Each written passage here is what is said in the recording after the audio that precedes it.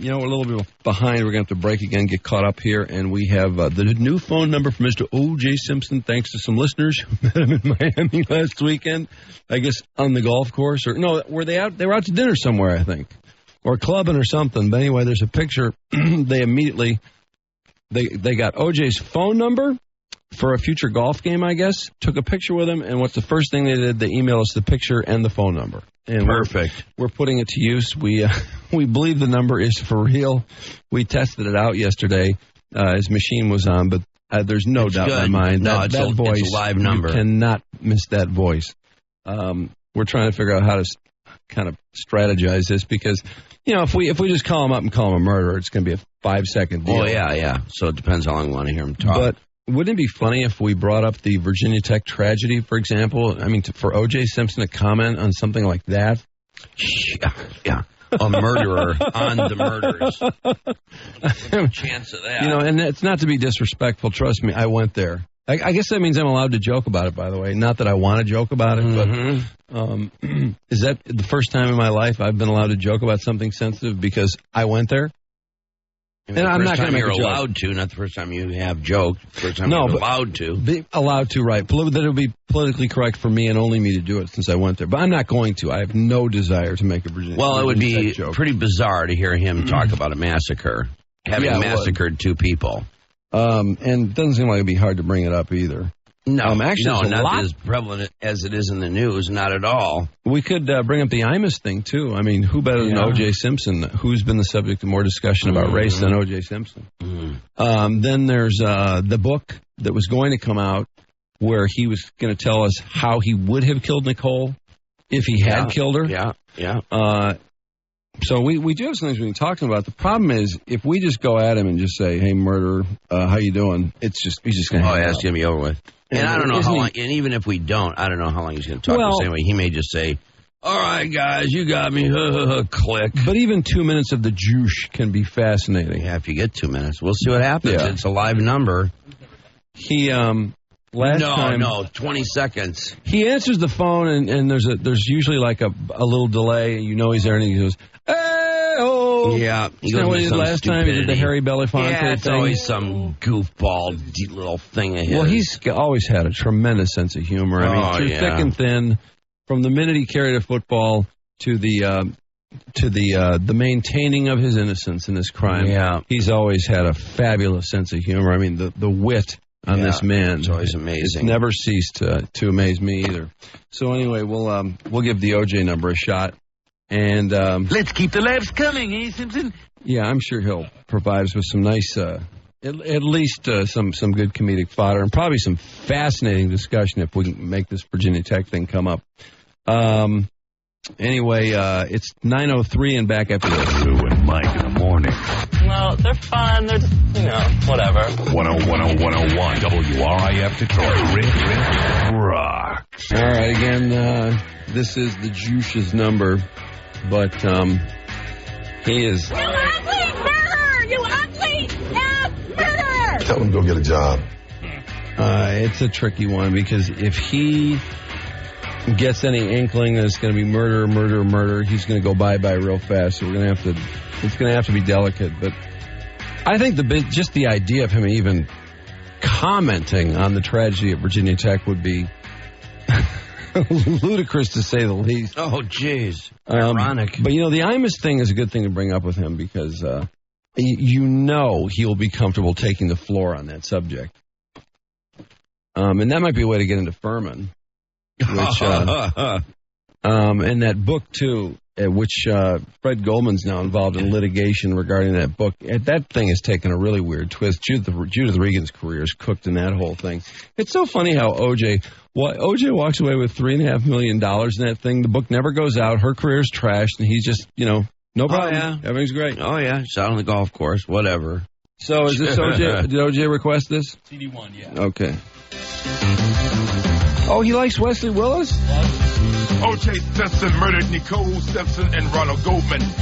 He stabbed both of them to death with a machete. He was arrested on 2 state murder charges. O.J. Simpson was taken to jail. Nice choice, Juice. O.J. Simpson. Jesus Christ. O.J. Simpson. O.J. Simpson. Simpson. He must have thought it was going to be more about his running back days. O.J. Simpson's surrender was at 11 a.m. He was arrested by the Los Angeles Police Department at 9 o'clock p.m. Outside the walls of Simpson's estate, members of O.J. Simpson's family hugged each other. They cried after word of the arrest came out. O.J. Simpson. O.J. Simpson. O.J. Simpson. O.J. Simpson. You get him to sing along. The breakdown. Yeah. You ugly murderer! You ugly ass murderer! They call me Juice, the Juice. Simpson was a no-good jerk. He is a asshole. He had no business killing his ex-wife Nicole and her friend Ronald Goldman. O.J. Simpson played on the naked gun and Roots. But as of now, he is a hardened criminal. O.J. Simpson. O.J. Simpson. O.J. Simpson. O.J. Simpson. Rock over London, rock on Chicago, the exclusive company. Stay with me. All right, heads up. O.J. Simpson. O.J. Simpson. Hello? Hello? Hello? Hello. Juice. Hello? Juice. Hello, Juice. Who's this? It's Drew and Mike, WRIF Radio, old friends. You're amused. Hey, you act like we're not old friends or something. Yeah, come on, man. We go way back. Too much. I put your cable in. Don't you remember?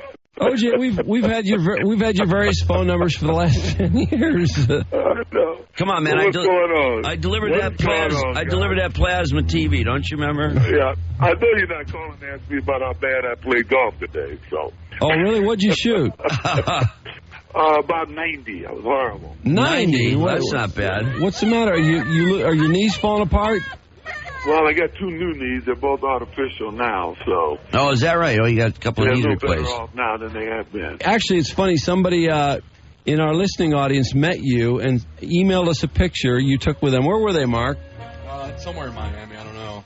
Yeah, I guess you guys were out clubbing in Miami or something. Was it a club? I could have been clubbing. We've been out restauranting because I rarely go out to clubs, so it could have been Prime 112 or Smith and Lewinsky's. If it was this weekend, it would have been Smith and Lewinsky's. Yeah, because you hate parties.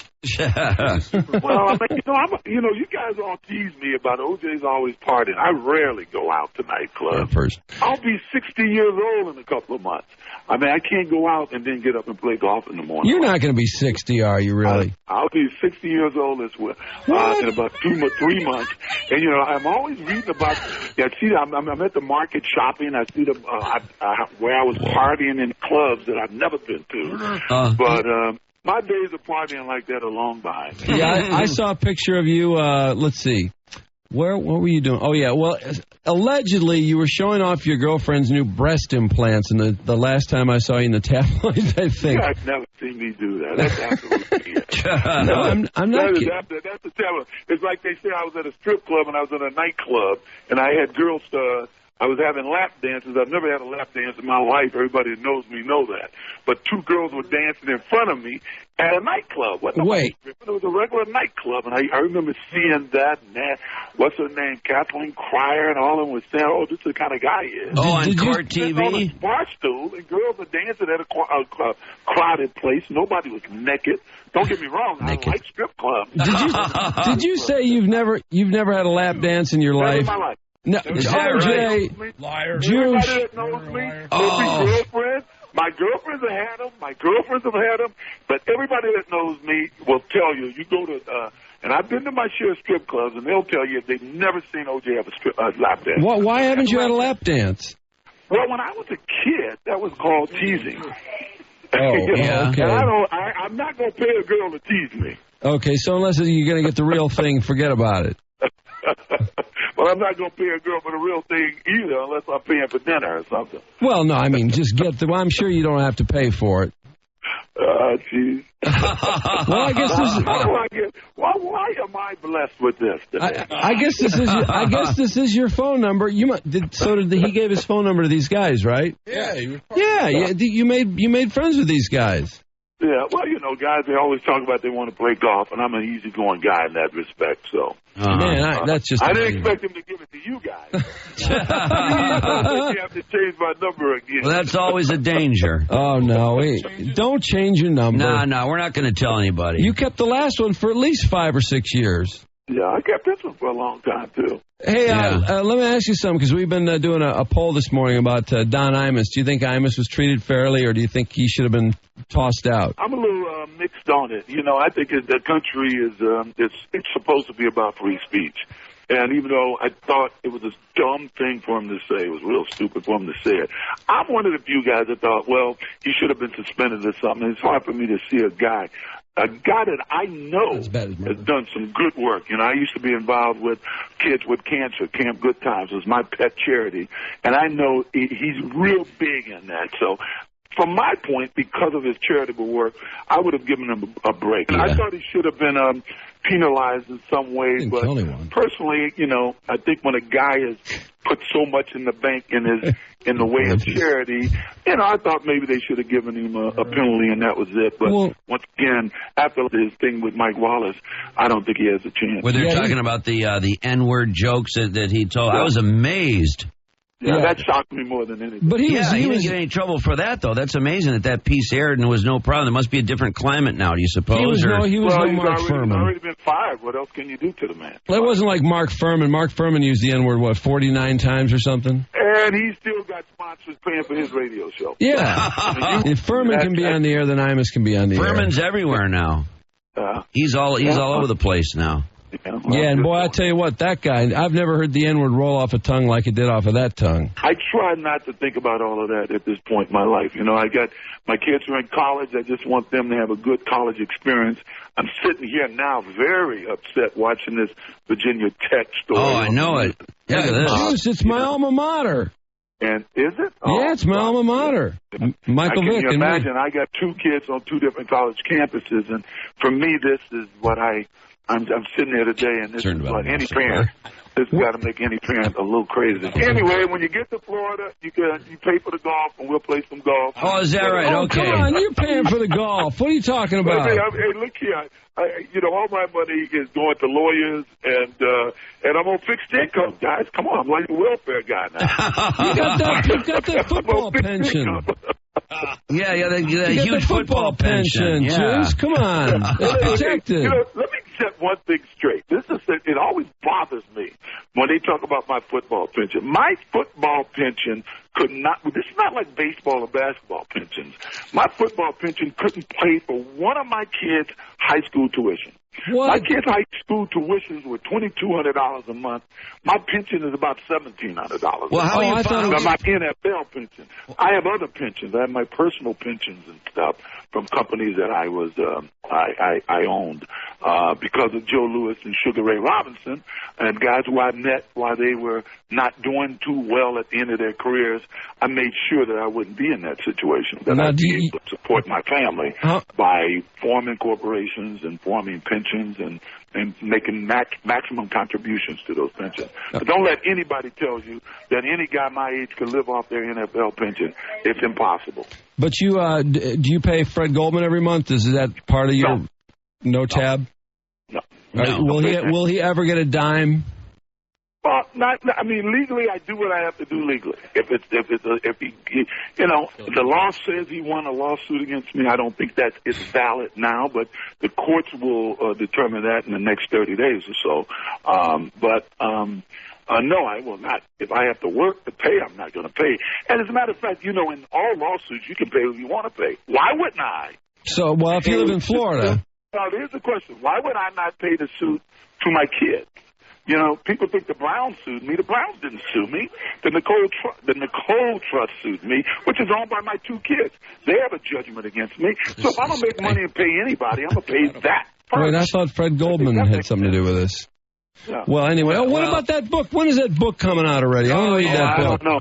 I was glad as anybody that wasn't coming out. And Goldman, Jim, the Atlanta campaign saying how immoral it was, but their morality goes right to their pocketbook, because when they thought they had the rights to the book, you may have noticed lately they were trying to bring the book out. Nobody but the Goldmans. The people who own Lorraine Brook, which is mostly my family, my kids, my oldest daughter is the one that made the deal go. They wouldn't have never released it. It's the Goldmans that's trying to release this book. I think everybody was happy that the book wasn't coming out. The Goldmans were they were very hypocritical when it came to this, because they had everybody say it was immoral and it was that. Well, their morality goes as far as their pocketbook, because once they thought they were getting the money, they've been trying to get the book released. You cooperated with Judith Regan, though, didn't you? Or Judith Regan? To an extent, yeah. I've been as clear, and I'm not going to talk about this any more than that. I told everybody I got the money, I paid bills for it. My daughter who negotiated the deal owned the back end. I thought it would be a good legacy for them. They would make money, because I don't think anybody doubts that the book would have sold millions of copies, and they own the back end, a big portion of the back end. So I was, when I saw that as a part of the deal, of course that made me happy. Well, I made no bones that I paid my bills with the money that I was paid up front. That's why I did the deal. That's hard to turn down. Especially if you take a real job, it's you're going to run into hassles with Fred Goldman or whatever. Well, I live in Florida. Florida has a right to work state, so you can work in Florida without your base salaries being garnished. But I'm not the most employable person. Come on, man.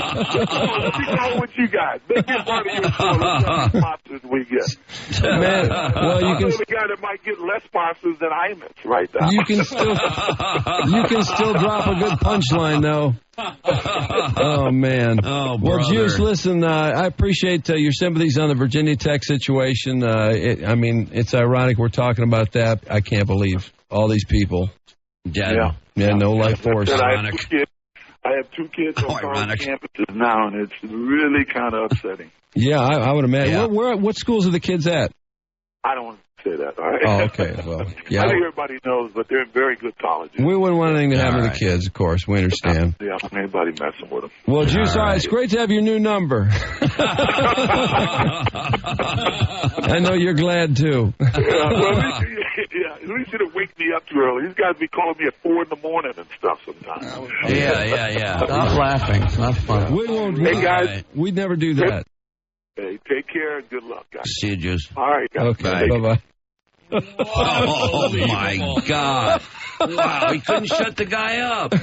Oh, my God. There are going to be... Yeah, I know. That's Mark. I thought the same thing. How many lines did he do just before we called him? There are going to be so many haters going, you guys should have called him a murderer. He would have hung up immediately, and then it would have never worked again. That's why he keeps talking, because when he's talking, no one else can talk. Yeah. If you ever, I saw him on, oh, God. Jesus Christ, he would not shut up. That was a bigger interview than he's ever given on TV. I've never seen him talk that long. Just endless. He's still answering the phone the same way. Yeah. Oh, yeah. Remember his Jamaican impersonation? Yeah. And how ironic that we're talking about a massacre, and he's concerned about all these people. About a murder, Virginia Tech. And he's only killed 2 people. That's brutally slaughtered 2 people. 16 times the amount I did. 16 is worse. Yeah, and isn't it ironic that it's 32 people dead? But not to mention the nerve of some people to call and wake him up at 4 in the morning. It's like, how rude, Juice. Yeah. I know. I only killed 2 people. Yeah. But it's hilarious that he's actually worried about his kids' safety on their campuses because of what he's seen here. Here he's a homicidal maniac. Yeah, worried about everybody's safety. He's the guy that goes out and kills people, but so he thinks that everybody's thinking about killing people. That's the problem with murderers. They're always worried about other people murdering because they think everyone wants to murder people. Yeah. But let the record show it's true, Mike, that we didn't bring up all the murdering because he would have just hung up and we're just going to let him talk and see what he would say for amusement. Well, you got into something,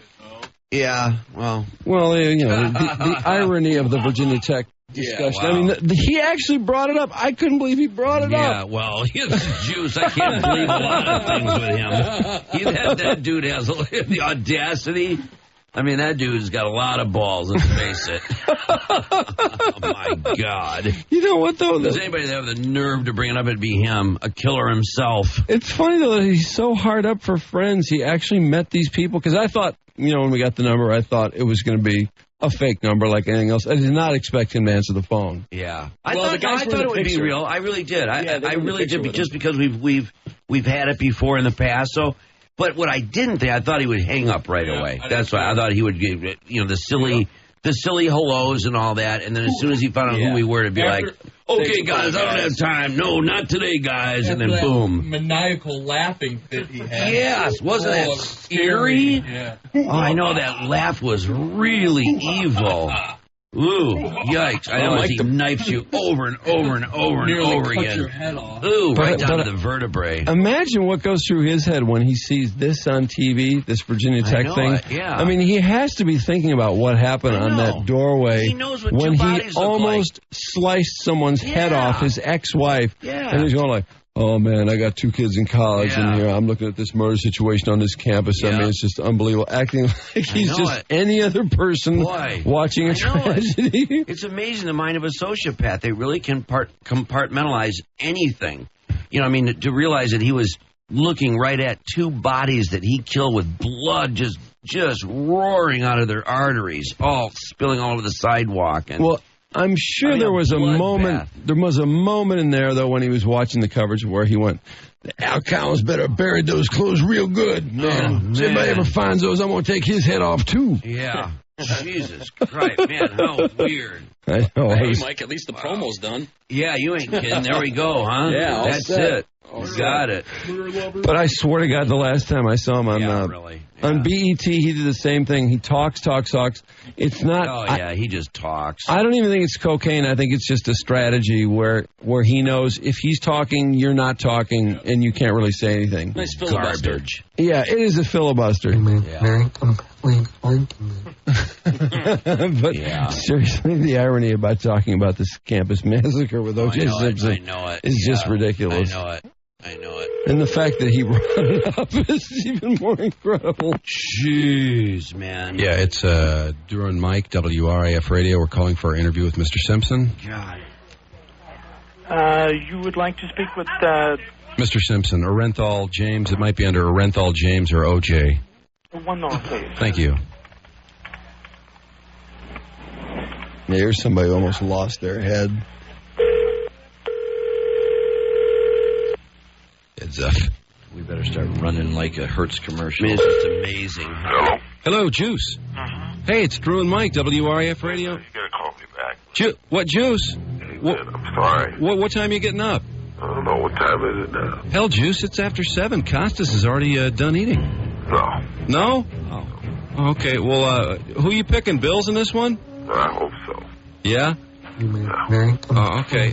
Did we wake you? Yes. Oh, man, I'm sorry. They told us you were up. Yes. No, over at NBC, they arranged everything. Yeah. All right, man. Call me back. Okay, Juice, we'll call you. There is nothing positive about this piece of garbage. He's a murderer. He's a wife beater.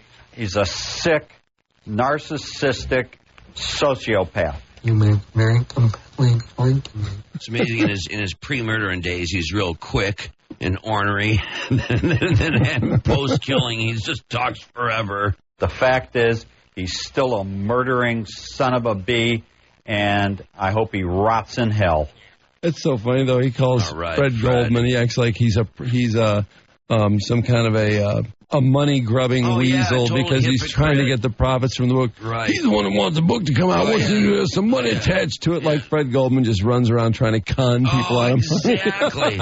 It's incredible. His hatred for Fred is so deep. Wow. But he he kills his kid and then hates the guy's ludicrous. father forever. I mean, remember the 234 questions about the piece of glass? Oh, him trying to explain how he got cut, picking up glass with the back of his hand. Oh yeah, the whole thing. Absolutely, the whole thing. And that's why he lost the judgment, $32 million. Yeah. And then he calls Fred Goldman. Man, the man all he cares about is money. He's trying to. He wants to get back in, get this book to come out so he can get money, because now he knows there's money involved. He wants in on it. He wants that book to come out. Blah, blah, blah. Wow, that was a trip. Very complete point to me. That was weird. I don't know how many interviews we've had with him, but I think we've done 4.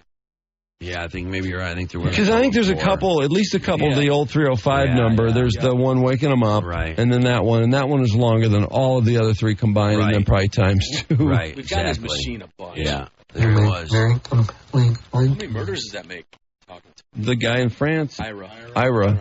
Unicorn. Mike fell in love with. Oh, I fell in love with McDonald when you were off with your back. Yeah. Oh yeah, I remember this. To him. I still remember the email that came in with the drawing of you and Trudy, the murder lovers. Right. I did that. I did that. Yeah. Oh, that was your drawing? Yeah. At least 3. Yeah, that's 3 right there. Got to be more than that. Probably, the more you think, yeah. Wait, we've talked to Don King. Don King murdered 2 people. Yeah. He's killed 2 people, but one of them was allegedly not really his fault. But the other one, he served prison time for. So that's at least 4 murders. I'm sure Gerald Ford has had somebody killed when it was sure. Oh, easily. Yeah. Oh, well. Well, that's the juice. That's the WRF exclusive. You can count on it. The juice. The juice. They call me Juice. The Juice. On the riff, commenting on Don Imus and the Virginia Tech slaughter. On the riff. You've probably heard O.J.'s no-holds-barred interview. O.J., how old is Sidney? I don't know, man, 15 or something? But you haven't heard the outtakes. O.J., what is Ron Goldman's blood doing in your Bronco? Well, if the motherfucker put up a better fight, you could ask him yourself. Cut! Hey, O.J., why is Nicole's blood all over the Bronco? Because I stabbed the out of the bitch. What the hell? Cut! What? Guilty Productions presents O.J., the interview outtakes. O.J., you watched another man make love to Nicole. How did that... Shut the up! Cut! Hey! O.J., the bloody glove. Why do you think it was at Rockingham? Because a stupid bitch bought me gloves that were too small. What? Come on! O.J., why did Paula break it off? I don't know, but she paid for that What? O.J., where's the infamous black bag? Right here under my... Cut! Hey, what the Come on, Juice. O.J., same question, take 2. You had about that black bag again, it'll be in your butt. What? And O.J. will cut you if you don't buy O.J. the interview outtakes. Only $29.95. Call 1-800-GUILTY. That's 1-800-NOT-GUILTY. You're right. You've seen the O.J. video. You loved the outtakes. And now producers have scoured the editing room floor to bring you O.J. the Outtakes Part 2. O.J., if you could talk to Nicole, what would you say? I'd say, so did you that sissy waiter boy? Cut! What? Okay, Juice, same question, take 2. All right, I say, This is where babies come from and this is mine! What? That's what I say! O.J., you've seen the carnage left behind by the real killer. How would you describe it? I would describe it O.J. Simpson 2, Nicole and sissy waiter boy, nothing. Come on, Juice. What? Enjoy hours of outtakes as O.J. simply forgets to pretend he didn't kill these people. What were you and Al doing in the Bronco? I was headed to Nicole's grave to make sure the bitch was in the ground. Cut! Well, that's what I was doing. The media reports are you haven't seen Paula Barbieri in a couple of months. Who said that? That's another lie. I saw it last week. Some white dude through a living room window. Her parents were upstairs in the house. What? O.J. rages in his own unique syntax in O.J. the Outtakes Part 2. Sure, I bleeded my blood there, but I'd say Loverboy bleeded a lot more, wouldn't you? Cut! What? O.J. He's clueless as ever in O.J. the Outtakes Part 2. Call 1-800-GUILTY. Cut! What? Oh, 1-800-NOT-GUILTY. From the vaults of LAPD, it's the O.J. Simpson 911 basement tapes. 911? It's O.J. again. Oh, you mean O.J. Simpson, the wife beater? Yes. This is where babies come from, and this is mine! You thought you heard them all, but no, these are never before released O.J. 911 tapes, including Wrong Number. 911. Oh, I'm sorry. I was trying to call information. That's all right. Who you on the phone with? The National Enquirer? That's 411, Nicole. Sorry. Digitally restored, remastered, and banned from the courtroom and sidebar. The O.J. Simpson 911 basement tapes. 911. It's O.J. again. O.J. Simpson, the obsessive stalker. Yes, we're playing Scrabble and... Cat! Like a pussycat! Spelled K-A-T-T! K-A-T-T! We'll send a unit over with the dictionary right away. You need me to tell you where babies come from again? It's the cheesiest, most tasteless O.J. Simpson product on the market. And coming soon, the 911 box set with alternate versions of O.J.'s biggest tracks. 911. Oh, hi, Bruce. It's Nicole. What is that? Oh, O.J. is golfing in the yard again. We'll send the unit right over. Call 1-800-911-3232 today for the O.J. 911 basement tapes. I'm 100% guilty. 10 years and $8,750 in cash and 6 checks in a sealed envelope. And O.J.'s passport were entered as A.C.'s property. Phil Van Adder and Tom Lang to thank for that, according to this report in Time magazine. Wow. Which really set the defense up for... Well, if they had dodging that big bullet. They wanted to re-enter it as O.J.'s personal property, but they knew what the defense would say. That, well, this is another part of the conspiracy, eh?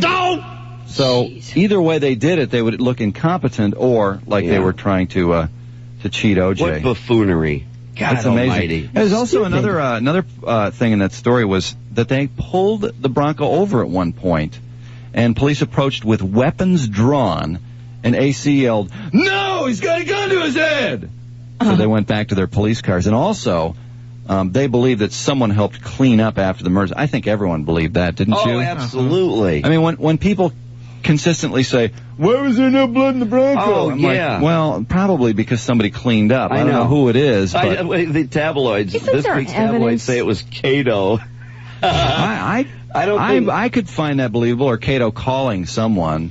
They tailed Al Cowlings and Jason Simpson after the killings for days, but they couldn't quite pull anything together out of that. Yeah, so no, somebody cleaned up. There's no question he had Wouldn't help. there be evidence of that, though? Isn't it very difficult to clean up murder evidence? It's pretty hard, except, I mean, if you're talking about bloody clothes in a bag, I mean...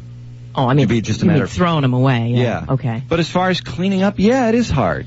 Because they have that special light that will show you blood. Even like your black light. Yeah, like my black light shows cat piss. Only it's, God, gross. What a wonderful invention. Yeah, that stuff, it glows green. God, what was that movie? Remember that movie on television when they put the light on? The whole room was just, the ceiling, everything it's impressive what the cat urine light does. I mean, I can imagine what one that detects blood would do, but that is just Well, here's incredible. this woman. Okay, this is in the, what is this? This is in the Examiner.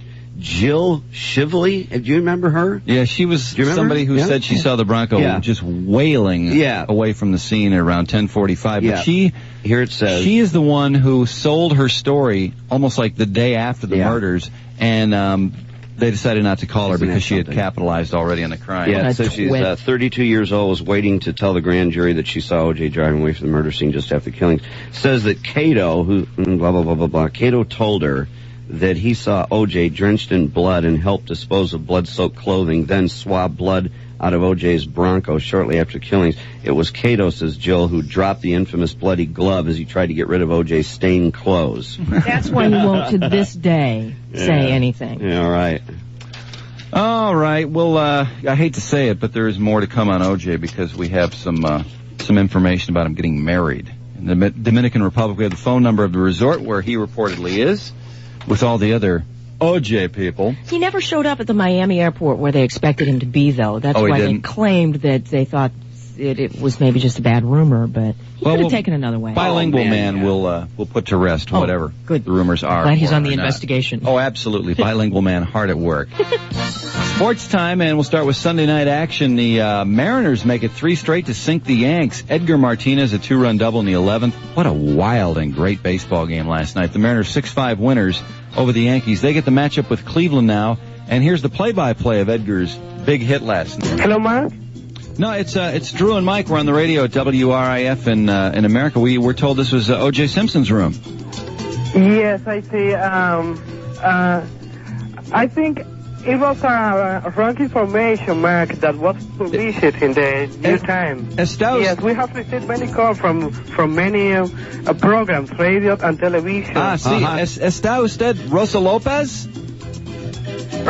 Who? No. Nothing. Rosa Lopez. Let me ask you a question, since it's not O.J. Simpson's room. O.J. está guilty, see? No, they really aren't in our hotel. They are not staying with us. Okay. Well, where are they then? Well, I'm not sure. You don't know. You must be getting tired of the front desk sending all these phone calls up to your room. You'd think they might have garnered a clue by now, wouldn't you? Yes. Okay. Okay, let me connect it to our front desk. They have an information for you. Yeah, but what's going on? Every time you say hello, somebody yells murderer and hangs up. Is that what's been happening? Yes, I'm very sorry. Yeah, that's what I thought. Okay, let me just read it there. I have to attend. Whatever. Well, hey, thanks a lot. okay. Yeah, have a great vacation. Yes, thank you. Okay, yes. Hey, we sent us back to the front desk. Ah, he's staying there. We'll get him. Ask everybody to be quiet for a moment. We have on the phone with us as well Robert Higgins, who lives in the neighborhood and is on the ground and can see inside the van. Mr. Higgins. Yes, how are you? Just about as tense as you are, sir. Oh, my Lord, this is quite the tensest. What can you see? Oh, what I'm looking at right now is I'm looking at the van, and I see O.J. kind of slouching down, looking very, very upset. Now, look at here. He looked very upset. I don't know what he's going to be doing. Can you see him doing anything specific? Is he merely sitting there? He is just sitting around, just looking like he'd be very nervous. Can you hear anything, Mr. Higgins? It's just too much commotion. I be in the back of a news van, so I can't really hear that good, but I can see it all. And I see O.J. I see O.J., man, and he looks scared. And I would be scared because there's cops all deep in this. Thank you, Mr. Higgins. And Baba Booey to y'all. The driveway of O.J. Simpson's. Listen to Al come in and Redwood. Spoil it. Clearly an effort being made to have him come out of the vehicle. In the doorway of the house. His friend, Al Cowling. Trying to collect Peter, himself. by the way, just for the record, this is Al Michaels. That was a totally farcical call. Oh, ow, that hurts. T.C., what is he? Yeah, Peter, by the way, you dumbass, you've just been talking to a dude. And Baba blew it to y'all. I mean, how do you not, if you are Peter Jennings, how do you actually keep asking that dude questions? I don't know, especially after Baba Booey not saying, well, obviously that was a phony phone I know call. it. That's just... But he was saying the great thing is Peter Jennings was sued. Yes, please, assess the damage for us if you would. He just could not get out of that Anchorman thing. So debonair even when he's being completely bamboozled. Oh, dang, that was hilarious. Hey, Tease, before we get to Howard, what's the jury going to say today? I think they're going to say guilty. Guilty? Yeah, that's what I think. Although, I must admit, I do have a sauce.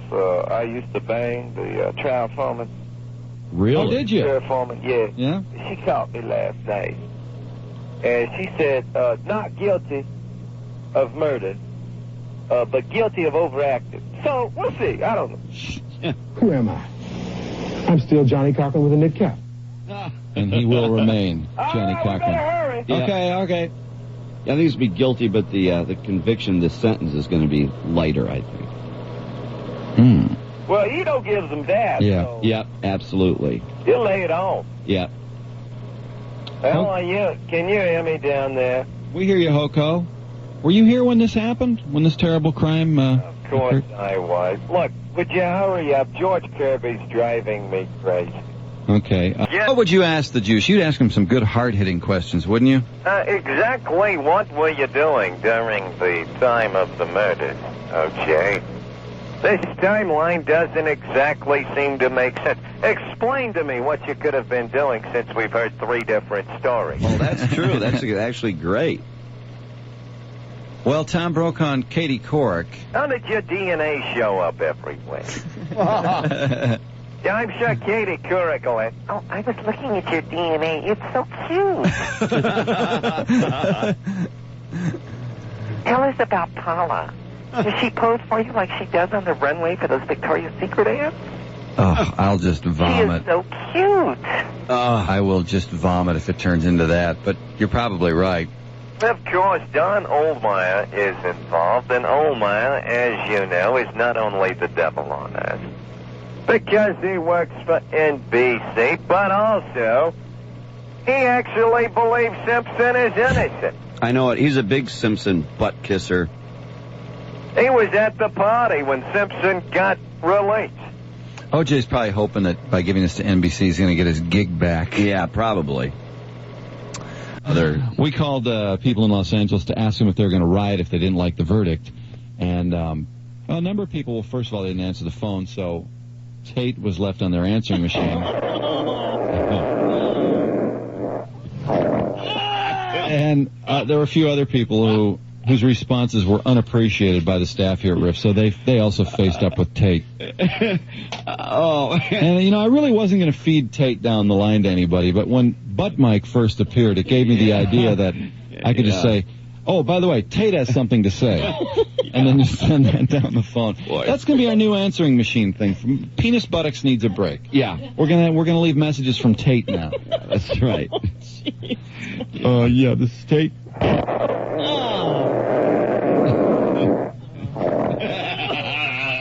That was me in slow-mo. And here's Trudy. Hey, tonight is the night. I'm Trudy Daniels, and this is the Riff Rock and Roll Radio News commercial-free O.J. 30-second commercials before the interview are going to cost about $350,000 for clients, $100,000 more after the interview is over, after Dateline is completed for the night. The highest price being about $650,000 for the very prime spots in the O.J. interview. The resort city of Cancun. Wait, I thought there were no spots in the interview. Well, the position just before and just after. There are some that are then they are making before money Dateline and some that are after Dateline. Yeah, oh yeah. They're trying to say that they're losing $1.4 million. Yeah, why are they making this a 3-hour show? Do we need 3 hours of this crap? Well, now they say they're reducing their commercial inventory to half. Yeah, but they're charging a Seinfeld rate. Right, which is why they have to charge more. Actually, they're charging over a Seinfeld rate because Seinfeld spots cost about $499,000. And this costs $650,000? $650,000 in the prime spots, juicy spots. We are going to lose money on the night, says NBC News President Andy Lack. We did not want to be seen as profiting from this interview. That after he got a zillion phone calls from outraged people. The lies have already started. The National Organization for Women who are going to protest this. Already, they have protested quite a bit, saying they're disgusted by NBC giving O.J. Simpson a chance to state his case. However, somebody would have done it. Larry King O.J. did all but said he would have given his left nut to do it. But aren't you glad that it's not pay-per-view? I mean, the pay-per-view distributors turned this thing down, and that took a lot of cojones. I'm so because happy they would have about made that. so much money off it. And that just goes to show you the sentiment out there, because, I mean, for those big, huge companies to turn it down, man, there's got to be some big feeling out there. And as soon as he gives this interview, it's going to be very difficult for him to make money off an interview because he's said what he's supposedly going to say. But make no mistake, NBC is making the dough. Just like you go to these restaurants. I went to an Italian restaurant once.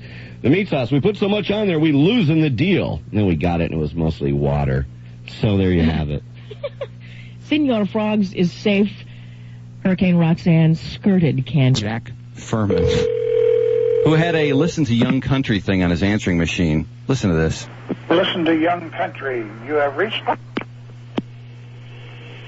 Hello, Mr. Furman. Hey, it's Drew and Mike on WRIF Radio. How you doing today, sir? Not very good. What's the matter? Were you hoping it was Young Country? Huh? Were you hoping it was Young Country? Yeah. I heard that on your answering machine, sir. Yes. They must have a contest, huh? Well, yeah, you do, yeah. Yeah. Hey, so you going to be watching O.J. on TV when he's on Dateline?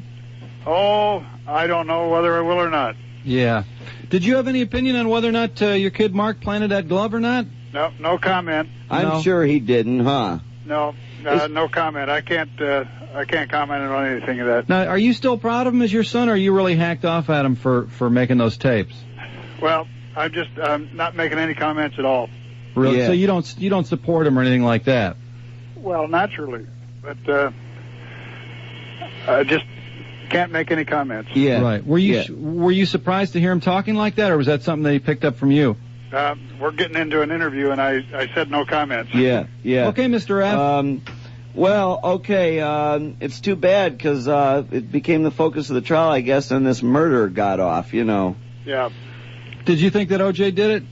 Well, no comment again. Okay. Yeah. Well, Mr. F., is there anything that you can talk about relating to it? Because I know a lot of people are real curious to hear because Mark took the fifth. I don't want to make any comments at this time at all. Yeah. When's the last time you talked to him? Day or so ago. Yeah. How's he doing? Is he pretty depressed or? An interview again. Well, we just were curious about his state of mind, or if you guys, were planning a fishing trip or anything like that anytime soon. Probably a hunting trip, but. Yeah. Okay. Well, okay. Mr. F., say hi to Mrs. F. for us, and we'll talk to you in the future, I hope, sometime. Okay, fine. All right. Hope Young Country calls you. Yeah, me too. Well, what will you win, by the way, if they do? $2,000. $2,000? Well, it was $100,000, but now it's $2,000. Now down to $2,000. If it's on your answering machine, it's $2,000. If you answer the phone, it's only $1,000.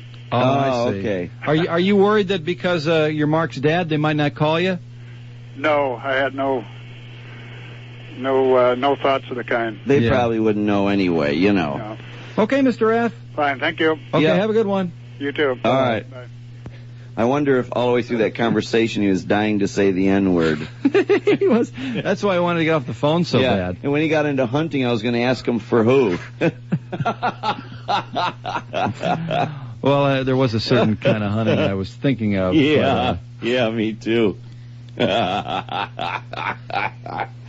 Why couldn't he say, did he pick that stuff up from you? Why couldn't he say, well, of course not. I don't know why he said this is that. what I've never understood. These people that are just, apparently people just come away with, in the media, you just always have to say, no comment. But by virtue of saying no comment, it is a comment, and then the comment basically slants to what you don't want to say. Yeah. Well, we assume the worst. If they don't want to straighten out then it defaults. Story. Yeah. Yep. It defaults to, learned every one of them epithets from me. So it sounds like he's the racist dad. That's what I'm calling him. The racist dad. 558 at 101 WRIF Detroit. And let's see if there is a traffic sponsor. Yes, there is. Traffic brought to you by the University of Phoenix. Hey, Stress. Oh. Hey, here we are. O.J.'s over with. We have a life.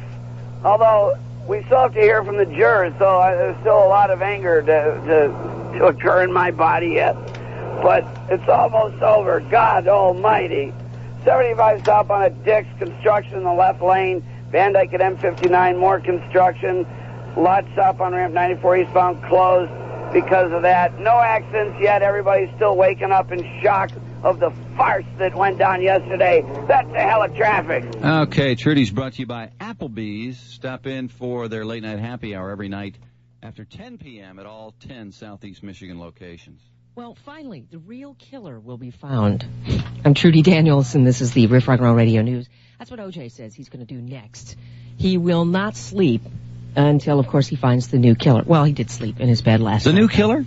The new killer. The old killer. Let's the hope real it's killer. Not a white guy, or man, that guy's going to hang. But this, of course, after he settles in first in his own bed again. Last night, after a champagne party at his house in Brentwood, with all of his relatives, his sisters, his kids were there. This, of course, all started, the party began when the jury came back with their big decision, the momentous occasion yesterday. Mr. Simpson, would you please stand and face the jury? Mrs. Robertson.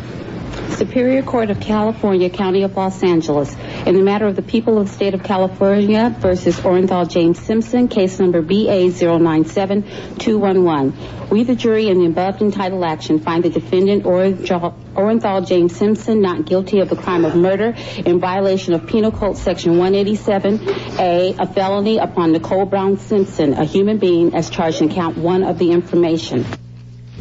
That's famous now. It's been replayed about 100 million times around the world. Here's the Fred Goldman part you couldn't hear. Murderer! Yeah, that's true. He said that. Which, of course, compelled Judge Ito to turn the juice loose. All right, the defendant having been acquitted of both charges, he is ordered transported to an appropriate sheriff's facility and released forthwith. Okay. And he went in a white van, reminiscent of the white Bronco chase down the L.A. freeways. This time, reporters chased O.J. Simpson as he made his way home, exonerated of the murder charges against him. Now, they were very quick to point out yesterday he was found not guilty. He was not found innocent.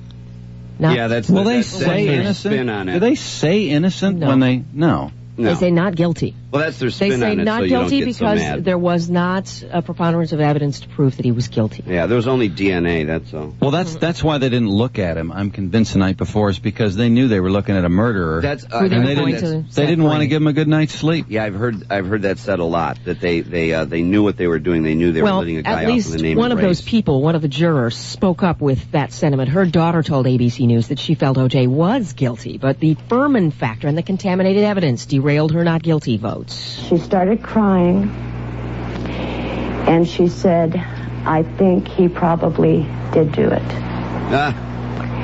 But what happened is the evidence was not there. Mainly because of Furman. Dumbass. Because of Furman. And she's real shook up. Because and of she's Furman. real upset. Because of Furman. What a The moron. other person who was very upset yesterday, did you see Kathleen Bell? Oh, yeah. That was give me a Catherine break. Bell, or whatever her name is. Crying, saying... I'd like to give that weeping about the pile whole of thing. crap a kick. She was one of the first people who initiated the Furman is a racist argument. Yeah. And they asked her, she was like, I'm so sorry that I perhaps maybe caused this to happen. And they said, well, would you do it again then? I mean, would you volunteer this information if this were to be replayed again? And she goes, yes. Right, and she also stupid. said she knows he did it. How stupid is she? I mean, doesn't she understand? Some people cannot see the forest for the trees. Yeah. What she's saying is, I know I've set a guilty man free, but I'd do it again. Yes. Doesn't anyone have any sense of pragmatism that this man killed two people and the idea is, well, you know, you have to put him away? We can't know everything about every person involved in this case. I bet there's some pretty heinous things about some of the other cops, too. That some other people could come forward with. Well, there were legends. And also on the attorney's part. Yeah, but that's not admissible evidence. Yeah, it's pitiful. Well, we just learned another how it juror, works. What's she Lionel, crying about anyway? she's crying that I think she feels guilty. She thought she was hoping that somehow or another that she feels that she That had a she social obligation to come forward with what she knew to be true about Furman. So What did she it. think that was going to do? What good did she think that was going to do? Well, yeah, but she thought other than inflame the jury. How stupid is she? She got played by the defense team just like the jury did. Right, but she thought from her own conscience she had to do it. She apologized to the families. She said she felt sorry for them. And she wished that he would have gone on. Some people said that Shapiro, they feel that in his heart he was sitting there going, please be guilty. Come on. Fred Goldman, after the decision, we should hear, of course, how Fred reacted. We'll never be able to say thank you enough. To the prosecution, of course.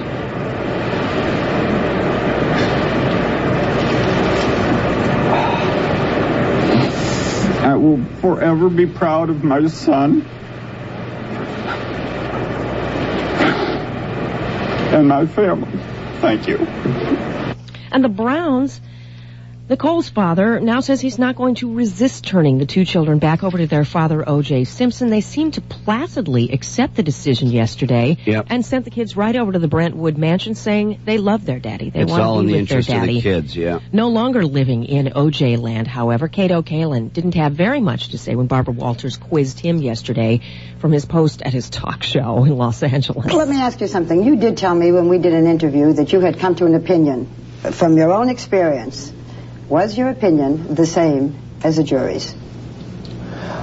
I think on this day that my opinion it doesn't really matter. And he wept last I told night people to listen to 97.1, though. He did mention that. Yeah, did you see him? They had clips of that with him on the air after there. He promised then that he would spill it all on 97.1, and he wasn't all that forthcoming on the show. No, was he's he? never been. Really didn't spill much of anything, according to the person I had listening last night. That's our sister station, by the way. Yeah. How embarrassing. I know, that is We're in the same embarrassing. 401k plan as that idiot. Yeah.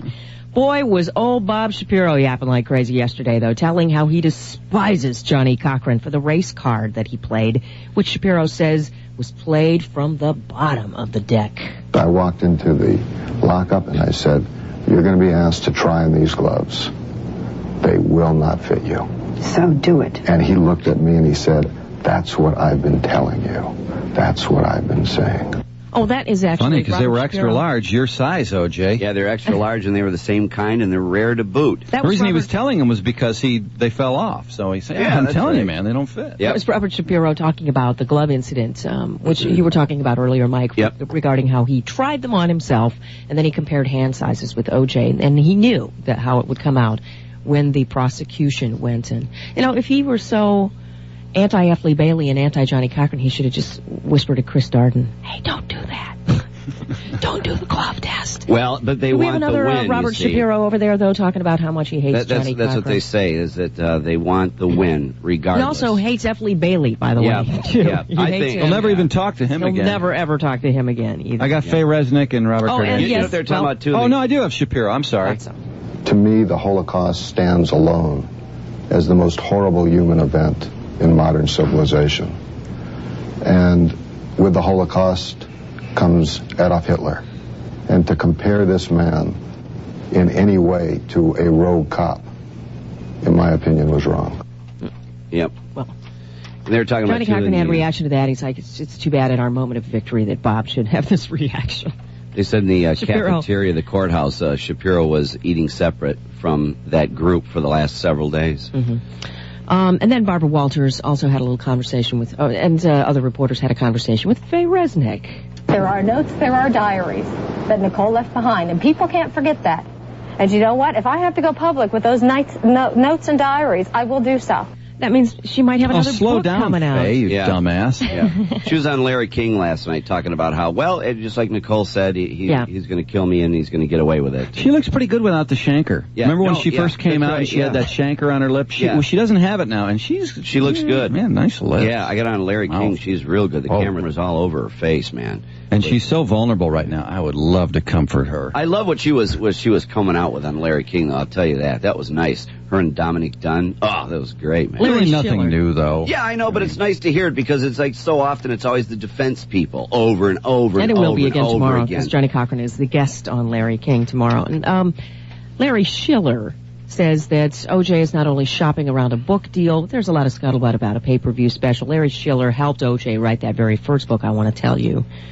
And the guarantee is that O.J. will probably make more money in the first 3 weeks of his freedom than in his entire career. And I tell you what else, the jurors, if they come out with books, I don't think any of us are going to buy them. They're going to have to get to us through hard copy or something. Incidentally, in New York City, Con Ed says that there were 93 million watts of power surging on about the time of the verdict. That's 500,000 TV sets being clicked on at once. That's how much, they say, people were craving to know what was going to happen here. The Pope is coming to town today.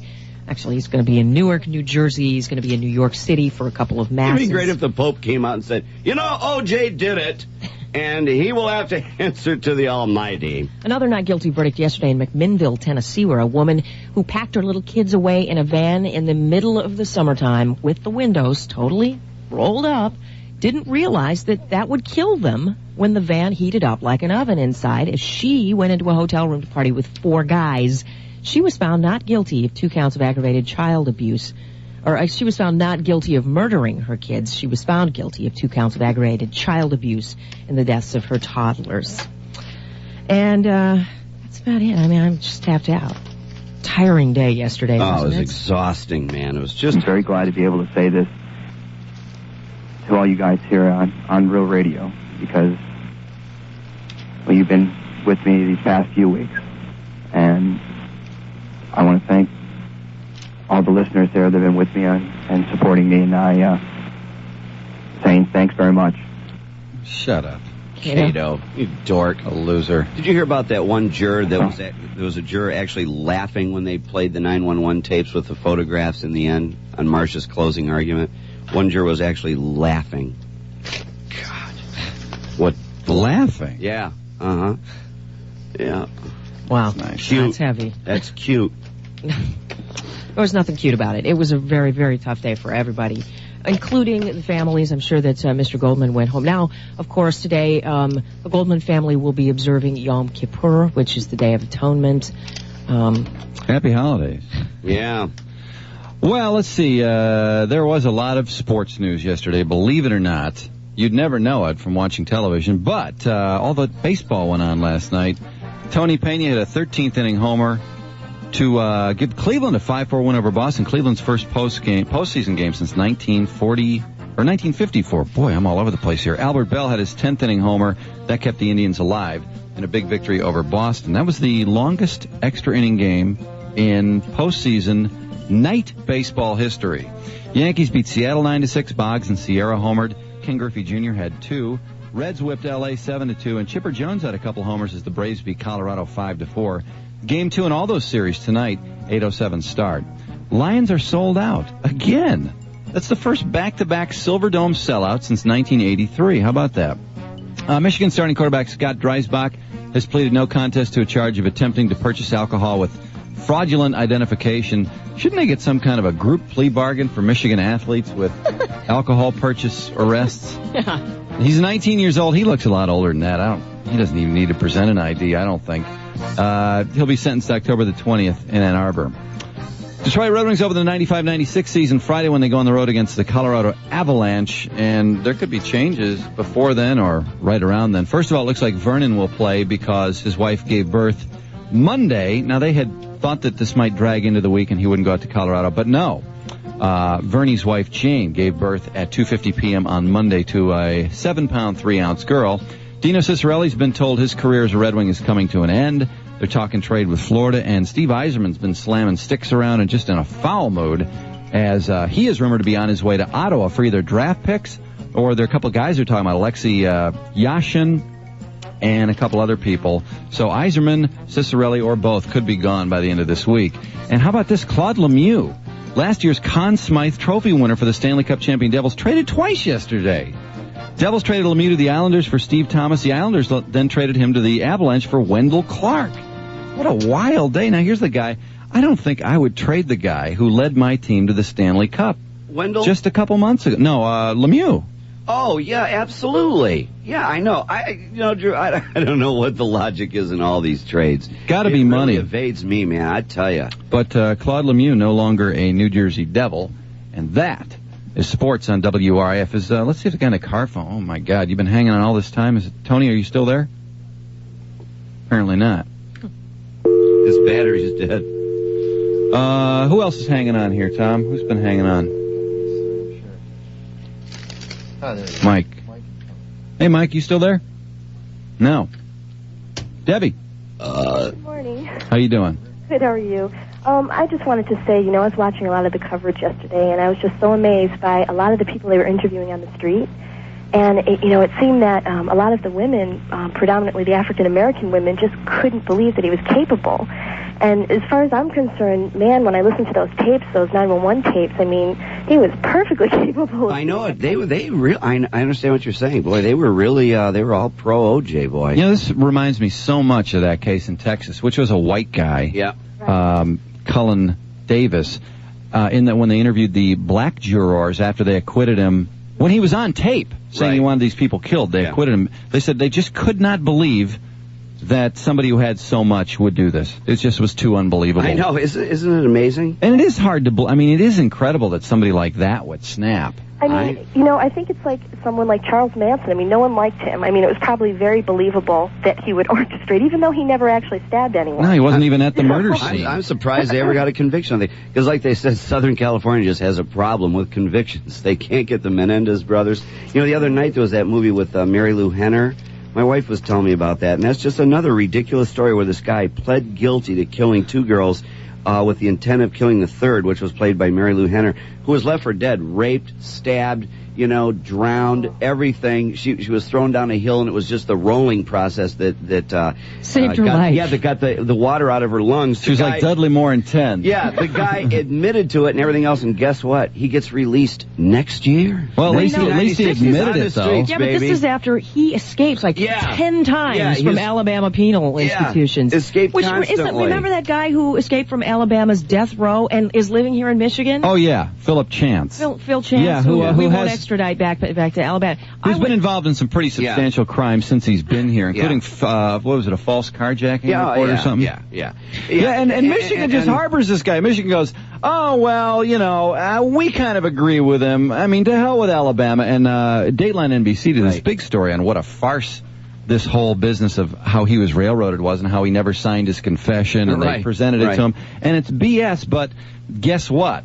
It means a lot in a certain community, and there are a few people in politics who don't want to offend that community. And did you notice that Bill Clinton jumped into that category yesterday? Hell yeah. Because Bill Clinton was not willing to say, I know he did it. I really feel for everybody who's upset about this miscarriage of justice. No politician. Did you hear any politician have the balls to come out yesterday and say, what a bunch of crap? Yeah, by virtue of being a politician, they'd never come out with it. Well, no, because there's a certain voting bloc they don't want to upset. Well, that's clear. All I know is if I'm convicted of anything, please send me to prison in Alabama, because you must just be able to walk out of it. And then come to Michigan. You know what? You're on your honor. Go into your cell, okay, and lay down and be nice. Yeah, and this Mary If you don't really want to be there, you don't have to be there. In the case of this Mary Lou Henner thing, too, here she lost her vision in one eye because of all this stuff. And this guy, he's vowing to do her in. And the last thing he said to her was something like, I'll get you, mama, and he's coming for her. And he's getting out in 96, and she just can't believe it.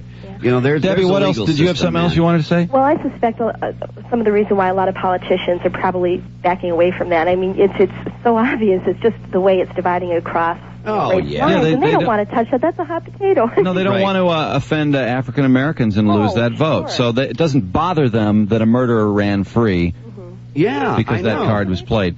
Larry, go ahead. Larry, WRAF, hi.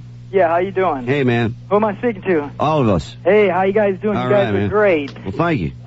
My thing on this O.J. bit is, after the verdict was put through, the black guy on the jury put up his arm for black power. Oh, that's what's right. That? What's that about? That's right. It's a racial issue. I remember that. Yeah, no, but all the attorneys afterwards are telling you, oh, race had nothing to do. It was a preponderance of the evidence. They did not have the evidence, and I just... Right, what is it? Black Panthers. I'm for you, bro. You're free now. What is that? I know it. Look at that, man. There's a legal system for you. That's nice. And for just to be this Judge Ito. He should have been canned a long time ago. Well, I tell you one thing. Did you see Ito? I felt was extremely nervous yesterday. Sure. His voice was wavering. Everyone was. Yeah, and you know what else? I was nervous. Yeah, I was a wreck, man. This really distinguished black lawyer. I have to look up his name.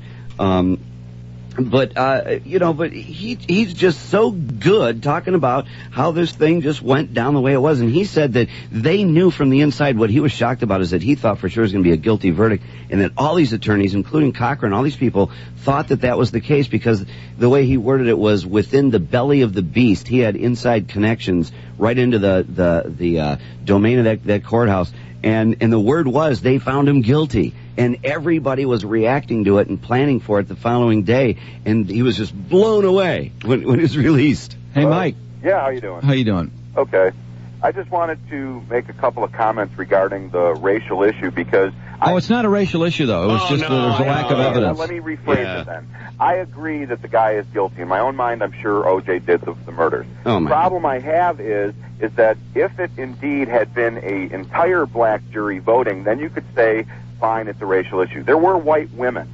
Part of the problem I have is that it should have been a hung jury if indeed there was any delineation between white and black mindsets on the jury. But that jury was picked by a jury consultant. And by the way, one of the white women on that jury, the 61-year-old, had previous experience. She was on a murder jury. She was the only one that wanted acquittal, and she turned the entire jury around. Right. The other white woman was a 23-year-old insurance adjuster, and I don't really know what. The other thing I found to be extremely odd was that women, a predominantly woman jury, with all the spousal abuse and the 911 tapes, could find him innocent. Yeah, but you know what? That's what I found out a couple of weeks ago when they were interviewing someone. Oh, this was on Bonds. And they had a representative from that group of the of women that are abused and whatnot. And that's what they said. That and also a jury consultant was on Larry King, I saw. So between the both of them, they were saying, ironically, women on a jury, if there's spousal abuse, do not react to it, and that they knew that going into this for some reason. It's a really bizarre Well, that's what I thought. It was pretty bizarre, but that's all I wanted to say. But Drew's right. There was a jury consultant, Joe Allen Demetrius, that bought this jury right out of the get-go, and all you had to do then was insert Cochrane and let the system run by the very oiled, very slippery Johnnie Cochrane, and away you go. I just can't help but laugh, too, at how the jury thinks they've sent this huge message to the world, and actually they just got used by Johnnie Cochrane. They sure because did. If there hadn't been Mark Furman, O.J. would be in jail right now. Mark Furman's the best thing that ever happened to O.J. Simpson. I absolutely think it, don't you? Well, he was going to be set free right out of the you mean you get-go. think? You think he would have been freed if there were no Mark Furman? Oh yeah, by virtue of that jury. Okay, here. Let me put it this way, Trudy. Mark Furman was very good for O.J. Simpson. Oh, there you go. He was good for O.J. Simpson. There's no doubt about that. And Mark Furman, incidentally, is nowhere to be seen. They've been staked out outside of his place in Idaho. You know his white supremacist neighborhood. Hey, Wesley. Yeah. Was Mark Furman good for O.J. Simpson? That's what you want to call it. Well, like Dominique. No, I know. I hate to put it that way. It sounds ridiculous, but I mean, he helped him. Hey, guys. Yeah. I'm a 24-year-old Afro-American. I'm getting ready to be a state trooper, and I'm just so pissed off. As far as the O.J. Simpson spiel is concerned, he never did anything for black people as far as like donating stuff and none of that. But when it came down to it, he wanted us to back him. Well, that's what I mean. That's what bothers me the most is that I feel a lot of people have been just played like a trump card, like a drum, and they think that this great thing has happened. And the truth of the matter is, if it were them and their whatever they make, say $25,000, $30,000, $40,000, $50,000 a year salary paying the lawyers, Johnnie Cochrane would say, hardy, har, like I'm going to represent you. And moreover, O.J. Simpson went home to his predominantly white neighborhood. Absolutely. And I tell you what, man, but what a great comment on your part, man. You summed it up beautiful. For the longest time, everybody he's dealt with has been white. You know what I'm saying? That's right, man. You're right. Like his wife. Everybody who's his business partners, everybody has been white. Right. But when it came down to it, he wanted us to back him. That's so because cool, it was man. convenient. You're so right. Because it was convenient, Wesley, and it's also it's a trendy defense too. It's very trendy, and this really upsets me to know that when you are on trial, you may need people of your own race to bail you out. Oh yeah. Now I can bet you guys any amount of money. How much? I can guarantee it.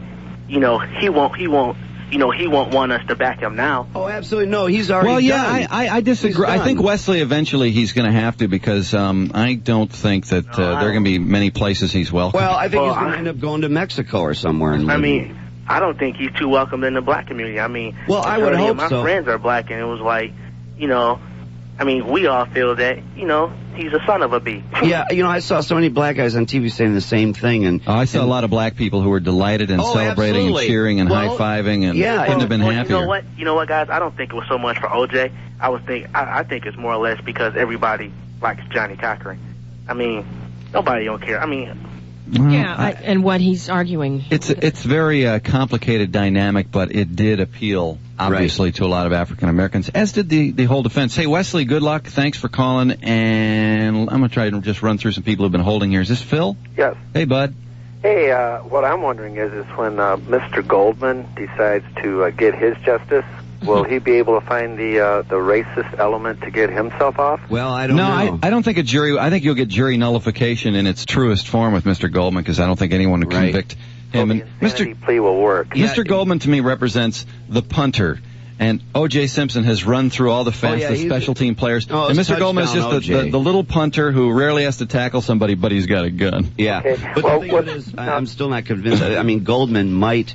I was so convinced he was going to do that, but after listening to him yesterday, he may just end up being like this big advocate of victims and so forth and might channel it that way. I hope he does. Shooting O.J. won't help. The prosecution did save the trump card of the Bronco chase, which means they could introduce that as new evidence No, but you can't try them again. 12 absolutely insane, out of touch, recluses. But see, they can't try them again. No, they can't, unless they try them on federal charges, a la the Rodney King perpetrators. Yeah. Isn't it funny, too, how here, this country, when the Rodney King verdict comes out, were you not outraged by that verdict? I was. Oh, my God. I couldn't believe it. I thought I was delighted when the federal government said, well, you know what? There's this funky little statute. We're going to try those guys again, and we're going to make sure justice happens.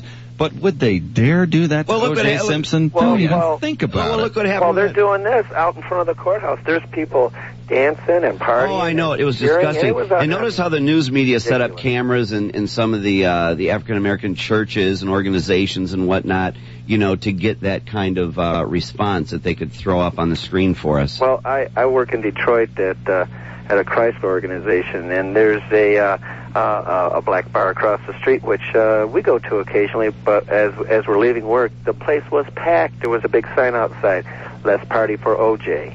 And I was like, God. Right, and you'd hope that color would not obscure what somebody's done. It does. It does. It didn't matter what he did. No, once they put that fancy defense up there. Hey, Rick. How you doing? Good morning, guys. How you doing? And you too, Trudy. One quick thing. What it boils down to, and I know you guys aren't going to like this opinion of mine, is that the prosecution was outclassed and they lost. Yeah, they were. No, a rich man was on trial. He had a very powerful defense, a very trendy defense. Charismatic. Right. Charismatic. Well, but they had a trendy defense, so it's kind of like, remember when the battered wife defense was so effective, Trudy? When women were shooting their husbands, and I mean, that was a really hot, trendy defense. You could lay that out there, and if you had a good lawyer and you had money, you could get off. And right now, I think the same thing is true with racism. Oh, yeah. Oh, clearly. It's a smoking defense. Oh, clearly. If you got the right people playing it and you have a lot of money. Right. And this is definitely a slap in the face to spouses that are beat up and whatever, because the message is there. Rick hung up, but I agree with him. I mean, they were outclassed. The prosecution did not have the guns. No. That the defense had. They have a lot of resources. They have all the resources you could ever want. And L.A. certainly spent the money. And they worked hard. But you have to have some pretty persuasive people up there to overcome a defense team like that. Grayling not there? Yeah, to sit there and buy the jury and then load 15 of the top attorneys of the country on top of that, hang it up, man. It overcame DNA, which has huge possible impact. How you doing? Good. How you doing this morning? All right. Hey, I got 3 things to say. First, O.J. did it. Second of all, I think that the white people ought to riot. So it was funny because somebody was laughing the other day saying, people ought to tear up Grosse Pointe. All the whites are rioting. Grosse Pointe's up in flames. Looting Somerset Mall. Birmingham. No, that's ridiculous, though. I mean, how absurd. That's hilarious. That's the thing. I was trying to think yesterday of a corollary, and I couldn't really think of the right thing, like when John DeLorean got off. I mean, we really are... How can we compare white people and black people? It's impossible, because... we don't feel that we've been oppressed for a long time. So when someone like John DeLorean gets off, we don't say, oh, hooray for white people. A white guy got away with something. No. I mean, I thought, priorities, We're delighted when, like, Ted Bundy, big example. I mean, we're all delighted. We took a great happiness in his execution. I took equal offense at John DeLorean and O.J. Simpson getting off, because John DeLorean, I mean, he's on videotape. It's good as gold. He's looking at the drugs. And the thing of it is with this O.J. And he got off because he's got big bucks. Right. And when you think back to this whole thing in the very beginning, remember, nobody was thinking about race at all. You know what? One more thing. What's that white chick doing with the black guy anyways? You know what I'm saying? Now, they covered this on Oprah Winfrey yesterday. What's that? They covered this on Oprah Winfrey yesterday. Tony, what you say, that's just, you're inflaming black people when you say something like that. Is that right? Yeah, that's right. Oh, man. You are part of the division between the two races when you say something like that. But you're saying something that some people, other people think. But I guess inflamed already. But you know what? Remember when we talked with Johnnie Cochrane's ex-wife? Yeah. On the subject of Nicole and white women, what was she saying to you about the diamond or something? They're a prize. Johnny saw it as Johnnie Cochrane saw it as the white man's jewel. Yeah. And when he got a white woman, then he was stealing jewels from the white man. That was how Johnnie Cochrane looked at interracial relationships. Tony, it's too bad you said that. I mean, you really shouldn't say something like that, but you think it and you said it, and that's part of why we're having this battle right now. Now, interestingly enough, though, on Oprah Winfrey yesterday, they were covering the issues that divide us, and one of them was, in fact, Oprah got in the face of one of her guests, or actually one of her audience, saying, black women don't like it when white women steal their men. And a couple of the white women in the audience were saying, no, what are you talking about? Because everybody's trying to argue that we're supposed to be the same and that we're all supposed to get along. That kind of flies in the face of that argument if you're saying that. And Oprah was just like, no, accept it. Black women don't like it when white women steal their men. Oh, accept it. Okay, so in other words, we should accept what Tony said. That's how it is. Right? We should accept what Tony said too. Then that white men don't like it when black women steal their women. So she's saying, because that's politically incorrect to say what Tony said was wrong. We're all supposed to be outraged that he said that. But yet this black woman says that on Oprah, and it's okay. It was Oprah who said it. Well, that's exactly right. But you hear the same argument with the N-word. Remember, we were hearing all that. That black people can say it. Absolutely. Well, that is a very... I think there is a different... I can understand that difference. Yeah, more than I can understand the other one. Oprah also said yesterday that she thinks, and a lot of her friends think, that most white people think and talk like Mark Furman, and I wanted to punch out the television set. Yeah, that is a lie. That is crap. When the audience disagreed with her, they all kind of went, no, and she said, no. That's not the way it is. That's really sad. You have to accept it. I just can't. What really blows my mind in the whole thing is just how far apart we are. It just blows my mind. Yeah, is it Marty? Yeah. How you doing, bud? Hi, okay. What were you calling about? Hey, what I was calling about, all race things aside and everything, remember all those people who called into you and every other station? They were so sure that O.J. was innocent. Doesn't matter how feeble-minded those people were, they all now think that they were smart and they were right. What kind of effect is that going to have on society? That's what I mean. That's what Johnnie Cochrane... Right. You know, all these duped people going around thinking they were right. Yeah, I know everything now. I know. And Johnnie Cochrane just smug as can be. Man, look at how I played the people. I know. And Johnnie Cochrane, too, he's looking at his rate before the trial and his rate after the trial. Yeah, that's I know, so that's true, frightening. And every once in a while, you scratch your head and you go, wow, did I see something that, was I wrong all along? I mean, you really wonder. It was funny, that's why Robert Shapiro was so mad, though, because Cochrane is just going to That's right. And it was interesting, too, to see all of these legal analysts. Oh, my God, is there a million of them? And it was funny to see, too, how they were reacting and talking and guessing and about what was going to happen in the verdict and the things that they would say before and then the things that they would say after. And definitely afterwards, there was so much more confidence and bold statements and all this stuff now that they know what happened. Lawyers. Right all along. But you know what, man? The whole thing is it's interesting in talking about this racial thing, too. It's like there's probably, a lot of whites that probably sit there and see this as like this big example of what's wrong between the races and that this is just highlighted, the whites that have a problem with African Americans. It's probably inflamed them to say, you see, this is why we've got this problem. Whereas if it went the other way around, everybody would probably be saying like, hey, you know what? The races we're really together. Everything's pretty cool. Black jury predominantly, and this worked out, and hey, we've come a long way. Charles Holder raising a fist in the air as the huge crowd around him surged with a mix of joy and disbelief outside L.A. County Courthouse. But even as he celebrated the outcome, calling it a victory over past injustices, Holder believed something else in his heart. He got away with murder, said the 38-year-old black man.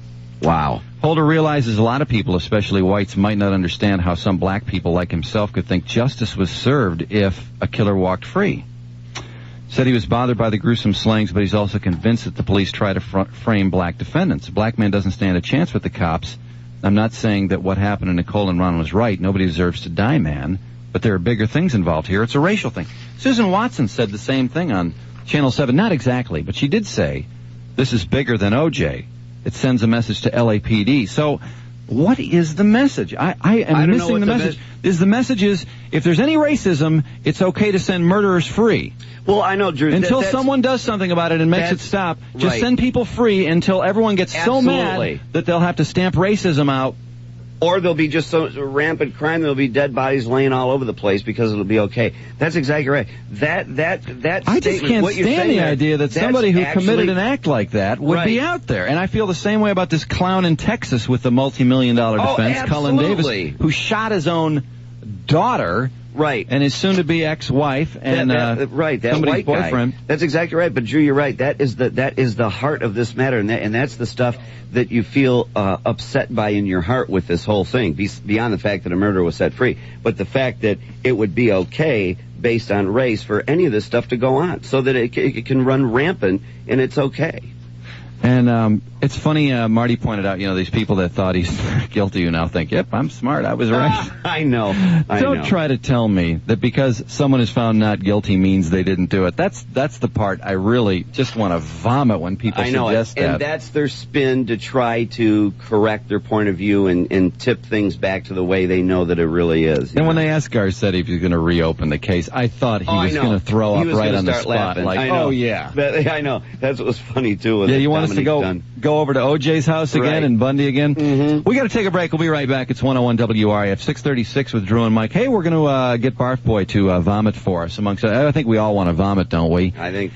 And make some calls around the world and see how the rest of the planet is taking the news yesterday. Juice! They call me Juice!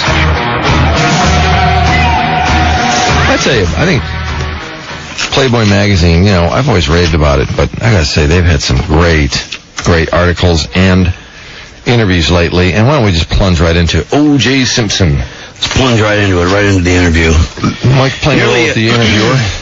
Nearly a decade after the murders of Nicole Brown and Ron Goldman, do you still maintain your innocence? I do. I had nothing to do with him. I am totally 100% absolutely not guilty. And yet, you remain one of the most hated men in America. Someone most people think got away with murder. Maybe according to the media, but that's not my experience. Most people are supportive. Most people we talk to are still angry about your acquittal. Early on, a few times, somebody would get up and leave a restaurant when I sat down. Though not much. Somebody broke the antenna on my car. Somebody spit on my car. What are you laughing about? I'm sorry. I read stories about how I was kicked out of all these places. They wouldn't serve me, but it's BS. The truth is, I have trouble paying for my meals when I go out. People are always picking up the tab. Maybe somewhere people are saying other things, but I don't hear about it except on television or in the media. But America heard evidence in your case. They watch the media coverage. Most people don't know that what was a rumor, what was true. There's a lot of money to be made by continuing the O.J. story. The other day I was trying on a pair of golf gloves, and the next day it's in the papers. Sorry, O.J., I was just imagining how close that would resemble what happened in the courtroom. I'm sorry. The guy in the store sold the story. Negative stories sell. Well, that depends on who you talk to. No matter how they approach me, most people's reaction comes down to this. You went to court and the jury says you didn't do it. Many people says, you got screwed. Some say, we don't know if you did it or not, but please take care of those kids. Well, though you were... Wait, he got screwed. That's hilarious. He got screwed. Yeah, he got screwed. By being found not guilty. Yeah. When he murdered them. Right. He got screwed. And as if people come up and say, man, I don't know if you did it or not, but please take care of those kids. What? Absolutely ludicrous. Please, you murdered their mother. Yeah. At least take care of the kids. Yeah, at least do that. I mean, hold up the 50% of the family that's left after you annihilated everyone. Yeah, let's keep the laughs coming, eh, Simpson? Though you were acquitted in the criminal trial, you were held responsible for the murders in the civil trial. That's the biggest pile of crap I've ever heard. Well, most people don't believe in your innocence. The jury did. They came back with their decision quickly. If there was any reasonable doubt, they would have not come back so quickly. There's some O.J. logic for you. Yeah, I know. That's what I love about this. That's rampant in this. Majority felt I was jobbed. Unfortunately, the media didn't let that be the story. The show went on. Many people blame jury nullification. The fact that the jury was loaded with blacks. That's the biggest pile of crap I've ever heard. Go to a jury room in almost any major city. The vast majority of jurors, no matter how many blacks live in the city, are black. I've seen jurors talk about my case. The older Caucasian lady said something like, look, when you see nothing there one day and then 3 weeks later, there is. You're referring to the charge that the police planted evidence. Yes. And even people who believe I'm guilty believe the police planted evidence. Early in my trial, after Van Natter, Lang, and Furman testified, one of the deputies in the jail told me, I don't know if you did it or not, but those guys are lying, the jury knows they're lying. You're going home.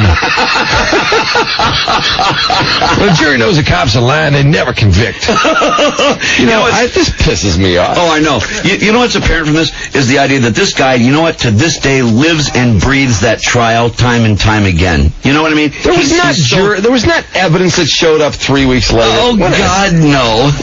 They had a glove at the murder site, a glove at his house, a trail of blood from the house to the car to the house. God, yes. And then in the end... In the drains. Too bad those Bruno Mollies came in late. That photograph. Damn it. Since you're playing the interview, you never ask about the Bruno Mollies in this. I know. Talked about I know. that. I'm very sorry about that. We could have heard the hilarious response that they doctored the photos 6 months before the murders. They doctored the photos. Yeah, right. Of him wearing the murdering shoes. Right, when everything looked a little big.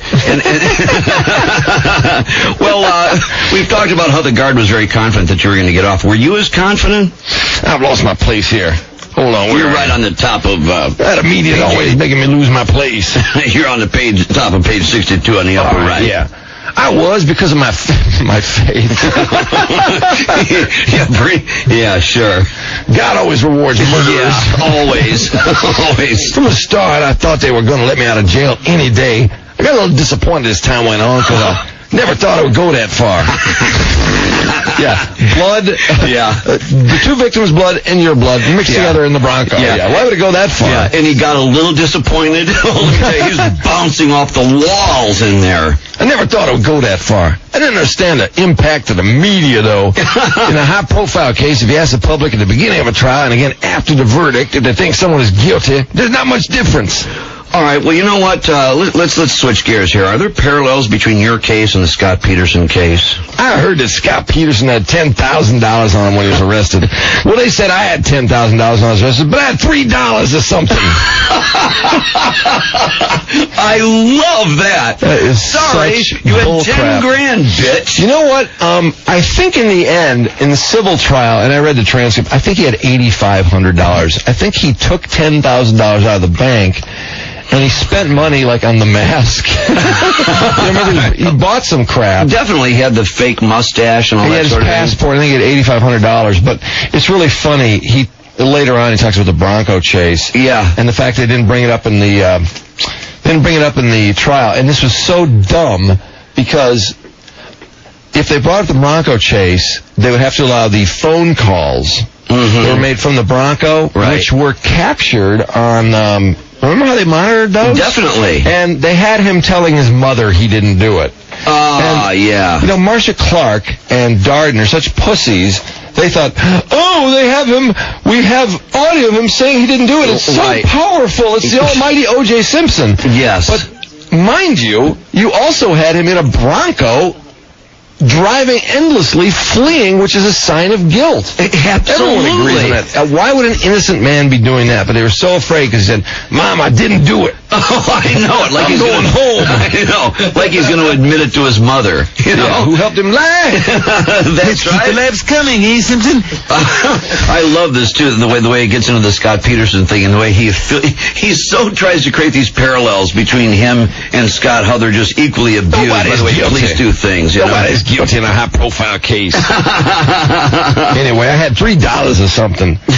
You never hear about it when it proves untrue. The first report on CNN about the Peterson case said he'd changed his look and was 30 miles from the Mexican border. Of course, mind you not, O.J., we've seen him, you dickhead. Absolutely. He had blonde hair. He claimed he got in a pool. To look like his brother? Said the chlorine changed his hair color? Had his brother's ID. Yeah, that's what right. a dumbass Simpson is. Oh, I know it. It's absolutely outrageous. You know, he and O.J. are equally stupid. I know. mean, Homer and O.J. are equally stupid Simpsons.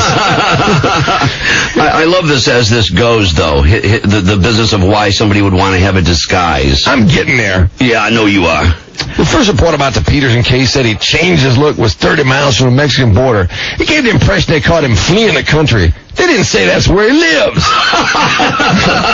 They didn't say he may have changed his look so he could go out without anybody recognizing him. So he could go out on the golf course. Oh, I see. So that's why Juice had all that stuff with him. There you go. You see? It was so he wouldn't be recognized, even though he wanted to be recognized wherever he went. They created the impression that he was fleeing, so he's guilty. But by O.J. logic, since he wasn't fleeing, he's he's not guilty. That's right. I'm not saying that he isn't, but I don't pretend to know. I'll say at least 50% of my new friends thought I was guilty before they met me. Boy, his new friends. What a profile of people that is. Yeah, you're people not kidding. Become friends with O.J. Simpson since he killed his wife. Yeah, after all, 100% of his old friends left him.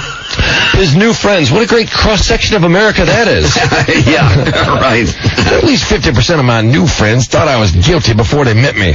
They've changed their minds now. They've hung out with me. Met my friends. Met Nicole's real friends. Not the Faye Resnicks and the wannabes. Those party people the media focused on. Oh, there's the slam on. Oh, I know it. And this again, guy's the biggest partier in the world. Absolutely. And again, the swipe at Faye Resnick, who he deeply hates. Oh, does he want to get his hands around her neck? Oh, man. Now when they see the tabloid stories about me, they get madder than I do.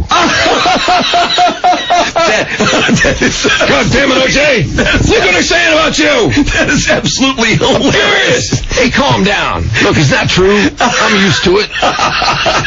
After a while, caught a murderer. That's absolutely hilarious. Look, I want you to calm down. You're getting too excited about this article about me. These people get madder than he does. That is absolutely a scream. I have to calm them down. Somebody puts out that I did a porno movie. It starts in some tabloid, then the mainstream media picks it up. The media. Well, you're always talking about people setting you up, and I've heard lately you've been talking about that. Who tried to set you up? I don't get it. Some guy tried to set me up with these girls. Come in a room, have a drink. They had cameras thinking they were going to catch me doing somebody. I guess the guy sort of felt guilty. He warned me. Not that I was going to do it anyways. You know what's funny about this is talking about these porno movies. He's trying to say he had nothing to do with the whole business of any kind of a porno. Ooh, porno. I wasn't no porno. But the next thing you know, he's talking about all these circumstances that would put him in a porno movie. Oh, yeah. It's like, what do you mean? What are you talking about? Some guy is, you know what I mean? You're at some place in Vegas and all this stuff where there were chicks. Another time in Las Vegas, I went to a room with a guy that had $1 million and two girls who were in the porn business. He said, after sex, we'll put $1.5 million wherever you want. I wasn't interested, though. I might have been with one of those girls. What? So, in other words, he did one of them. Exactly. I might have been. I know. He's trying. He's like, I have nothing to do with any of the porno stuff. And then look at this. He's right in the middle of it. Oh, my friends, and that's my new friends, thought I was crazy for turning it down. They would have gone for it. I'm a bachelor. I can do what I want. But my mother was still alive at the time. I got 2 young children. I turned down millions of dollars. That's the truth. But nobody's interested in the story.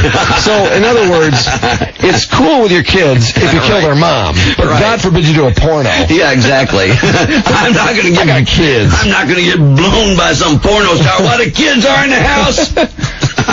Look, you can murder people with kids, but you can't be doing porno. What kind of example does that set for them?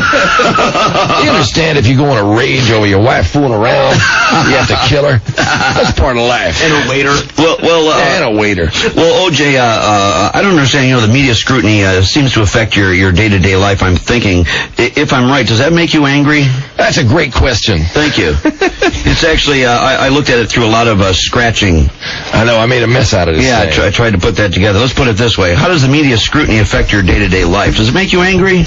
It's one thing to target me, but don't try to put these inferences on my kids. I think the average person would agree that my kids have gone through a lot. Well, yes, since you murdered their mom. Yeah. That's a lot to go through. And then they have to live with you, the person that killed their mom. Exactly. That's pretty tough. I think the average person would agree my kids have gone through a lot. It's not too much to ask that the kids be left alone. They're terrific kids. The president's daughters have gotten into trouble. Look at this now. Governor Jeb Bush's daughters have had troubles. Nobody calls President Bush or Governor Bush bad parents. Look at how he drags everybody into it. They didn't murder their wives. Right. And their wives waiter, you jackass. Mother. That's right. If my son and daughter committed any of those indiscretions, the reaction would be, oh, those poor kids, what would you expect? Nobody wants to give me credit as a single parent. Well, you eliminated the other parent, you jerk. Exactly. I've done something right, because I have 2 exceptionally well-adjusted kids. Isn't that amazing? He kills the mother, creates a circumstance where he's a single parent, and then wants credit for it. Fat to his statue or something? Yeah, that's his older kid from the first marriage. Well-adjusted. Yeah, the kid took a baseball bat and decapitated the statue of O.J. Absolutely. Well, O.J., Sydney recently called 911 and reportedly had a fight with you. I keep asking her why she called. She says, well, I just want to ask him a question. And she did. Is it abuse if he tells me I'm a pain in the ass? See O.J. going, Sidney, you're a pain in the ass. I'm calling 911. Exactly. I mean, these kids are around a 911 call every 5 minutes of their lives. Well, that's right. They're constantly calling 911. And the interesting, of course, what happened here is Sydney, who called 911, she said, I don't want to be with my father. She told this to police. And listen to this. Sydney actually says on tape, he tells me he doesn't effing love me. That's not like an abuse thing. And look at the language going on here. Look at this kid. Look at the circumstance. And O.J., I keep asking her why she called. He's pounding away at that kid. I think that's a major problem there. He's not letting that thing go. Oh, no. He is essentially implying that Sydney is a future Nicole who needs to be stopped. Exactly. That's exactly right. Probably needs to have her heart stopped. Well, it wasn't even an argument. She was on the wrong side of something with her brother, and I told her to look in the mirror. God, is he bizarre. Isn't that absolutely look in the mirror. Do you believe that? She's kind of driving everybody crazy around here. It's just a teenage daughter thing. Media make it 100 times more than that. Nobody was in danger. Nobody was threatened. The police let it go. It was a non-incident. Well, I don't know how many teenagers called 911 just because they were reprimanded, Juice. I mean, come on. Evidently, it happens quite often. When the police came, they knew immediately what it was. A non-incident. Yeah, the police show up. Oh, it looks like a non-incident to us. Yeah, right. It's just some kid called 911. Hey, Juice, how you doing? Can I get an autograph? Exactly. Can I buy you lunch? Tell you what, I'm pretty pissed about this tabloid story about you. Oh, come on, calm down, officer. Eventually you'll get over it. Just give it a couple weeks, you'll settle down. Yeah, chill out. Yeah. I've learned that you can't believe what you read or hear. I don't know if Robert Blake or Scott Peterson is guilty. I have my opinion, but I would never say it publicly. Oh, you're such a class act. Oh, O.J. yeah. You know, that certainly would pollute the political or the judicial process if you were to comment on something. Oh, I know it. And he thinks he thinks we're all on the edge of our seats to hear his opinion. And then the last line, I love this. Yeah. Until they're proven guilty, they're innocent. There you go. You jerk. They either killed them or they didn't kill them. Right. I would bet, I can't even tell you how much I would bet, those guys did it to you, ass. Oh, God, absolutely. And you know what? If they're found innocent, it doesn't mean they didn't do it. Oh, so I know. Shut up, Juice. I know. He's still trying to make this point that, come on, man, I went to the criminal trial, I was acquitted, so I am not guilty. Yeah, it is funny that he almost thinks that it changes the fact that he killed these people because he was found not guilty. Exactly. Well, how could I kill them if I was found not guilty? No, honestly, that's his argument, and he's sticking to it. If you killed somebody, you have to be found guilty of it. Otherwise, you're not guilty and you didn't kill them. Nobody can say you killed somebody if you're not found guilty yet. Right. 100% guilty. And then if the civil case comes in his face, the fact that he was just absolutely wasted in that trial and found totally guilty, then it's like, oh, come on, man, that was about the money. That had nothing. That doesn't mean anything. Oh, yeah, that transcript is unbelievable. Just priceless. Yeah, it really is. The portion about the cuts on his hand. Oh, yeah.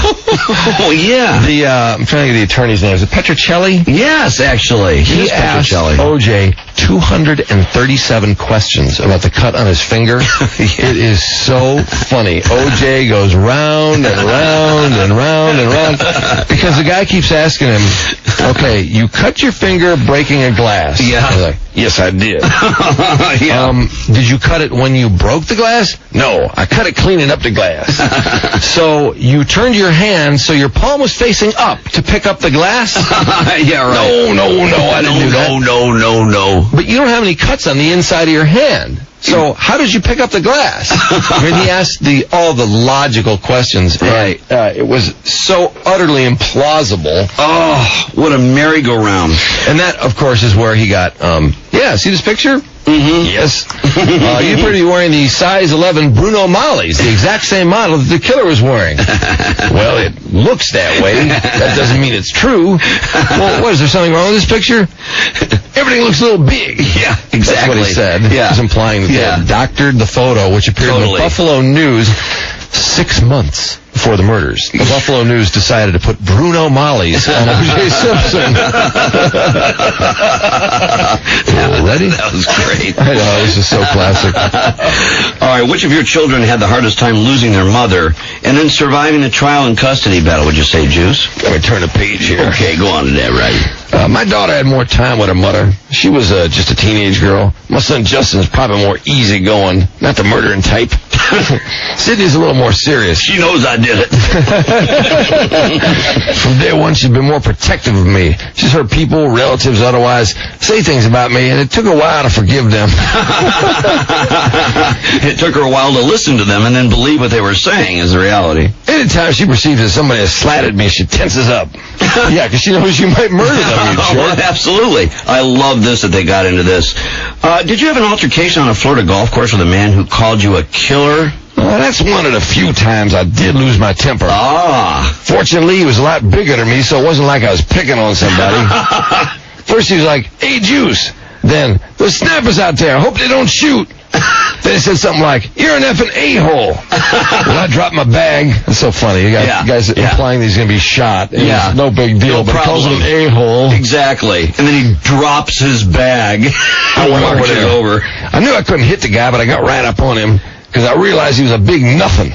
He let me get right up on him. If anything happened, I was going to get a couple of quick shots in. Oh, God.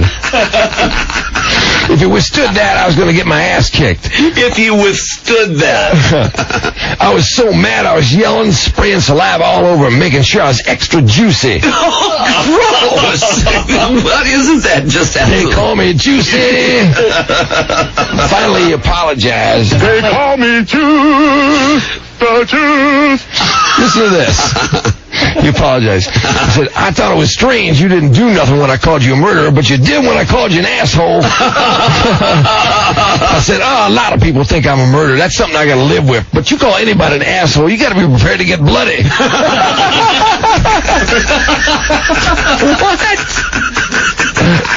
So, in other words, he is now... You can freely call anybody a murderer, and that is so nothing. He has reached a comfort zone with being called a murderer. That's it exactly goes right through him. Right through him. Just like, as it should anyone. It's like hearing the Macarena. Right, and nobody should find a problem with that whatsoever. But boy, his buddies joking on the golf course?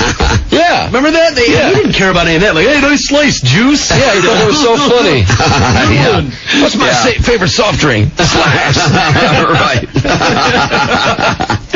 What a kook. How does the attention you get now compare with the attention you received as an athlete and an actor? It's a little more caring. It's more about me. Oh, I guess it wasn't about you when you were carrying a football over the end line. Right. A little more caring. One fan, somebody who thought I got a raw deal. Now, wait, how do you project that you got a raw deal being found not guilty of murdering two people you murdered? Well, what is this raw deal he keeps talking about? I know it. He's found not guilty. The guy's free. Someone who thought I got a raw deal made this very plush condo available only to me. He just felt I needed a place to have on weekends when the kids weren't around. He didn't ask me for anything. Wait a second. He acts like there's an ex-wife who takes his kids. Yeah. Where are the kids on the weekend? I don't know. You wouldn't think he'd want to be separated. He's such a great single parent. You know, I wish I knew who this jerk was. Well, makes it a plush kind of. I know. O.J., I'm so angry about these tabloid stories about you. I'm going to make my plush condo available only to you on the weekends. You know, the only thing I'm going to do, at this point, I'm going to give that guy slack, and I'm going to assume that the place was loaded with microphones and hidden cameras. Yes, and they're going to porno. Oh, yeah, and they're going to capture him looking at porno, and they're going to capture him going on a tangent about the fact that he actually did it. Well, he didn't ask me for anything in return. Let's talk about the money here. Is it true that your pension is $300,000 a year? Whatever it is, and you're not too far off. No more than $20,000 is my NFL pension. All the rest is my personal pension. There's another thing they like to dog me on. Give me some credit. I did prepare for that rainy day, though I did not expect a monsoon. Love that. I love that. I didn't expect a monsoon. Prepare for a rainy day. I know it. Well, you owe $33.5 million in a civil suit. How much have you paid? Whatever they got from selling my stuff. The police came, took everything, my art, my rugs. I went out to play golf. Does a civil suit provide a disincentive to work since your earnings would go to the Goldmans and the Browns? I have vowed I will never pay anything other than what the law requires I have to pay. I see. I will not raise a finger to pay them. If it means I can't work, I won't work. However, if I did a show tomorrow and they gave me $100,000, I could keep it and spend it. Ooh. No law says I have to hand it over. They've got to get it. By the time they did, it would be gone. Ooh. I got a little more latitude here in Florida. The state has something called head of the household or some crap, which means that my base salary is protected. Oh, so that's why he moved to Florida, huh? I know. Isn't that It's so something? obvious. Look at the animosity he holds toward the Goldmans. Look at that, man. Boy, what a class guy. He will not work. No. Because he has to pay someone. Yeah, exactly. What they deserve. You know he could keep some of the money. Oh, God, but in fact, he'd have to pay 1 cent to those stupid whining murder victims. Ain't gonna happen. I'm not paying any money to those whining murder victims. Well, let me ask you this. If you had the money, would you like to pay off the Browns and the Goldmans? Hell no! No? Oh, sorry. Okay. Did you see that exclamation yes, I point? Sure did. Hell no! They don't deserve 1 red cent. This is right. He flipped when he answered this. If it means I have to sit on my butt or sit on a golf course for the rest of my life and not make 1 extra penny, I'll do that. It's not because of the Browns. People don't understand the Browns didn't sue me. Okay. Sorry, Juice. That's me. That's untrue. They actually, Juice, that's untrue. They were a party to the civil suit. No. They sued on behalf of the estate of Nicole just as a way to protect my kids. You know, these scumbag Browns. So in other words, they essentially lied to the Goldmans and said, we want to be a part of this suit against this terrible O.J. Simpson. Right. And what they were doing was, if O.J. ever came up with $33 million, the Browns would get $16.5 million of it, and they would funnel it back to the murderer, the guy that killed their kid. Yeah. So it would go to their grandkids. Isn't that something? What morons. I know it. It's terrible. And Lou, they're going to get into that. Lou, this doofus Brown. Oh, he pisses me off. He never came out against O.J. In fact, I don't think either parent really ever came out and said he murdered their daughter, even though they knew it. Their daughters knew it. Oh, yes. Everyone in that family knew it. Because O.J. set him up with an insurance agency. That's right. Back when he could run with a football. Yep. Before he was the stabbing league leader. That's right. But Lou Brown is such a dipwad. He blew the insurance agency. That fell apart. I think he went, well, let me see. I'll just read it here. I think there's some of this here. Yeah, they've started to get into it. Lou Brown told me he was signing on to the lawsuit so that if I lost, Goldman wouldn't get everything. I got all the bases covered. I'm not smart. Because I left L.A., people were shocked to see me, Judy and Lou Brown, sitting together laughing, watching the kids perform or having dinner. Oh, jeez. It's more than putting our differences aside for the kids. You could never do that if in your heart you thought somebody really did that. Well, you mean if you thought somebody killed your daughter? You mean if you thought somebody... Oh. Yeah, Judy and I, we've had no problems. We talk quite often. Judy and I talk about everything that's going on with the kids. Look at how you see what he's doing there? He's just showing like how tight they are. Judy and I, look at this relationship. Look at this wonderful friendship that we have. You know, remember that there was something kind of flippy with Judy Brown where... Wasn't there at one point there's a rumor that O.J. slept with Nicole's mom? Like a long time ago, when Judy Brown was younger. Do you remember that? I don't. I forgot how it went down exactly. Story went, but anyway, it wouldn't surprise me. Here comes the amazing part where O.J. gets into the those whining murder victims. Not only are they murder victims, they're terrible parents. I mean, you literally. O.J., the father of the year, is going to tell the world in Playboy magazine what horrible parents the Goldmans are. I know. It really, really. Do you empathize with Fred Goldman? His son was murdered, and he's convinced you're the murderer. I mean, he's sure of it, Juice. At one point I did, but then I learned about his relationship with his son. In the civil trial, He said he practiced tough love when his son came for him to stay out of jail. My ass! He didn't help his son. His son went to jail. Ooh. Then he had the unmitigated gall to say, I think it helped because the next time it happened, I didn't even know about it until he'd gone to jail. Look at that, the unmitigated gall. Isn't that amazing? Listen to him. Speaking of unmitigated gall, here is a guy who murdered someone else's kid. That's right. Telling their parents that they're bad parents. Talk about unmitigated gall. If that is not the epitome of unmitigated gall, and he's saying they have unmitigated gall. Wow. That's the beauty of juice. That's just classic juice, man. He's got a sense of irony. If it had worked, he wouldn't have gone back to jail. Who lets their kids go to jail for traffic tickets or whatever it was, or murder?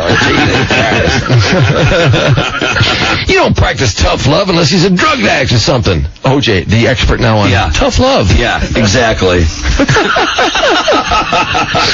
And Goldman's mother, oh, Jesus Christ, she was the worst of all. She never spoke to her kid. She was the first one to file a lawsuit. Wow. I know. How do you feel when Nicole's father sold her diaries to the National Enquirer? Now, you would think this would be another good definition of unmitigated gall. Yeah. Lou Brown, Nicole's father. What a sorry ass this guy is. I know. He's friends with the murderer of his daughter, and then he sells her personal diaries, her innermost private thoughts. Isn't that disgusting? To the National Enquirer because his that's awful. His money bags, his golden parachute, O.J. Simpson, is now only making $20,000 a month. Yeah. So, the money train has come to an end. So he's got to go to his dead daughter's diaries to suck some money out of the National Enquirer. That is so what a pathetic piece of crap he is. I know it. Boy, this really is a great section. The Goldmans and the Browns.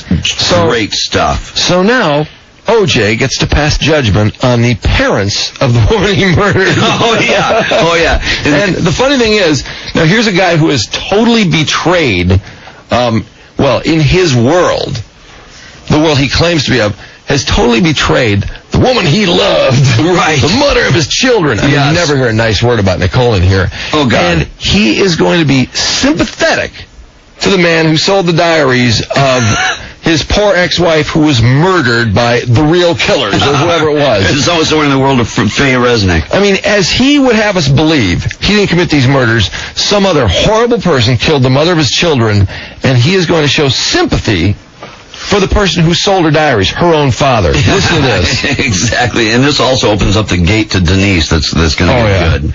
That was wrong. Lou was having a big problem with money when this happened. I understand what he did, but not Denise. Denise, of course, the only member of the family who's come out to acknowledge that he is the murderer. Now, what she does is not okay. Yep. This is funny. He hates Denise. Oh, yeah. He would love to kill Denise. This is the second one. He wants to kill Faye Resnick, and he wants to kill Denise. Big time. But, it's interesting. Denise sold pictures of Nicole topless. Yeah.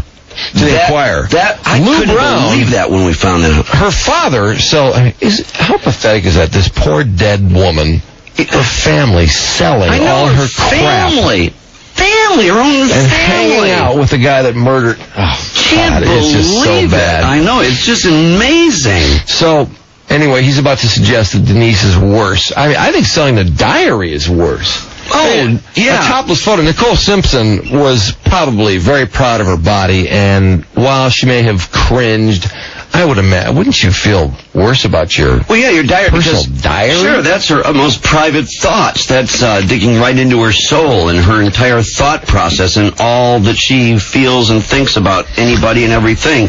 And I remember when that came out in the tabs. Remember, we went through that thing in detail.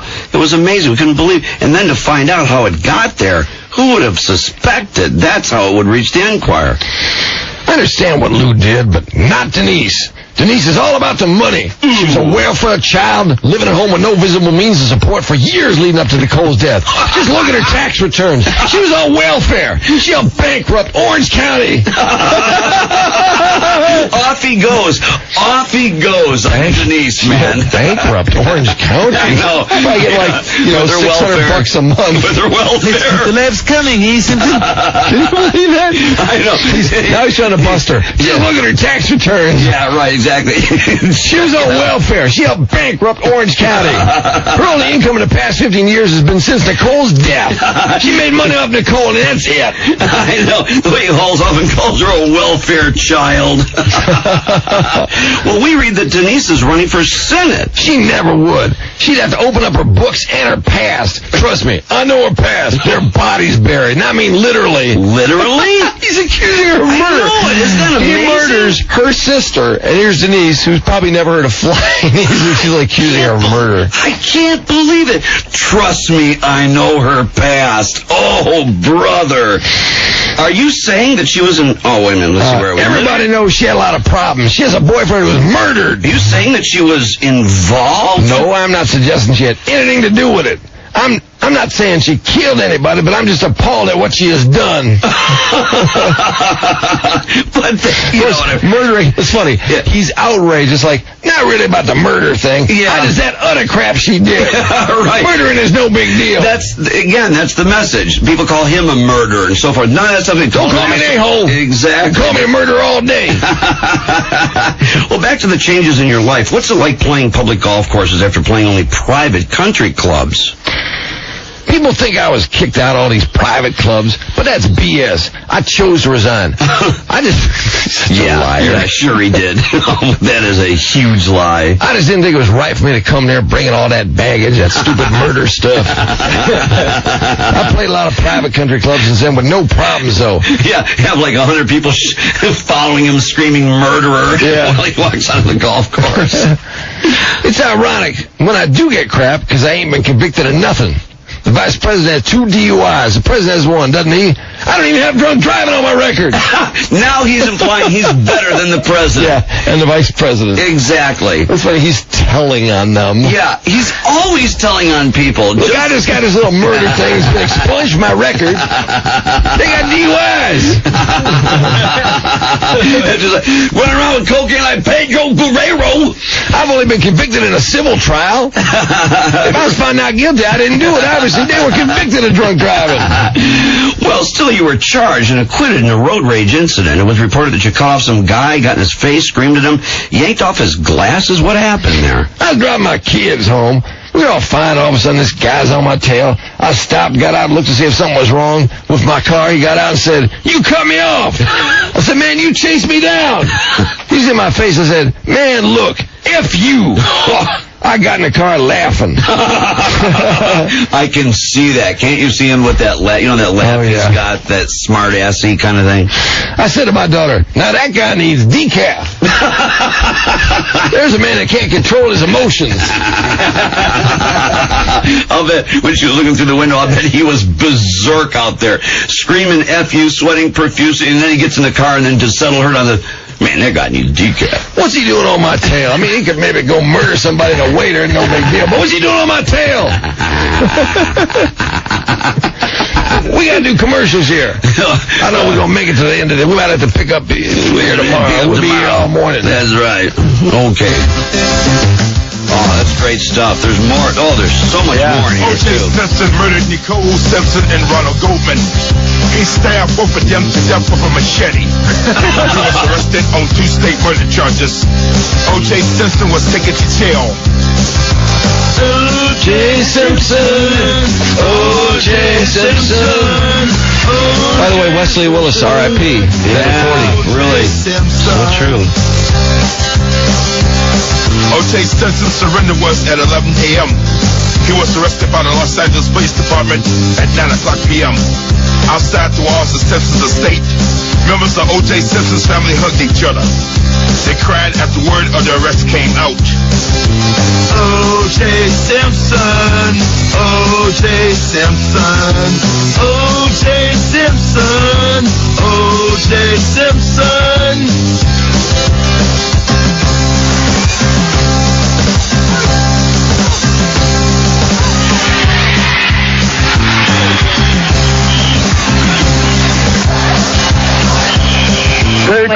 choose the juice. Was a no good jerk. He is a asshole.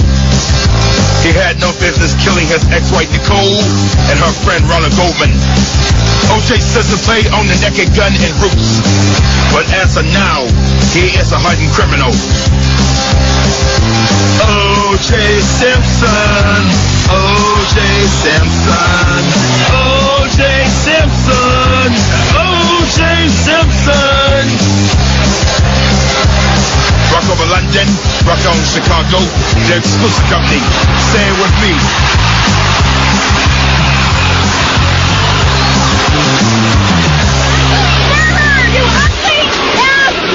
They call me Juice, the Juice. The lab's coming, eh, Simpson?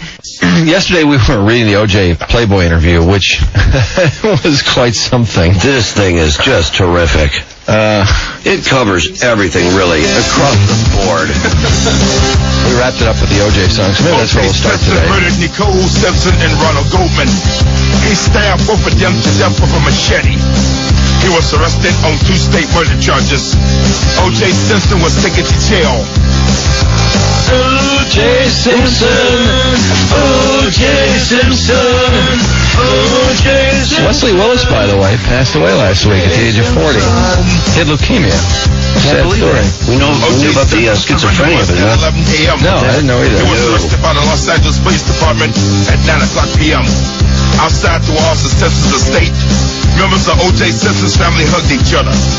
They cried after word of the arrest came out.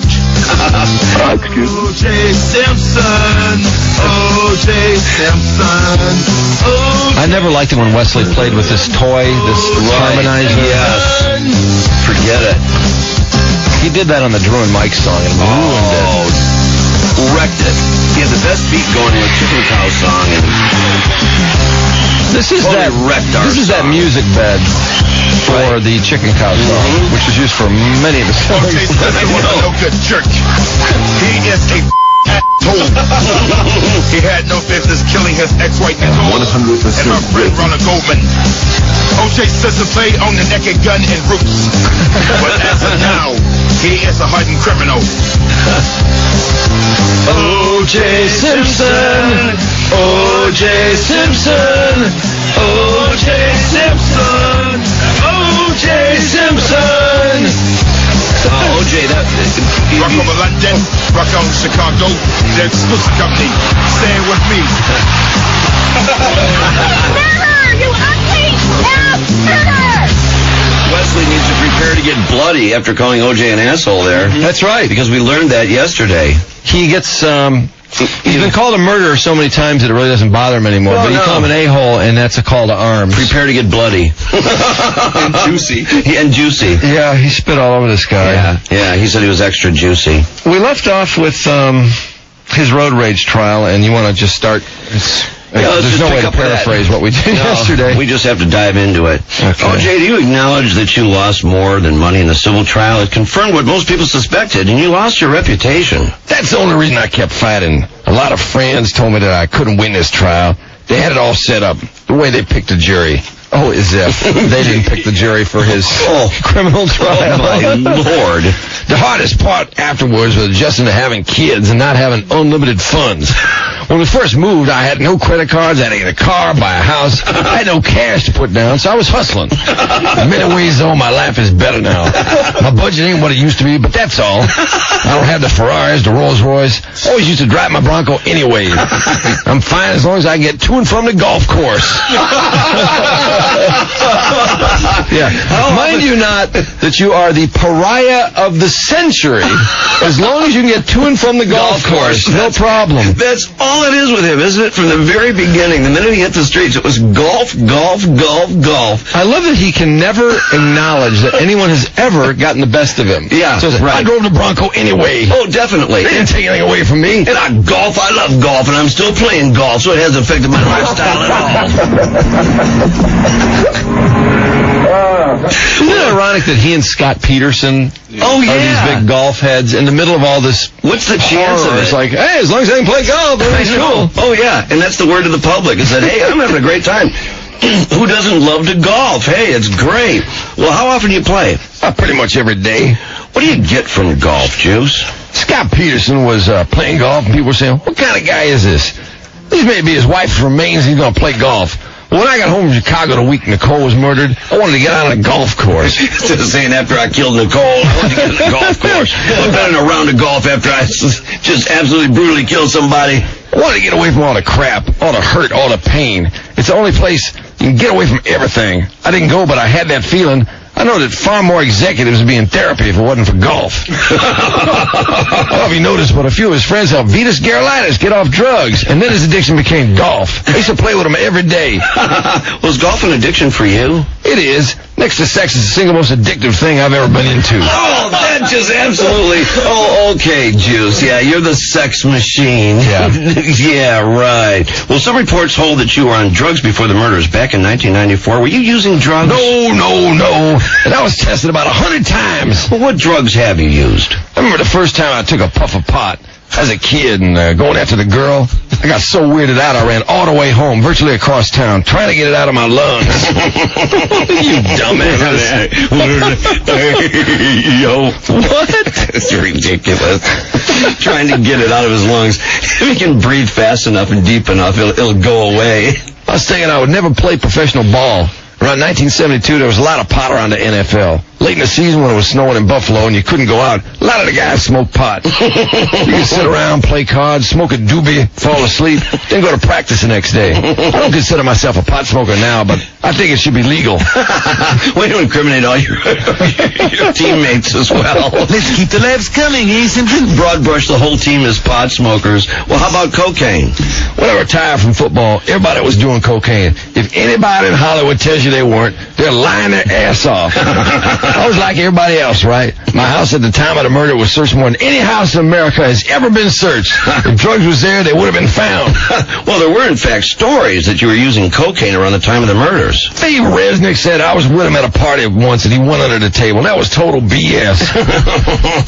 There's, again, Faye Resnick hates her guts. Do you use any drugs now, even occasionally? I drink some scotch, as if that's a drug. Oh, yeah, I know it. My drug of choice now is Viax. Oh, yeah, right. Inflammatory medication. When I got out of jail, I kind of appreciated pot more than I ever had in my life. I didn't have my kids at first. I couldn't go nowhere. They used to call me 2 puffs. 2 puffs, I'm home. I watch TV, then I'd sleep like a baby. 2 puffs, they called them 2 puffs. How about ecstasy?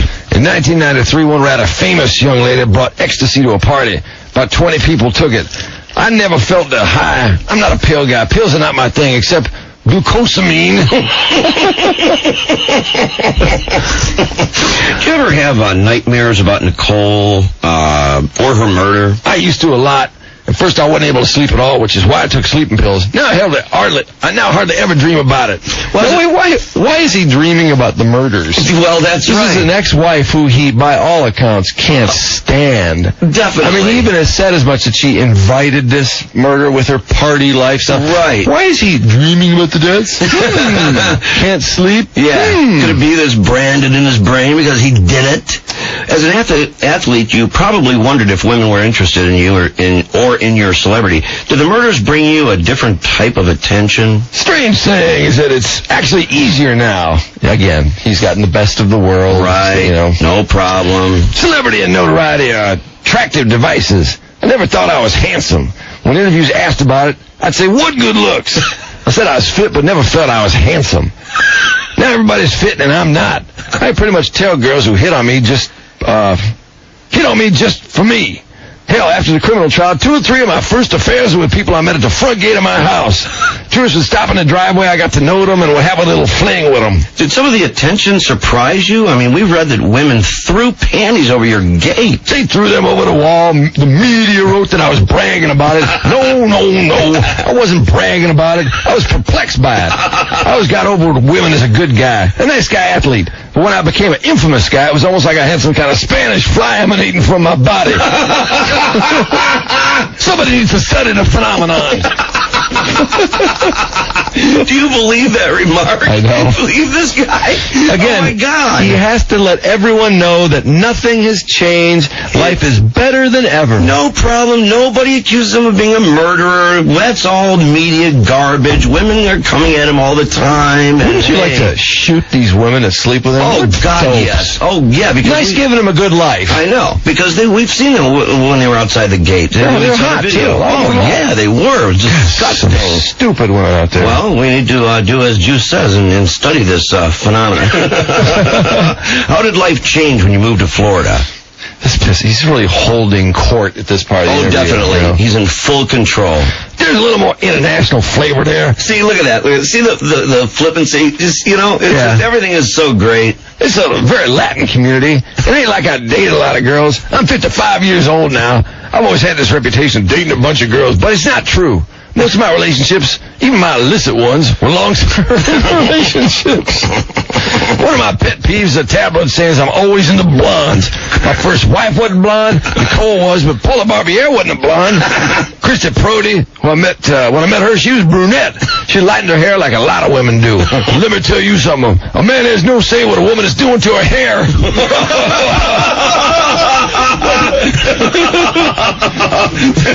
Of course, unless you murder him and get it all bloody. Yeah. But then they just dye it red. It was said that Christy dyed her hair to look more like Nicole. That she was a Nicole look-alike. Too many people. That seemed kind of creepy. She's by far not the first girl they said was a Nicole look-alike. But with Christy, the papers airbrushed her, and they took the cleft out of her chin. Shut up. Once again, you know what he's trying to do? Dick. He's trying to set the stage for the idea that photographs are manipulated all the time, right? Including his. Yeah, to his deficit. That's what he's doing. They call me Juice. The Juice. He doesn't miss a trick. He doesn't miss a trick to just veer off the road, make a ridiculous point, and then come back. Oh, but come on. Isn't that the papers are trying to make her... Yeah. Yeah, and they put Bruno Molly's on him 6 months before the murders. Yeah. That was the classic lie that there is no way out of.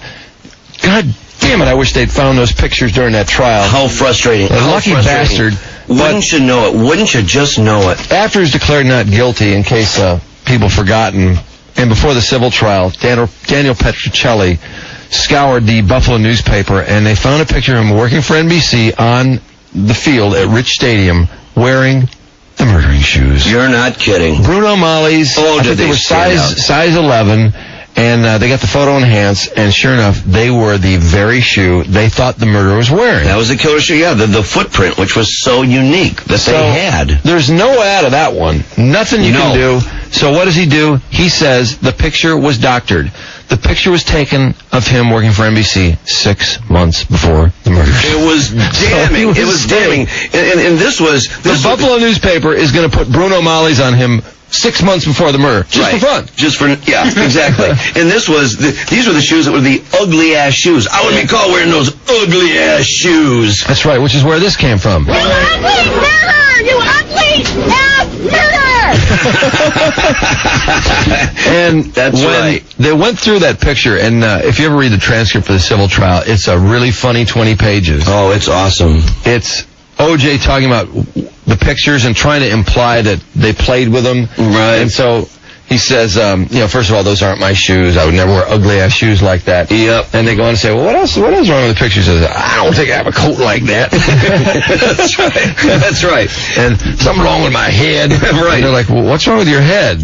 Everything looks a little big. That's what he said. That was the big remark when he was presented with the photographs laid in front of him. Yeah. Remember that video? Yes. He was just looking at it, and he had that look on his face like, let me interrogate these pictures. His brow was wrinkled, and so he's looking at it. Well, everything looks a little big. Yeah.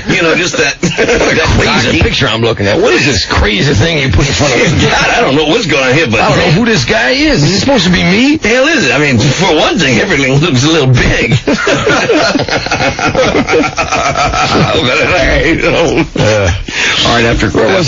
you left off just after the cleft out of her chin. Okay. Start with, You know what they can do with photos? Truth is, they don't look alike. I see some of the people on these shows. It's eerie. She looks so much like Nicole. Well, if I saw a girl look like Nicole, I'd be totally turned on by her. I always loved the way Nicole looked. I've seen guys marry carbon copies and later they divorce. What is so eerie about this? Maybe you almost cut her head off? Yeah, she was almost decapitated by the blood, by the knife. Are you still going out with Christy Brody? Yes, we've dated on and off a few times. We got back together not long ago. She went off to do what she had to do, and I'm seeing her again now. Are your children critical of the women you date? Oh, there's no doubt about it. Any teenage daughter's going to be critical of anything her father does or says.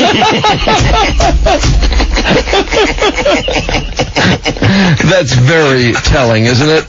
Absolutely. He just takes it as the fact that, 911 is called 4 times a day from his house. Oh, yeah. She's got this dad who's, doing piles of drugs around her, and he's bringing chick upon chick home who look exactly like her dead mother, who he killed, who she lives with. That's right. So, any child is going to be critical of her dad when she's a teenager. It's the most normal thing in the world. I love that when he drops into that parental role, Boys are a little more understanding? Boys are a little more understanding of what single dads do than their daughters are. Would you run any prospective girlfriends by her? I don't have to, because she's always giving me her opinions, like it or not. Here again, you can tell he hates Sydney. No question about it. Lately, all we've been talking about is college. That's where the big focus has been with her and me. I mean, it's just like we learned yesterday, the part where he references his daughter when he said, well, I just told her she needs to look in the mirror. I mean, that was the 911. That's why she called 911. Yeah. I mean, that was a lousy thing to say. I would be willing to bet that he tells her she's fat all the time. She's overweight. He's the kind of guy that would do that. I believe you gotta lose some weight. Yeah, that's right. Do you have to approve Sydney's boyfriend? Wait, you want to? Let's see. My daughter drives it. Oh, you know what? This kid though is obviously a strong female. Yeah. Just you get the impression that Sydney is talks back to him and. Oh no! She doesn't respect him. And this is not a guy who needs a strong female around him. Does not. He has to get her out of that house. Yeah. Do you have to approve Sydney's boyfriends? Oh, with kids, you have no say. I try to raise these kids to be independent. I've probably given them more room than I should have. I spoiled them a little bit. My daughter drives a Lexus. But I spoil everybody in my life. I'm such a nice guy. I mean, in between the lines, that's what he's saying. It helps to spoil them after you kill the mother. In addition, my kids have had to endure a little more than some other people's kids. Yeah. For whatever reason, they've come out of it in pretty good shape. More than not, they still give me the fatherly respect. Of course, maybe it's because their mother's head was hanging by a shred. Yeah, sure. It might be respect, quote unquote. Yeah, the fact that the kids, every time they go to school, people yell, "Your dad's a murderer." You know that, don't you? We should stop here and get to traffic and news. Why don't we take a 5-minute break? We'll take a short break, 5 minutes. We'll come back with Trudy, and we'll wrap O.J. up. And there's no let up. As a matter of fact, this gets stronger over the next few pages. I think, what do we have, a couple pages left? Yeah, we got 3 pages. Oh, yeah, we do. Oh, my God. Yeah, but you know what? It's really, it gets real good. It gets delicious. Well, we learned pretty much who the next person he's going to kill is going to be. That's a fact. All right, well, let's pick up O.J. where we left off. All right. Mike Clark performing as the Playboy interviewer. Drew Lane performing as O.J. Simpson. I wish I had the makeup people. Yeah, it would be nice because you could be transformed. How cautious are you when you meet new people, O.J.? Well, I don't even know where you are. I'm at the bottom of page 152. 152. To the right of the... I see there. Okay. I can live in fear. Are you suspicious?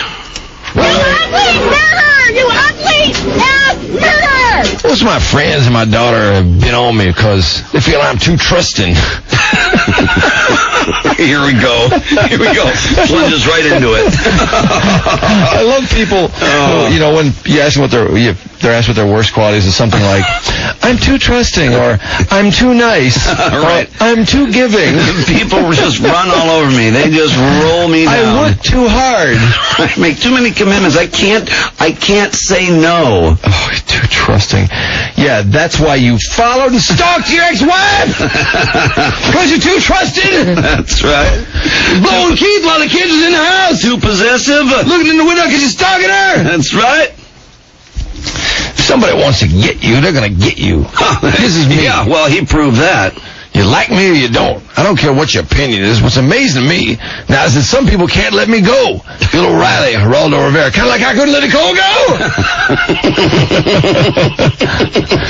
In a way, it's almost flattery. Now, look at that. Look how he tries to turn that around. The negative attention, he turns it around to, no, it's flattery. It's flattery because they will not cease to follow up on the fact that you murdered 2 people, got away with it, and you're running around acting like a cocky party bastard. Right. You see, he's flattered.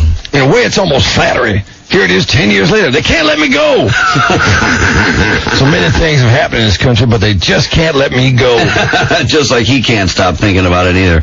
Are some charges more offensive than others, would you say? Oh, the worst is the abuse. That bothers me as much as anything. Do you admit that you did get physically violent with Nicole? There was the one incident that everybody knows about.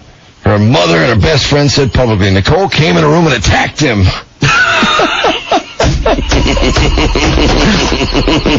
That is absolutely ridiculous. I remember that. They were talking about that fight. There was that fight in the bedroom. Remember that one? Remember in the background? Yeah. He's kicking the door in. Yeah. All hell's breaking loose. That's right. His name is O.J. Simpson. He's the football player. You know who he is. You've been here before. Exactly. Remember they used to talk about, too, how him and Nicole, well, he would portray it as wrestling on the bed. We wrestled around a little bit. Yeah, right. Sure, yeah. We'll find my place again. What I said was so outrageous, I lost my place. Bill O'Reilly, Geraldo Rivera. Let's see if it was flattery. There was one incident that everybody knows about. Her mother and her best friend said publicly, Nicole came in the room and attacked him. I never made any bones that I reacted wrong. I never made any bones. I reacted wrongly. I know. In other words, oh no, you were never the aggressor. Yeah. Absolutely not. No, it was that crazy ex-wife. Yeah, right. Yeah, how reacted wrongly. It's like, wow.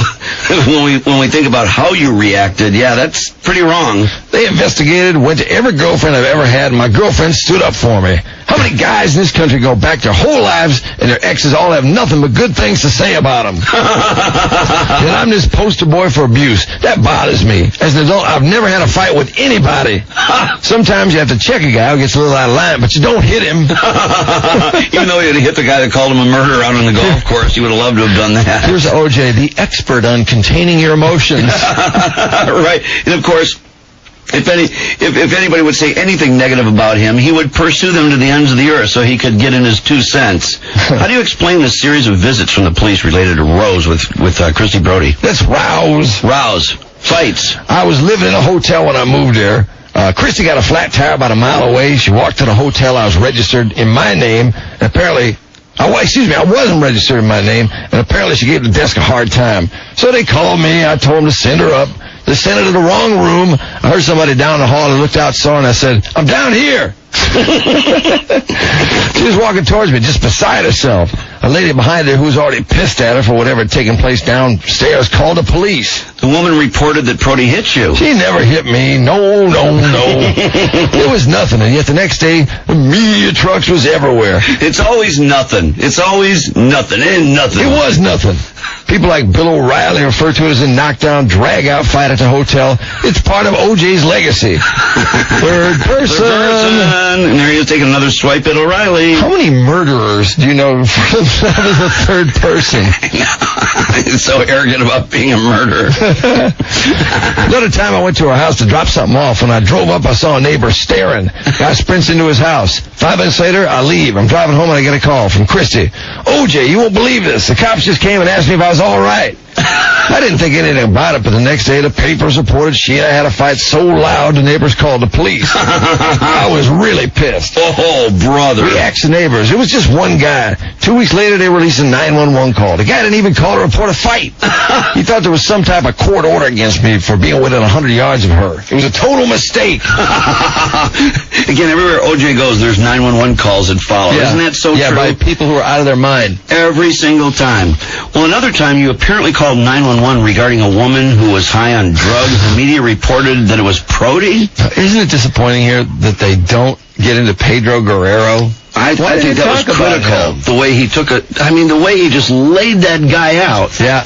I mean, really, he accused that guy, laid him out as a huge coke user. And the skinny on that was that Pedro Guerrero was making the moves on Christy Prody. Big time. It wasn't Prody. Some friends were trying to do an intervention on a girl with a drug problem. It's funny how he always explains things off. It's always like, hold on. You got it all wrong. Let me tell you what happened, okay? And here's wonderful O.J. again, trying to help with this drug intervention. Every time. This poor person who has gone astray and needs O.J. to straighten her out. Right. Oh, needs the Jews to make the call. You need a rehab. You need to go into a rehab. Thanks for making the call, Juice. She went into hysterics and got in a car. I did exactly what everybody tells their kids to do. Don't let a friend drive under the influence. She wasn't my friend, but I called 911 anyway. That's the kind of guy I am. Yeah, now he's the guy at the party that stops somebody who's been drinking too much from getting in the car. Yeah, takes their keys. Give me the keys, man. I don't even know you, but I'm going to do what I would tell my kids to do. That's right. I wanted the cops to stop her. I just didn't want this girl to kill herself or somebody else. He's so concerned about loss of life. Yeah, isn't he, though? Look, I'll decide who should lose their life. Suddenly, it's a fight between me and my girlfriend. Drugs were involved. I'm the big news. It sounds like you think it's an accident that you're involved in so many incidents with the police. Most people make it through their lives without the police being called at all. It seems like constant police with you. It's because I'm big news and people make money on it. It all becomes part of the O.J. story. You know, throughout this interview, you've seemed incredulous that people still think you're guilty. No, it doesn't surprise me because every day something was in the media. The shovel, the plastic bag. They never talked about the explanations. You know, like chipping golf balls. In the middle of the night. After the trial, I spoke at Oxford. A couple colleges in L.A., and I pulled a vote. Who thinks I'm guilty? 80% did. Why would I do it? Jealousy. People give me one shred of evidence that they present in court that goes with the jealousy theory. Okay, you're staring in the window, stalking Nicole, going, right. You're blowing keys while the kid is in the house! Exactly. That would be jealousy. That's also, right. demanding your breast implants back. That would be jealousy. Babies come from there, and this is mine. Yeah, this is where babies come from, and this is mine. He just grabs her crotch. Not to mention the restaurant. Her walking out of her yoga class with the fur coat you gave her. Yeah. You're not wearing a fur coat to go screw somebody else. That's right. I bought that coat. That's right. You're going to wear it to go screw somebody else. And he's ripping it off her. That would be jealousy, O.J. Yeah, I think so. Show me one shred of evidence that they presented in court that goes with your jealousy theory. That they presented in court. Okay, so now, it doesn't count unless it's presented in court. Right. Just like murders don't count when you're found not guilty. It's like, yeah, when you're acquitted, it never happened. It's like going 0 for 3 and there's a rain out. No question. Doesn't count. No. To this day, you hear people say it was jealousy and control. Yes, we had the thing with Marcus Allen, but that happened years before. Oh. They made it like it just happened. On 2020, Barbara Walters said, we found out that O.J. had some financial strains. His Hertz deal was up, and they weren't going to rehire him. His NBC deal was up. He was paying a neighbor $50,000 to $55,000 a month in alimony and support. Hugh Downs said, a lot of people say that might give a person a reason to do something drastic. Then they go off the air. They've left the American people with a motive. But NBC had just extended my contract and given me a raise. Hertz, 2 or 3 months earlier, had extended my contract, giving me a big raise. I didn't pay any alimony. This is supposedly an investigative journalism show, and they just flat out lied. They could have easily called Hertz, NBC, or any other lawyer involved in a divorce. They could have called Nicole's parents. They would have known every facet of this story was a lie. I was so PO'd. I got Barbara Walters on the phone, and she gave me some hullabaloo. I love that. Some hullabaloo. Well, O.J., that really wasn't my story. They just put it on the teleprompter. I didn't have time to check it. I'll look into this. Has she ever gone public said the story was absolutely false? There's the other one. This story is absolutely false. The infamous Bronco ride didn't help. Why, if you weren't guilty, were you trying to get away? Don't you find it curious that not one of the trials did the prosecution bring up the Bronco ride? The perception was better than the facts. Which were? I wasn't trying to get away, and I wasn't even driving. That's not... Do you believe... You had a gun to your head, you idiot! Isn't that something with the disguise in the bag and the money and everything else? else, exactly. And $10,000. My God. And they didn't bring it up because they had audio that they were, I guess they recovered through surveillance of him on the phone telling his mother that he didn't do it.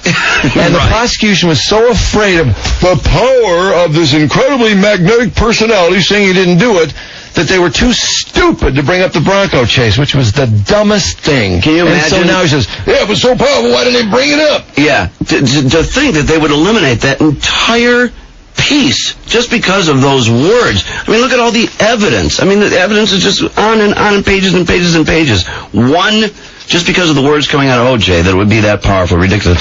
That's not relevant. Your friend could have been trying to help you flee, O.J. Don't you love this O.J. logic that, how can he be fleeing? How can I be fleeing if I wasn't even driving? Yeah, exactly. And that's what he's saying. That's what he's trying to say. I'm trying to... I wasn't even driving. How can anybody be fleeing if they're not even driving? You gotta be driving to be fleeing. Oh, yeah. If I'm leaving, I gotta be driving. That's another great example of how this guy thinks day in and day out. Not only that, how could I be fleeing when we called the police? They knew where we were going. We were going to my house from the cemetery. I was in mourning. This is where the attorney... One of the first things, first things they teach you in law school is that evidence of flight can be used as evidence of guilt. It's not flight if someone calls the police and says, this is where we're going. If you want to meet us, that's what the attorney says. Yeah, so there's his out again. You were supposed to turn yourself in, you dick. You weren't supposed to be in a car saying, this is where we're going if you want to meet us. Or he's got a gun to his head. I'm talking about of committing suicide. Right. So true. This is where we're going if you want to meet us. Yeah. Many Americans watch the chase on TV. You sure look like somebody who was guilty. Look like? Maybe you have to know the facts. I was going home, and the police knew it. Well, let me point out again, it wasn't a flight situation. If it were, the prosecution would have used it. Playboy, if the police knew where you were heading, why were they after you? Ask them. Police from every jurisdiction were there. It was because it was an event. It was on national news. They preempted everything else on television. According to attorney, Playboy. How do you respond to the theory that you committed the crime but don't know that you did? That you blacked out or have blocked it out? How ridiculous is that? I don't think I've ever come across as some flatty kind of guy. Oh, no. I've always been outspoken and loud. That's some pseudo-intellectual analysis. Listen, I know I was a very well-liked guy before. I'm an easy target. If everything people like Bill O'Reilly says about the trial was real facts, I wouldn't be talking to you. I realize O'Reilly shows about him being a dick sometimes. I love that. But it amazes me our society has reached a point where the nastier you are, the more popular you are. Well, gee, I wonder why you get laid, O.J. The other reason my story wouldn't go away is that it helps so many careers, and these people keep it going. They refer to it all the time. Yeah, he's Spanish Fly. He wants the phenomenon investigated. There it is right there. He already has his answer. We got to take a break there. Another swat at O'Reilly, too, you'll notice. Yeah, we're down to 2 pages. O'Reilly better be heads up. Yeah, you know it, man. We're almost there, though. We're down to less than 2 pages. And we do need to finish this. We do need. You got page 154. Second column toward the bottom. We're pretty close. We are very close. Where were we? We just fixed middle column there on page 154. At the end, O.J. is talking about the other reason my story wouldn't go away is that it helped so many careers. And that's what Playboy is now going to jump on. And O.J. talking about how keeping people going with their careers because of him. Does it bother you that many people have made careers off you, O.J.? To be honest, I don't begrudge anybody. I don't begrudge Marcia Clark getting $4 million for her book. Look at that. Look at him go off the road, take a slap at Marcia Clark, and then go back onto the road. I don't have any feelings one way or the other. Well, how about the others? I got a little sore spot with Robert Kardashian and Larry Schiller because they didn't have to lie and use everybody from me to Lee Bailey and Johnnie Cochrane. What they did was dishonest. Bob needed the money. We all agreed to help him with his book. Isn't this sick? It really is. What do you mean? Well, they need money, so let's make some dough off the murders. Yeah, right. So we all agreed to help him with his book about the murders and the trial. What? How disgusting. This loser Kardashian with his stupid paint spot in his hair. I forgot about that. Who carried the clubs away? They probably had the murder weapon in it. That's right, yeah. He had the clubs. That's a fact. What an ass. Dirty bastard. Bob needed the money. Well, You know, Robert Kardashian, remember what a loser he is? Oh, yes. He's the lawyer, quote unquote, that O.J. could talk to, and they could later claim client privilege, confidentiality. And his law degree or his license was inactive, and he activated it so O.J. could strategize with him. Ah, that's right. And that ass showed up at trial every day. He didn't even have a job. No, he sat there prominently, too, right there next to the table. But he was one of those sycophants who just hung out with O.J. You know, that was his life, was being O.J.'s buddy. Yep, which I have to love that when they did that special right afterward where he was bitching because he never got paid.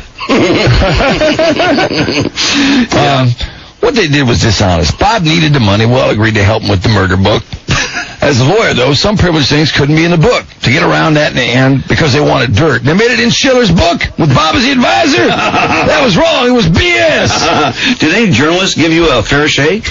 Linda Deutsch, Greta Van Susteren. These are people I have great respect for. Okay, right there. I mean, Greta should be ashamed that he said that. Yeah, she made a career off this. Yeah, I can't. Sucking him, off suckling on O.J. You're not kidding. I can't stand that bitch. I'm a big Greta fan. But if I start talking about the ones I think were totally dishonest, the list would be way too long.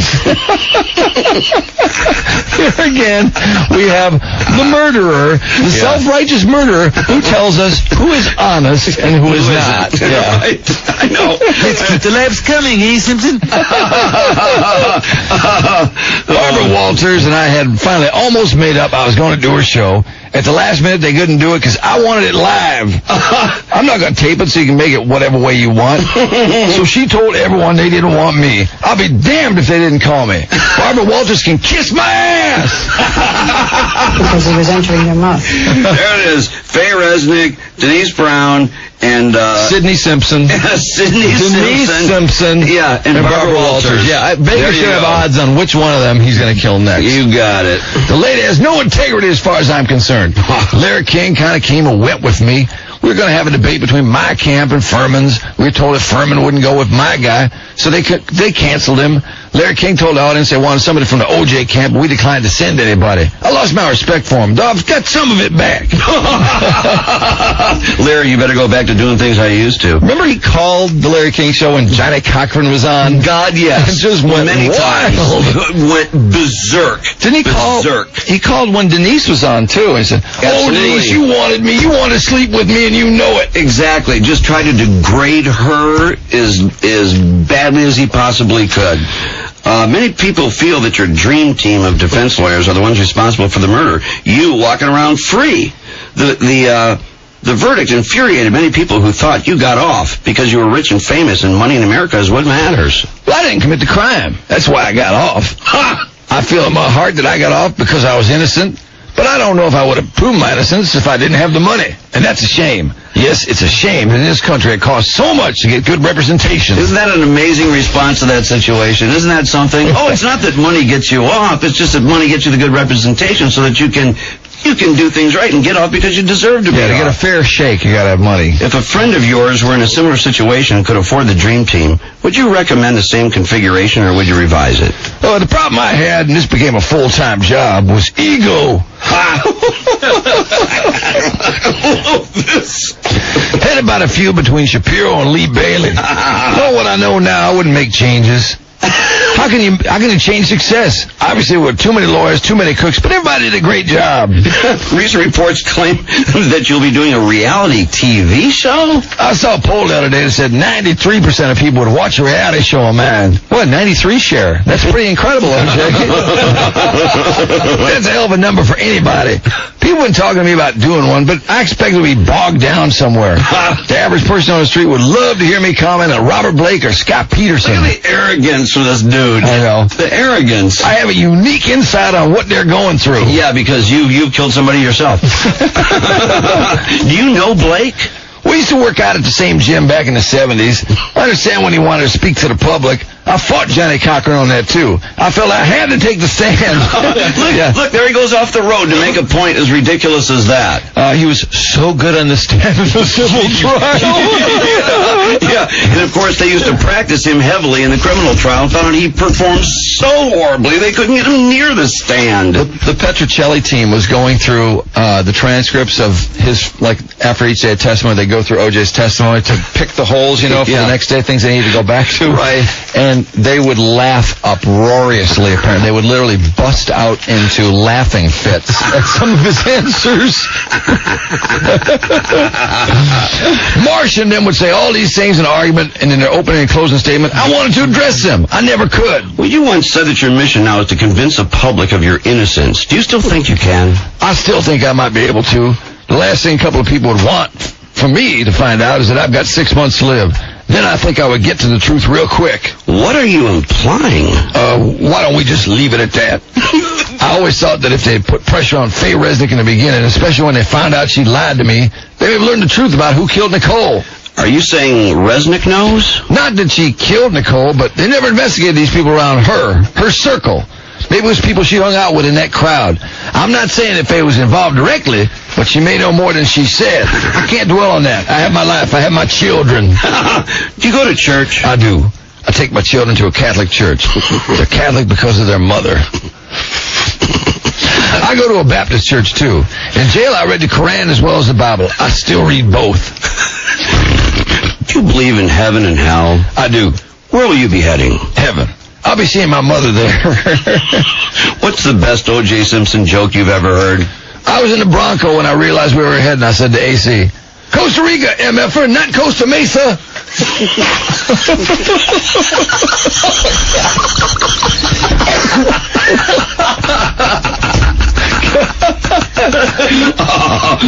Wait. Oh, no. Here's the close. What one thing would you like to say to those of us who are convinced you're guilty of murder? Worry about your own soul. I worry about mine. Worry about your own soul. That concludes the O.J. Simpson interview for the current Playboy magazine. Wow. Isn't that terrific? Oh, now, in the end, he's implying he's dying of some illness. Yeah, I know. That's really interesting. Isn't that fascinating? I mean, that's very interesting. There are pictures of him. I hadn't seen a picture of him in a long time. Did you look at that? The three pictures Playboy says those three. Oh, yeah, in the front, yeah. There's something about the sameness of the Playboy interview that I've always liked. That first page with all the background information. Oh, pictures. It's always great, yeah. He's really gone gray. Yes, he has. He really has. And he's picked up a lot of weight, it seems. Doesn't his face look a lot fuller?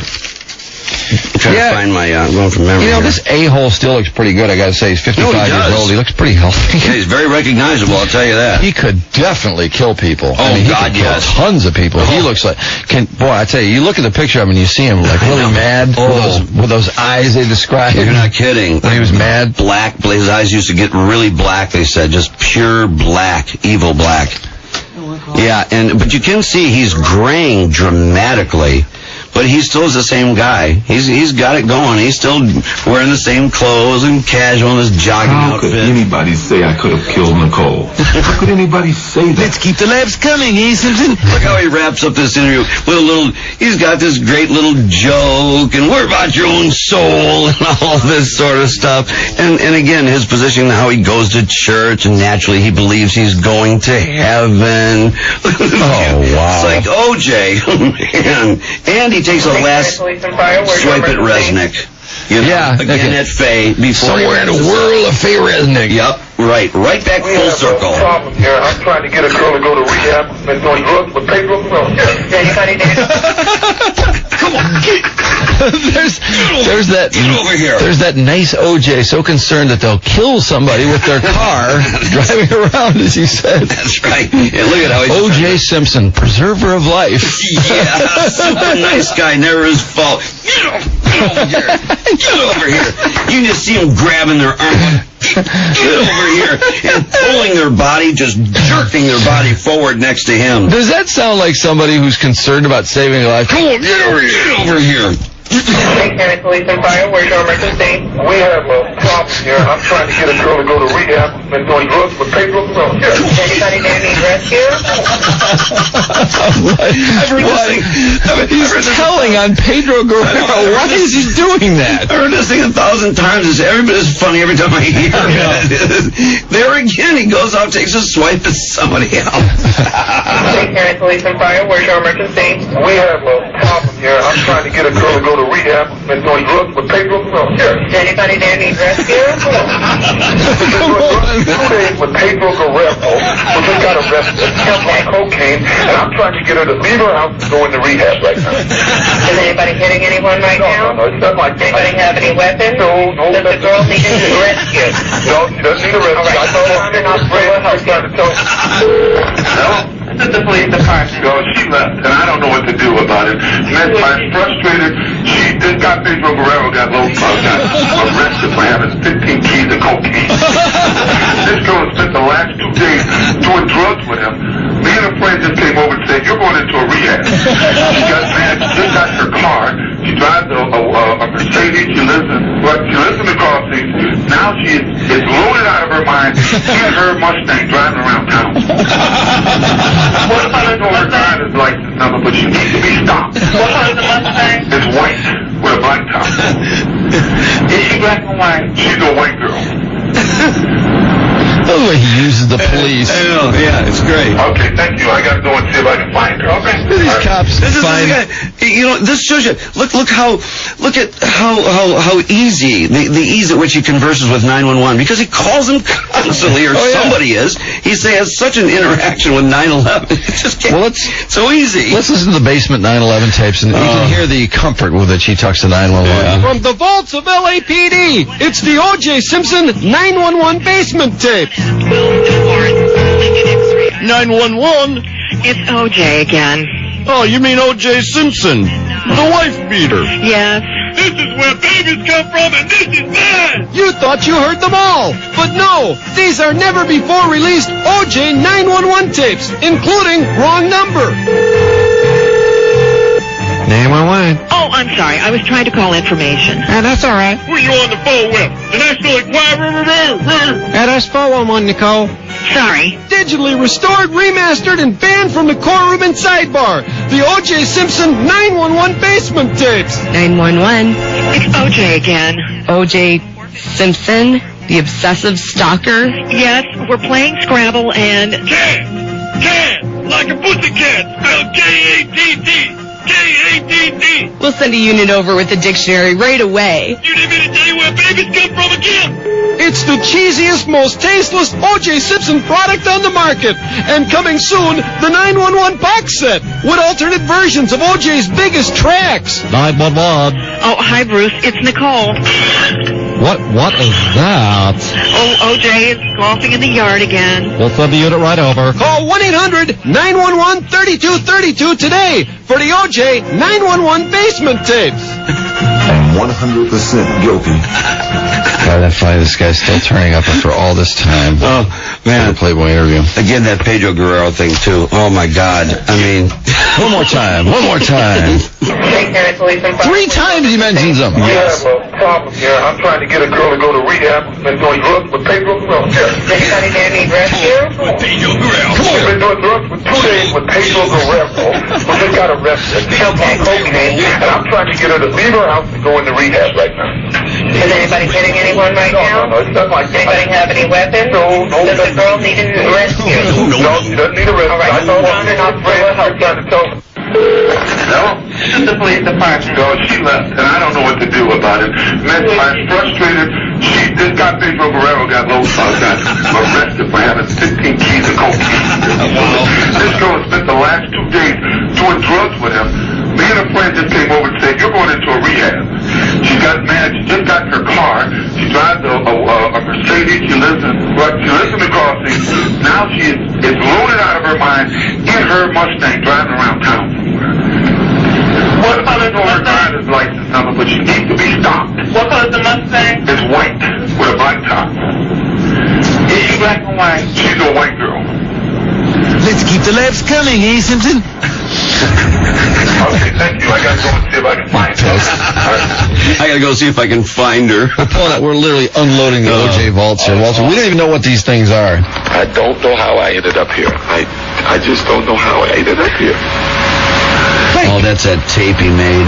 I thought I lived a great life. I thought I treated everybody well. I went out of my way to make everybody comfortable. Fake! I don't want anybody to feel sorry for me. I feel sorry for myself that despite everything that I had, I let myself get depressed. You know, I let myself get lonely. Look where I am. I'm the juice, whatever that means. But I felt at times like I felt the goodness in myself and the goodness that I gave people. I don't feel any goodness in myself right now. Hey, kill people. Yeah, exactly. I feel emptiness. You still hear them screaming in your ears. Totally empty. I don't even know what I'm saying here. I don't even know what this tape is for. But I felt I had some last thing I got to say to somebody. Please remember me as a juice. Please remember me as a good guy. Don't remember me as whatever negative that might end up here. Psychopathic madman. Please. Wow, isn't that weird? I forgot about this stuff. I know. That's where we got that juice from that we were. That's right. Yeah. Well, how about the outtakes? You've seen the O.J. This is part 2. You loved the outtakes. And now producers have scoured the editing room floor to bring you O.J., the outtakes part 2. O.J., if you could talk to Nicole, what would you say? I'd say, so did you that sissy waiter boy? Cut! What? Okay, Joe, same question, take 2. All right, I'd say, this is where babies come from and this is man! What? That's what I'd say! O.J., you've seen the carnage left behind by the real killer. How would you describe it? I would describe it O.J. Simpson 2, Nicole and Sissy Waiterboy, nothing. What? Enjoy hours of outtakes, as O.J. simply forgets to pretend he didn't kill these people. What were you and Al doing in the Bronco? I was headed to Nicole's grave to make sure the bitch was in the ground. Well, that's where I was going. The media reports are you haven't seen Paula Barbieri in a couple of months. Who said that? That's another lie. I saw it last week. Some white dude through a living room window. Her parents were upstairs in the house.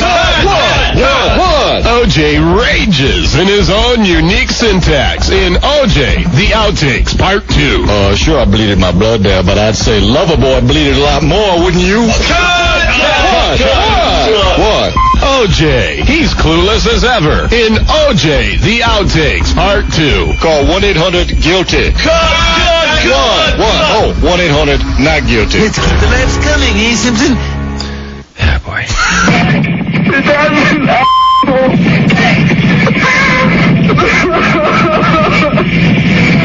That's his daughter. This is the policeman. How may I help you? That's his daughter telling 911 her dad's an asshole. Isn't that something? So, don't go there. Wow. And to this day, he just pounds away on her. Why did you make that call? Why? I don't know how I ended up here. This is great. How I ended up here. Or he's going to kill himself, walked around to find a place. No, you'll bloat in the sun by the pool, remember? He's going to kill himself. I thought I treated everybody well. I went out of my way to make everybody comfortable. Fake! I don't want anybody to feel sorry for me. I feel sorry for myself. False emotion. Fake! Despite everything that I had, I let myself get depressed. You know, I let myself get lonely. Look where I am. I'm the juice, whatever that means. But I felt at times like I felt the goodness in myself and the goodness that I gave people. I don't feel any goodness in myself right now. I feel emptiness. I feel totally empty. I don't even know what I'm saying here. I don't even know what this tape is for. But I felt I had some last thing I got to say to somebody. Please remember me as a juice. Please remember me as a good guy. Don't remember me as whatever negative that might end up here. Please. Okay. Please don't kill me. Hey, it's Drew and Mike, WRAF Radio. You gotta call me back. What juice? I'm sorry. What time are you getting up? I don't know. What time is it now? Hell, Juice, it's after 7. Costas is already done eating. No. No? Oh. Yeah. All right, man. Call me back. Okay, Juice. What kind of... When you stab your wife with a real sharp knife, O.J. Don't feel sorry for me. And you're on the run with your head to a gun, O.J. Now, looky here. He looked very upset. He can't run, he can't hide, he's in jail. O.J. Turning into another street, and there was a crowd of people waiting there as though they were expecting him. You're in the Hall of Fame, but your acting was lame, O.J. Now looky here, he looks very upset. Now you're acting no more, there'll be no naked gun for O.J. He is just sitting around, just looking like he's very... Write a note, call your mom, O.J. He is just sitting around, just looking like he'd be very nervous. When you killed your love, you left a bloody glove, O.J. Now you'll be running a screen on the prison team, O.J. Hide the knife, write a note, call your mom, O.J. Peter, by the way, just for the record, this is Al Michaels. That was a totally farcical call. He can't run, he can't hide, he's in jail, O.J. Peter, there have been some... Barbara, quiet for a second, sorry. Peter, there have been some... Barbara, quiet for a second, sorry. I see O.J., man, and he looks scared. And as always, we're being very topical and on top of what's on top of your mind. The O.J. Simpson investigation. Well, it's not. Actually, well, yeah, they are investigating O.J. Yeah, it's still that. It's the death of his former wife, and some guy. Some guy that allegedly, she left her glasses at a restaurant. He took her glasses home. Yeah, that sounds kind of weird, too. Yeah. Actually, everything about this story is weird. But Howard was very disturbed last hour, Howard appearing in SkyCrib, and said, for this Stump Howard only, he wants to do O.J. Simpson trivia. Juice trivia only, 354 WRAF, and our first prize, Miller Genuine Draft 400 MIS tickets, all right? Second prize, we got Allison Chain's CDs for consolation people. Call now, 354 WRAF, Juice trivia only. Crib, where the SkyCrib banner is at half-mast this morning in light of some pretty heavy charges that appear to be lurking near, if not over the Juice's head. T.C., how you doing? Well, you could tell by the tornado-like conditions that Howard had blown into town yesterday. Yeah. Howard appeared to be pretty upset about the Juice's ex-wife.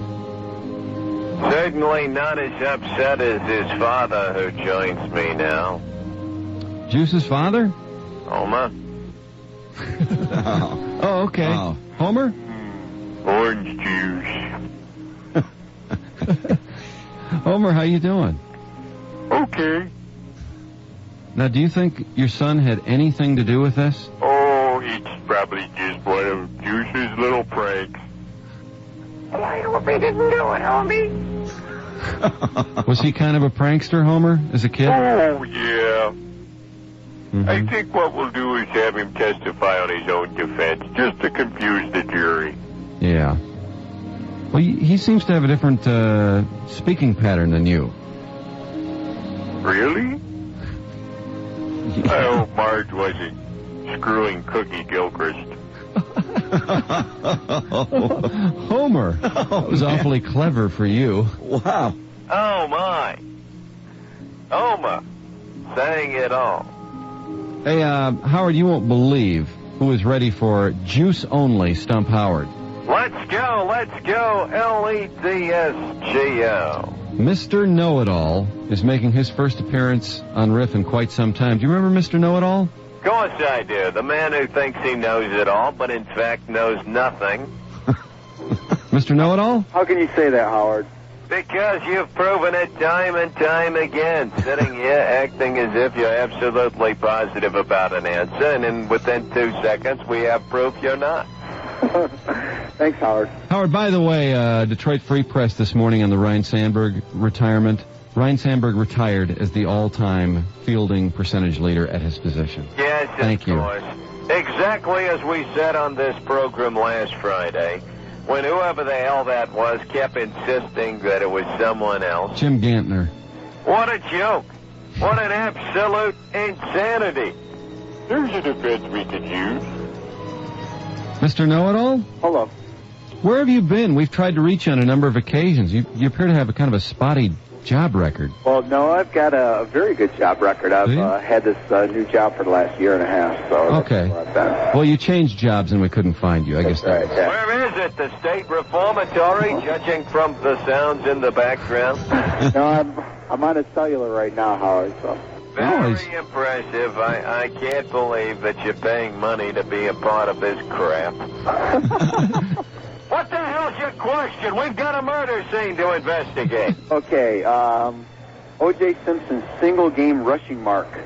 How many yards is it? And what team did he set it against? And what day was it on? It's a significant day. Hey, it was broken though, wasn't it? It was broken, yes. Yeah. Okay.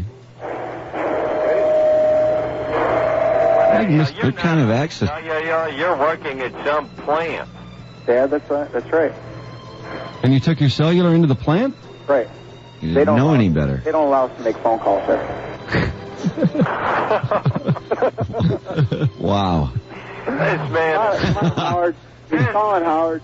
You are truly a dick. I can't believe it. Howard. They don't allow us to make phone calls here.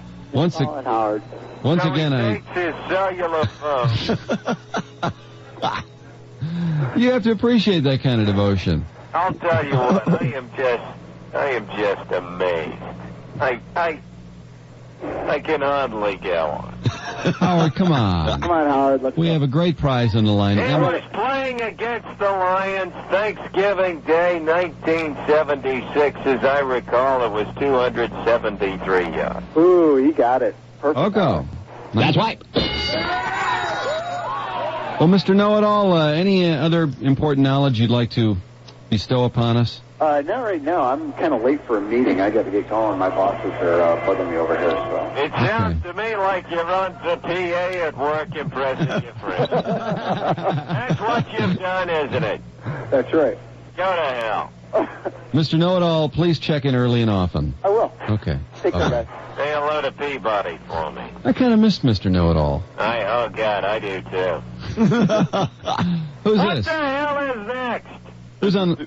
This is Doosan. Doosan. Okay, I saw Doosan, and I thought surely that's a misspelling. Always nice to welcome my Oriental friends to the program. No, not Oriental. Well, why the hell do you have a name like Doosan, then? That's because I'm Yugoslavian. I knew your dad, Poppy's son. Oh, man. Wow. That last caller, wasn't that a multi-part question? Oh, it was. Yes. I accept multi-parters when I know the answer. Oh.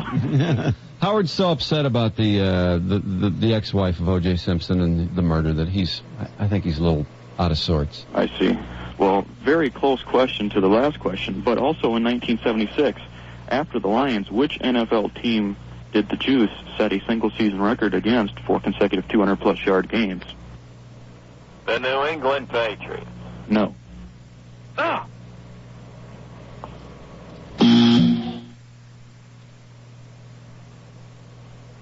Ouch. Hello? Yeah. Doosan's still there. Is that an alias? No, Doosan Roderoff. Which is what the Juice did last night.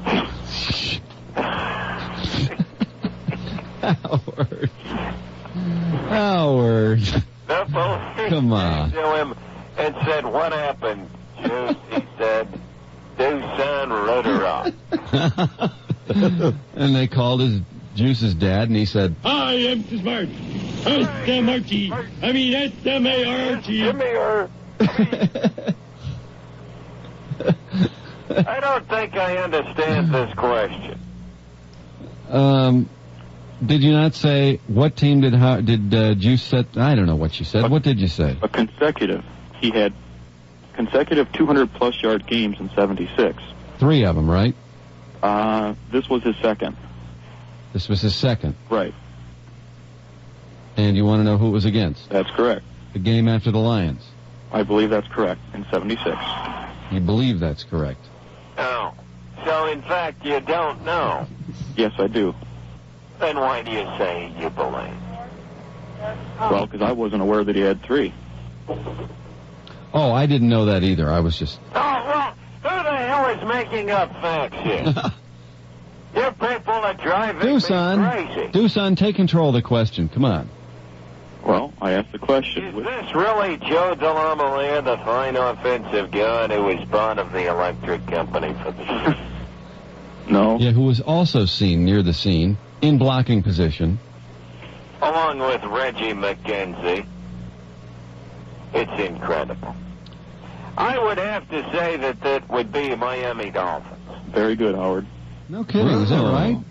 Howard, were you just guessing a divisional rival because they play twice? No, I wasn't, because I knew he had a big game. Miami blew them out the week after that, as I recall. That's right, 45-27. That was a horrible Bills team in 76. They were 2-12. He had 203 yards that game. You know who else was on that team as a quarterback? A couple of guys that are very familiar. Joe Ferguson, wasn't he? Joe Ferguson, of course, who would later become a Lion. And Sam Weich. Sam Weich was on that team? Yes. And Jim Braxton, wasn't he on that team? Of course. Also Jeff Kinney, remember him? Yeah, was he a Nebraska running back? Exactly. How about that, Howard? And George Jakowenko, the kicker. Thank you, Doosan. Bob? Yes, sir. Bob is in Warren, Howard. Well, congratulations, Bob. I hope Warren doesn't scream. No, he doesn't. He enjoys it. Are you ready, Howard? Yes, I've been so entertained by you so far, you can ask your question at any point about Orenthal James Simpson. Well, O.J. played on a cable television show where he smacked around his bitch just like he did on TV in real life. Hey, Bob. And basically his life story was played out as an aging superstar who went into a front office job and didn't work out. What show was that on? You name the show? That Bob appears to be HBO program. Bob, are you slapping Warren while you talk to us? Sure. Lorena. Man. Uh-oh. Oh, Howard. Oh, Howard, come on. Lorena. Well, hold on. She's running into the room. Howard, come on. First and 10 is the answer, but Lorena deserves to get the... You get it first. On Bob. Tragic. Mark in Roseville. You'll be Hello again, Mark. Hey, Howard, how's it going? How the hell do you think it's going? Hopefully successful. One of the all-time rushing leaders in the NFL has apparently murdered his wife. Well, I don't even think it's alleged. He hasn't even been arrested yet. Left a trail of blood from his driveway to his home. Supposedly found a bloody glove was found. What? Supposedly they found a glove in his house this morning, or yesterday. A bloody one in that, and it would surprise me that Juice just ordinarily doesn't fumble the leather that way. Howard, you're so proud of yourself. As I should be. What's the question? Mark? What NFL team did O.J. have the most success rushing yardage against in his career? The New York Jets. No. The Detroit Lions. Yep. No, was it? That's right. The buzzer was a delayed response to the first answer. The AFC and the NFC. Thank you so much, Mr. Simpson. Mark, what? Is he being paid? Huh? Mark, thanks for trying. Okay. Howard, that was mighty impressive. Thank you so much. How's the traffic? Who the hell cares? Or? The superstar in Rent-A-Car. T.C., how you doing, Thank you, my brother. How you doing? A little tired, after working both sides of the trial yesterday. Well, you did a wonderful job. Yeah, thanks a lot. I got tired of arguing myself over the hair samples, though. Well, I have good news for you. If you ever have to defend me in a murder case, there'll be a lot of hair inside the cap. There just won't be many to get off my head.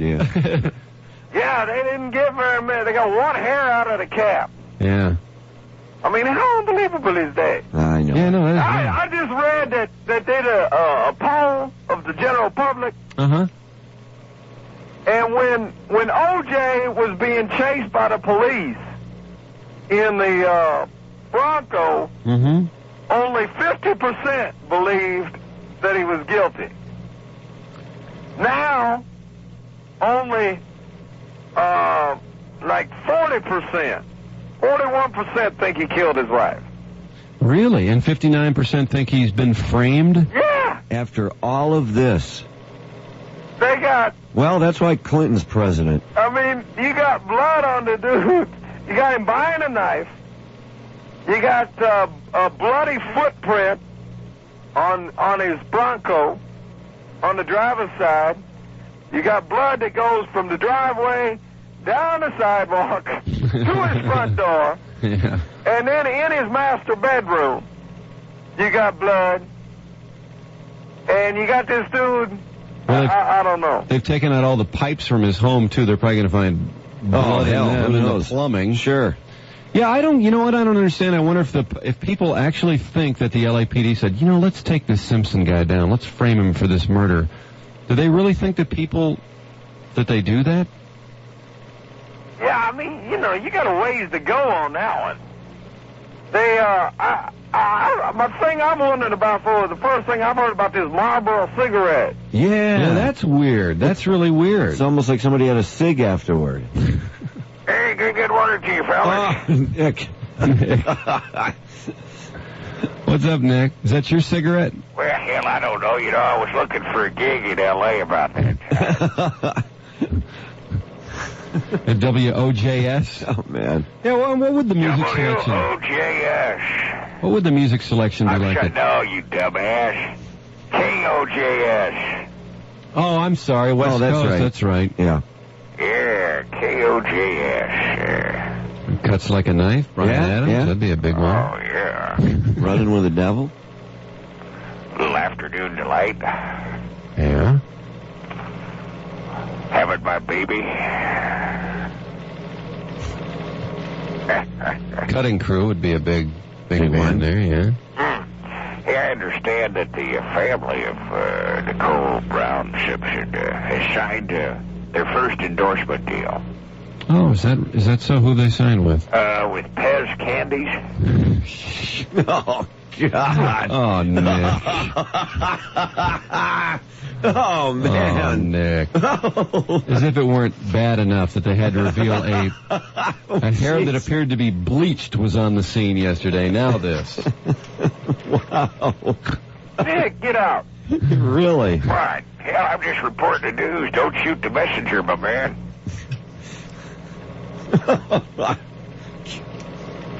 Man.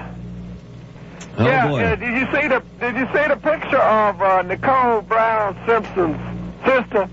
No, I didn't. Yeah, Is you your get a sister chance when you see her. I think it's in USA Today. If you look at that, then you get a chance to see what Nicole Brown Simpson would look like had she not bleached her hair. Oh, She God, looks really? exactly like her. It's unbelievable. Hey, Tease, wasn't it kind of wild now? Did you see that? Page 2A in the home game. 2A, okay. We're getting it. It's coming. I was just going to ask you if you thought it was weird, when you see that gray-haired jeweler on the stand who looked so respectable, to find out that, as he's testifying, he's talking about how his partner and this Camacho dude who kept calling O.J. Mr. O.J., how they had made this deal with the Enquirer while he was on vacation. And Camacho was bitching about hard copy. Not, they offered peanuts. I know, that's right. But I kept thinking that when he was going to say, when I got back, I told him that's ridiculous. You shouldn't sell the story. He was a customer, blah, blah, blah. But instead the guy comes back and he's this really respectable looking guy and says, hey, where's my cut? I want my 1/3. And that was guy, it. So they all get what, $4,100 or something. Piddlings. From the National Enquirer. I think they were ashamed. I mean, when you get that much from the Enquirer, do you go to the bank pretty proud, Yeah. Look, National Enquirer check. They don't even have the damn money yet. Just a promise of it. Yeah, that's right. Yeah, Nicole's sister does not look good without the hair bleached. She should bleach her hair. It doesn't look exactly like it, though. There's a lot of similarity, yeah. Definitely. Except if she bleaches her hair, then O.J. will probably get very interested in her. Oh, probably. Possibly. Oh. Yeah, because he was looking at this Playboy, this Playmate. And she had black hair, and he was like, I never had a gal with black hair before. Yeah, I guess his first wife didn't have black hair. Yeah. And then the Playmate, this was on... Well, you know, he just doesn't like to think of his past with her. Yeah. You know. And then the Playmate was on Current Affair, and when O.J. told her that during their 45-minute conversation the day of the murder, she thought, gee, I wonder if he thinks I'm a slut. Now, I couldn't believe what the police department has done with all the hair samples. What have they done with them? Cy Sperling has actually put together a new O.J. wig. There we go. I was trying to think of some Psy stuff. That's nice. That's good. Oh, boy. Hey, Tease, what do you think that they'll come up with that knife? I mean, if he bought that knife... No, I think it's gone. I don't think if they don't have it by now, they ain't gonna get it. I don't. Well, no, I just can't believe that. Here's a guy. He's filming something. And he goes, I think I'll go in and buy a knife to kill my ex-wife. That part seemed really just doesn't wash with me. That between takes on a set. Well, and then he would get it, and additionally get it sharpened. That was some nice testimony. But based on all the other evidence, that's true. And then a month and a half later, use it in a murder. It seems.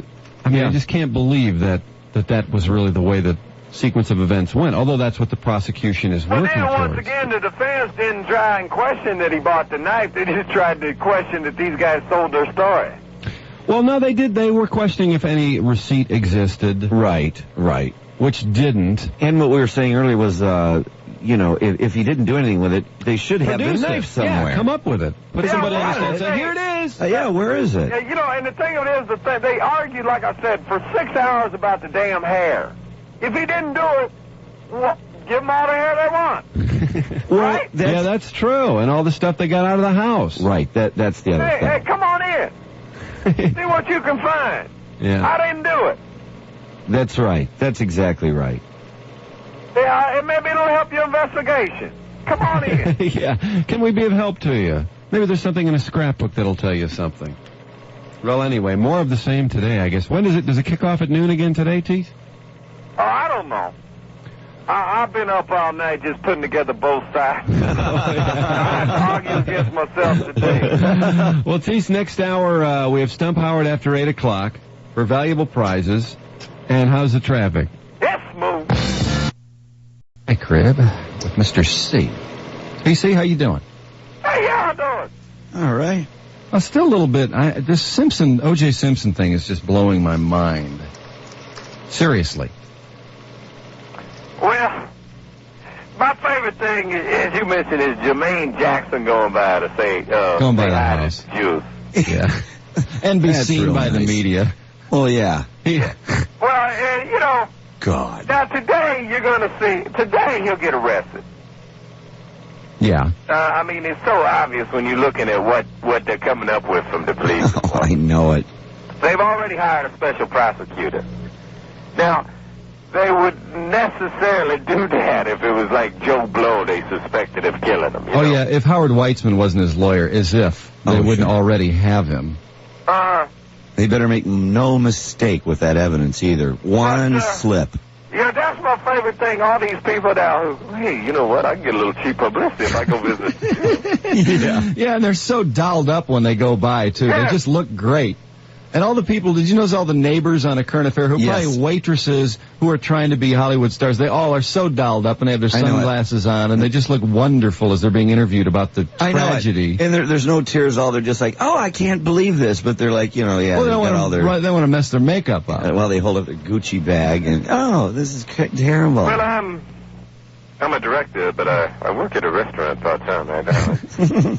And I knew the Jews personally, and it's so tragic. One of my favorites, I keep saying this is my favorite, but I think one of them kind of like keeps topping the other every time you see somebody else. Jim Lampley, quoted in USA Today. Okay. I love O.J. He's a great friend. I'm confident he won't be charged. Jim, hello? Anybody home behind that big hair? Well, Jim, look for Jim to pick like Yale over Notre Dame if he's saying things like that. That's unbelievable. I tell you. I'm trying not to have a favorite. It's awfully hard, Tease. Well, it is amazing the way this thing gets hashed out. Hey, is Dan Dierdorf up there? Because he had a quote in the paper this morning. Yeah, Dan's here. He said, I hope they find the person who did it, and it's not O.J. Sports, Dierdorf. Hey, Dan? Yeah. Cup check. Yes, sirree. Yep. You got it on. Yeah. Yeah, there's nothing quite like slapping around the old wiener in the early morning. Just knowing that it's carefully protected behind the giant steel cup. Hey, Dan, without getting into evidence and whether he did or didn't. Hey, this one, how about this World Cup check? I'll be doing the World Cup check updates here on the ref. Dan? Catch up on all the sissies running around in shorts. You know, it's my understanding they don't even wear cups. When somebody kicks the ball at them, they have to hold their hands right in front of their penises, just so they don't get all racked. Well, Dan, that would then all they'd have to do is wear a nice cup. They would get called for hands. One of those World Cups. That cup's getting beat up there. Dan getting a little carried away with just the cup. A trifle, yeah. I'll tell you what, this time of year when it gets so steamy, it's so muggy outside, when the temperatures rise into the 90s, when the humidity is about the same, I don't mind just sticking an egg inside this cup and poaching it. Oh, wow. Dan. Over easy. Dan, let me ask you something. Go ahead. Questions for Dierdorf. Regardless of what O.J. was doing Sunday night, whether he was indeed involved in this or not, do you think he was wearing a cup? I think that's the question that investigators are studying right now. And in fact, if he was wearing a cup, that could indicate that it was premeditated. Mm-hmm. Well, he was may have been wearing gloves. I mean, I just wish I'd been there when they did the investigation so that I could have applied the cup check.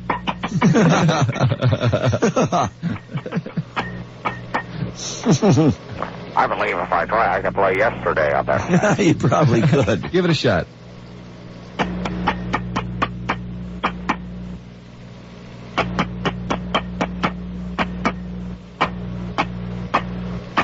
And yesterday, suddenly... It's not quite the rhythm of the song. There's too many notes in there, Dan. I'm not half the man I used to be. Next question. Well, I don't know if I have any more questions for you, Dan, other than just your feelings about it. Do you think that O.J.'s being treated fairly by the media? I'm not an investigator. I'm not any sort of crime expert.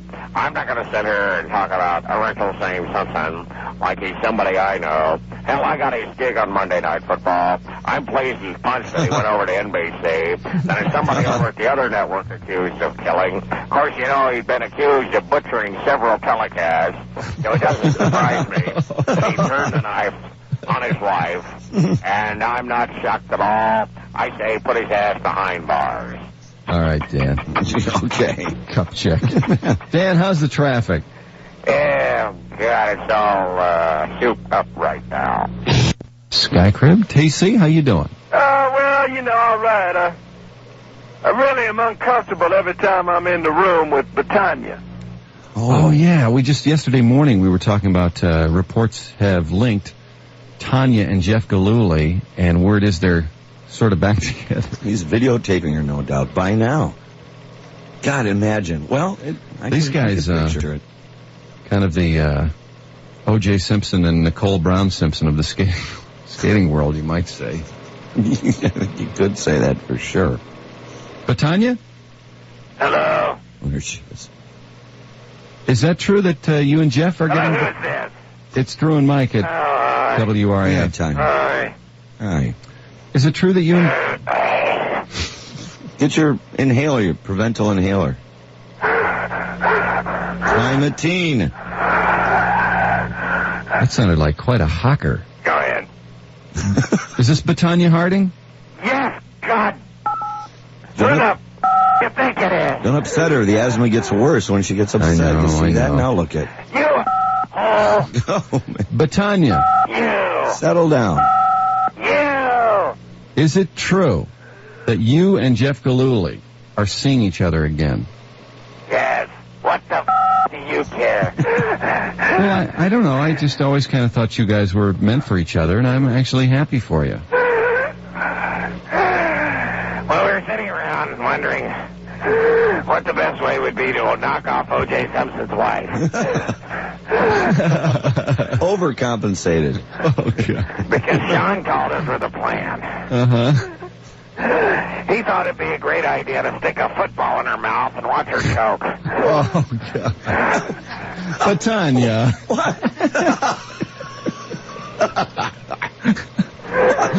But we thought that'd be too obvious. Especially if it was one of those cheap O.J. Simpson models they sell at Kmart.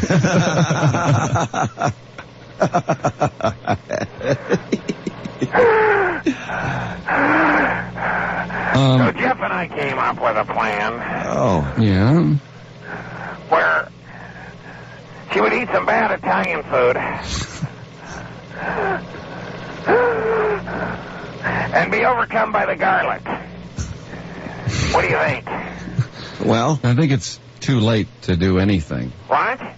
She passed away Sunday night. You gotta be kidding me. You had no idea, huh? I was practicing. I swear I don't know anything about it. I mean, if Jeff and Sean did this, I don't do anything. But Tanya.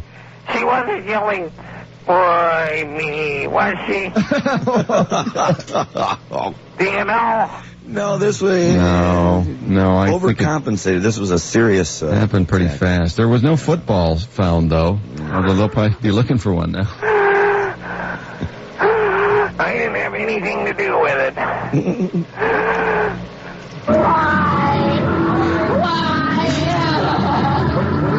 Oh, you guys. You. Karen, get out the people from the contest. The Nancy Kerrigan Sound-Alike contest. Those listeners who participated have been forever preserved. Yeah, they have. Is that the group of As people? It should have been. What y'all do to Britannia? Well... She just skated out of here. Did she really? Why? Where's the group? I think it was Tanya Hardy.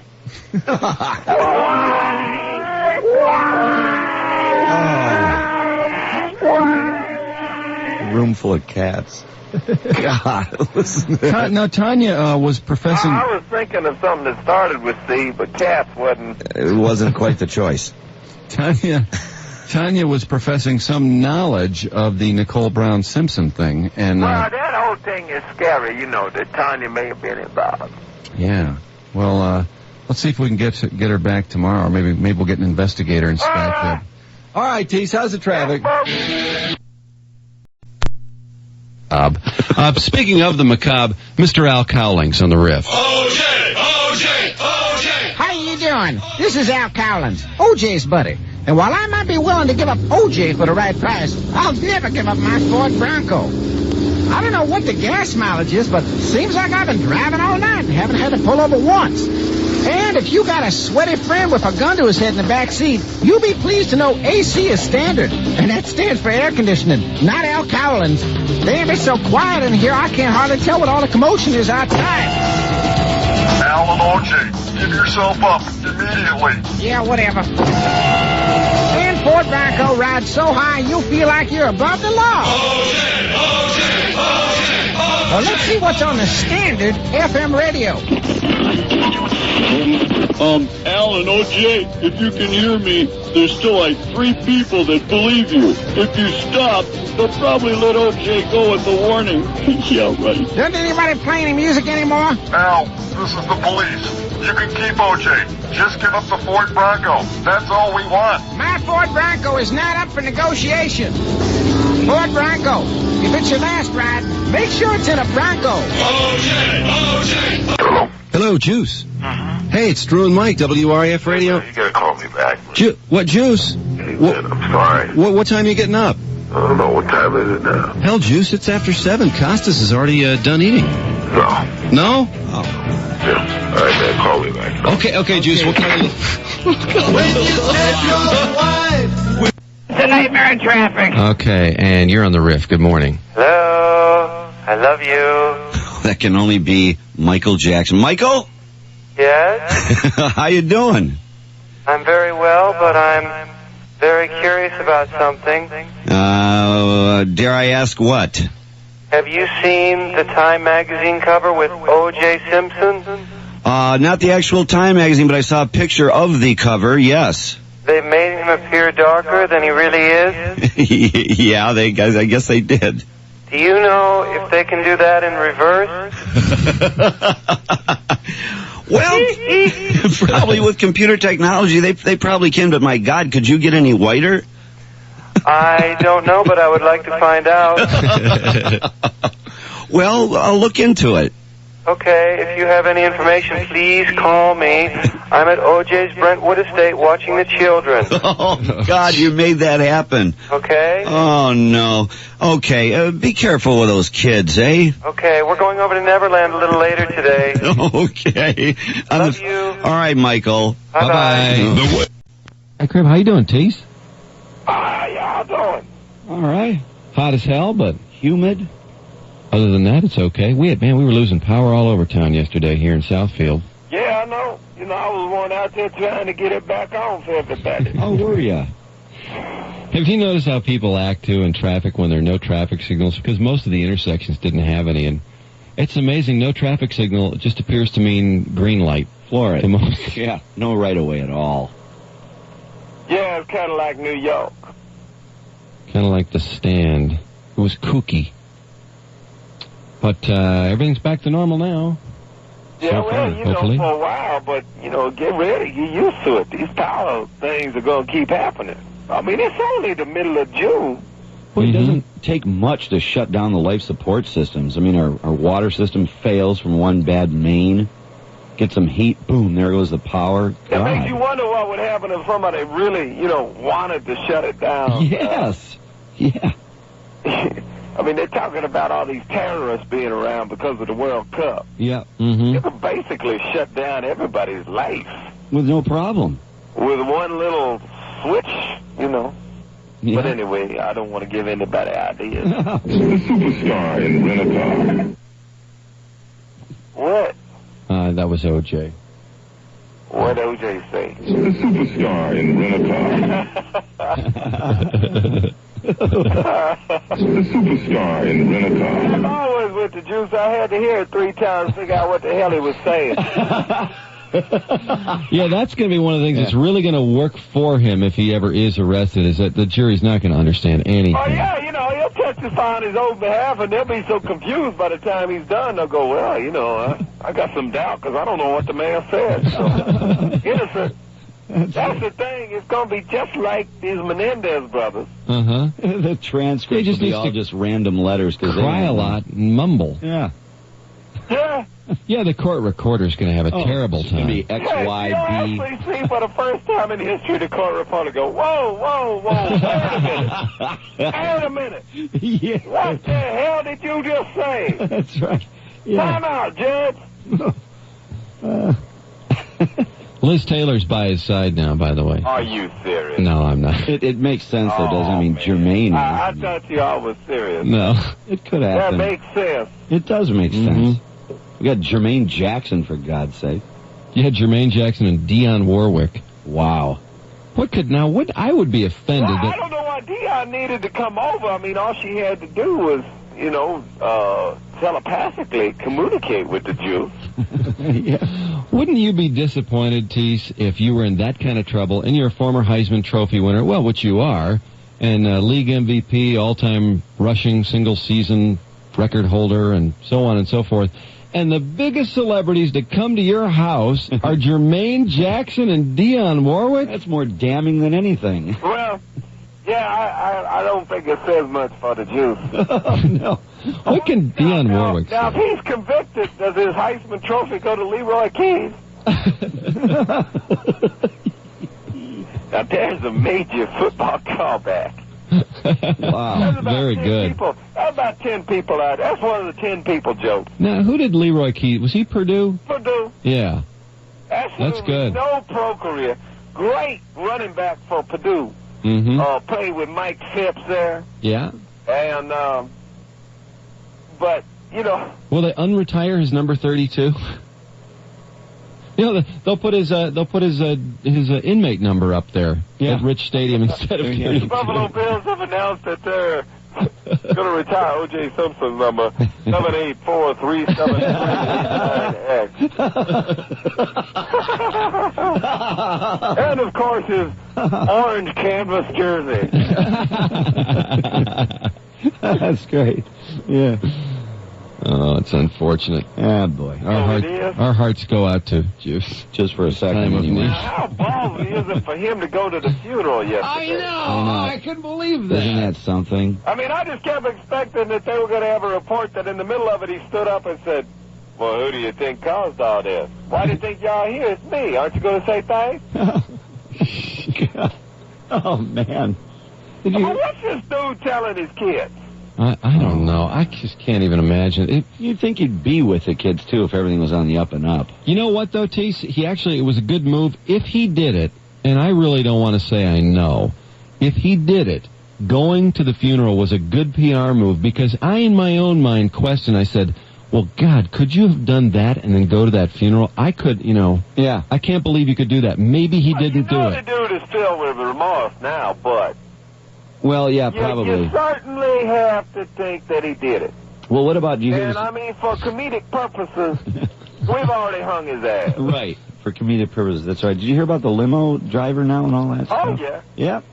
But, see, the thing of it is the L.A. police are leaking all this stuff for a reason. They're already trying this case in the public. My favorite thing is, the media is already tried and convicted O.J. All these people sitting there just saying, give the man a trial. And I say, well, get on the police.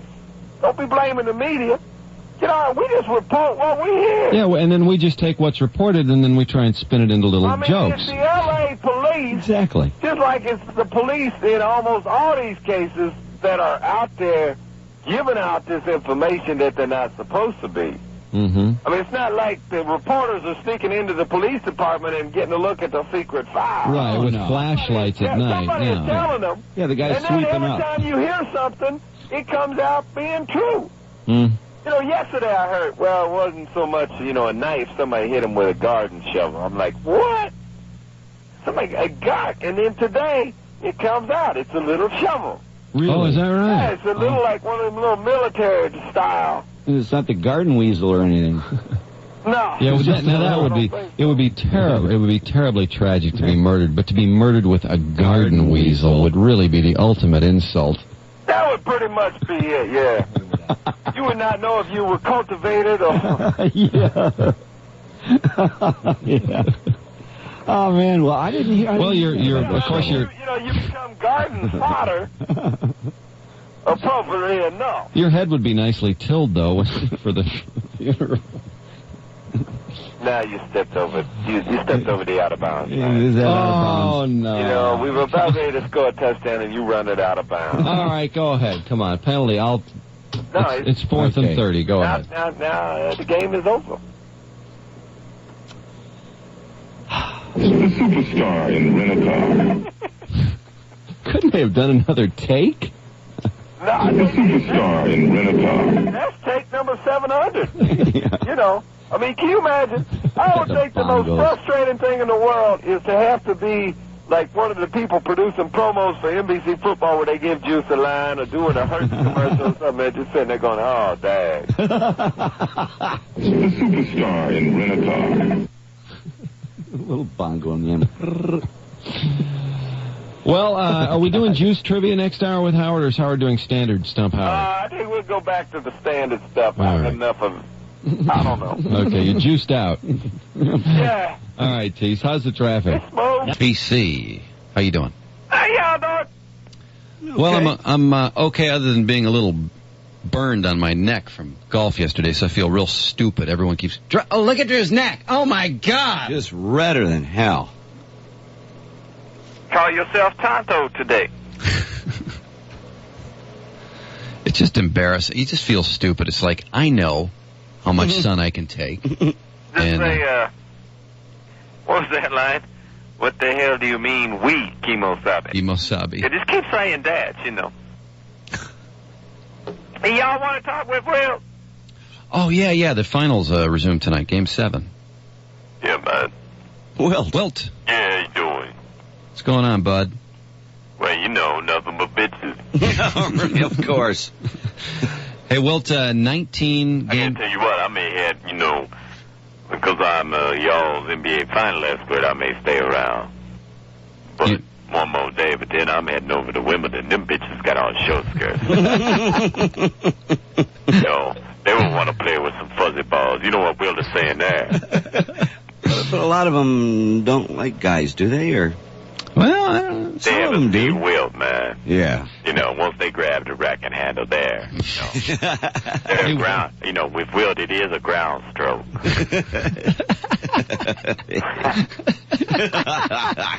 Well, you better hurry. Will. Well, if you want a piece of Steffi Graf, you better hurry up because she's out of the tournament already.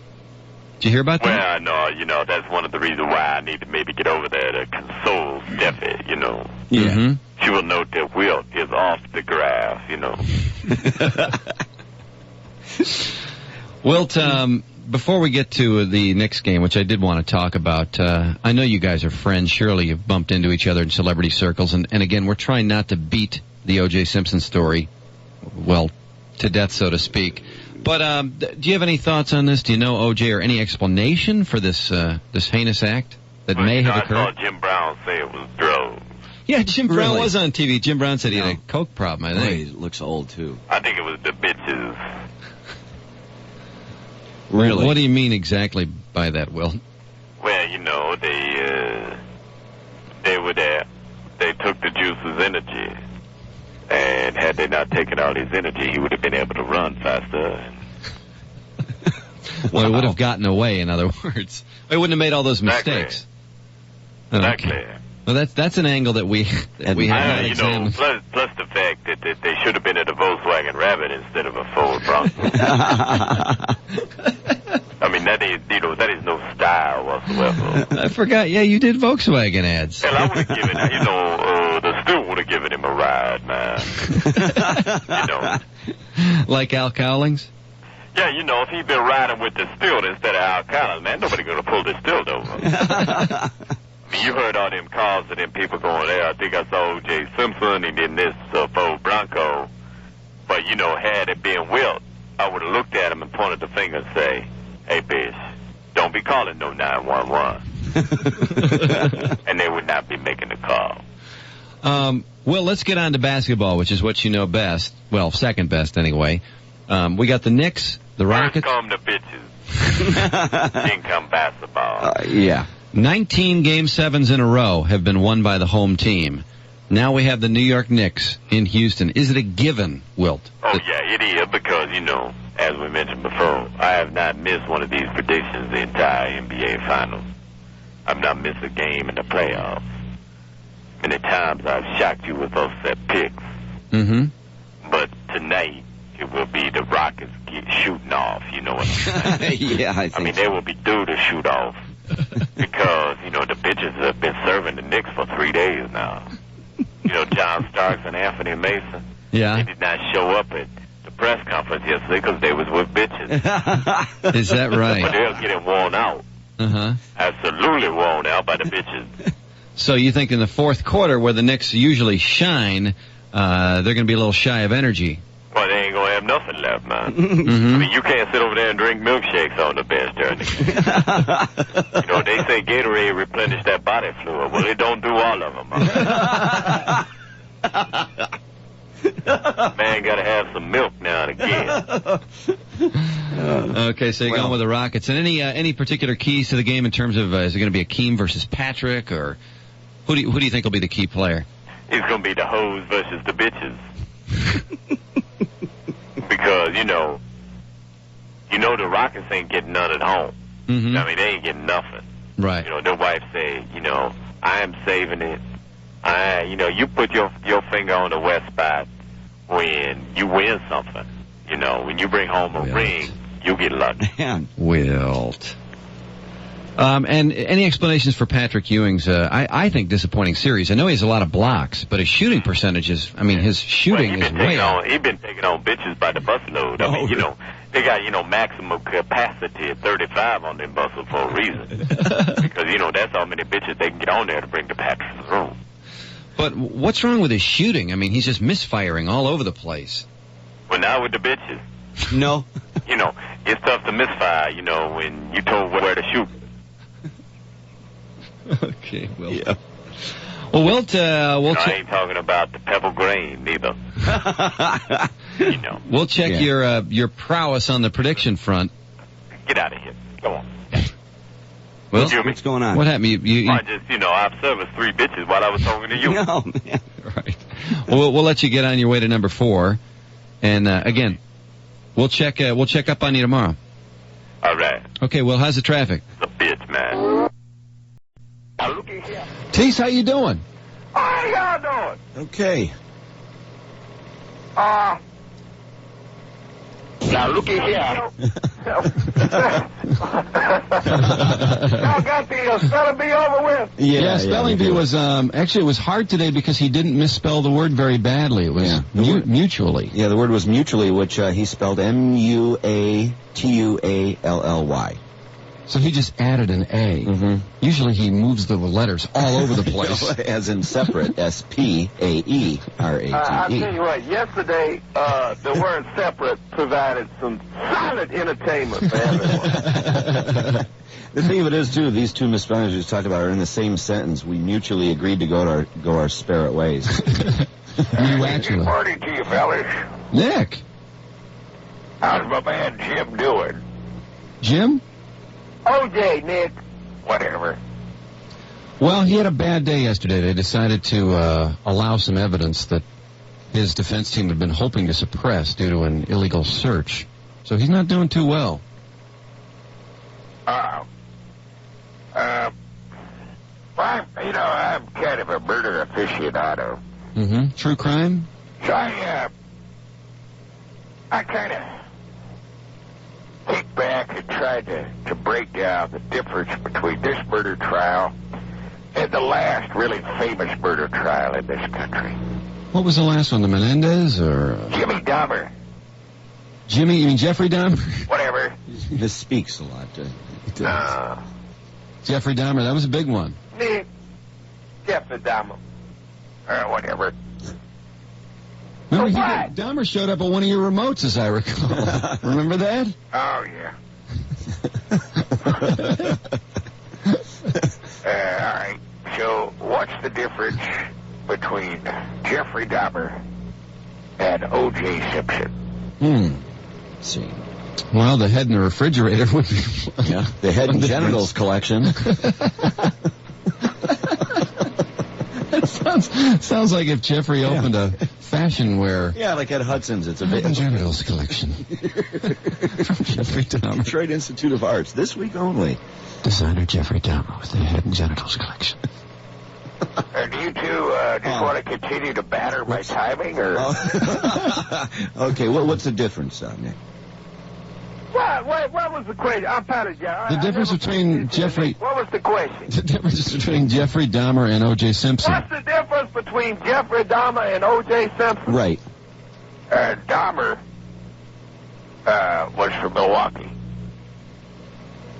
No, Nick, I don't think that's... Well, that is... you want the funny answer? Well, yeah, if you get one. I'm sorry. All right, what's the difference between Jeffrey Dahmer and O.J. Simpson? I give up. O.J. probably only ate one of his victims.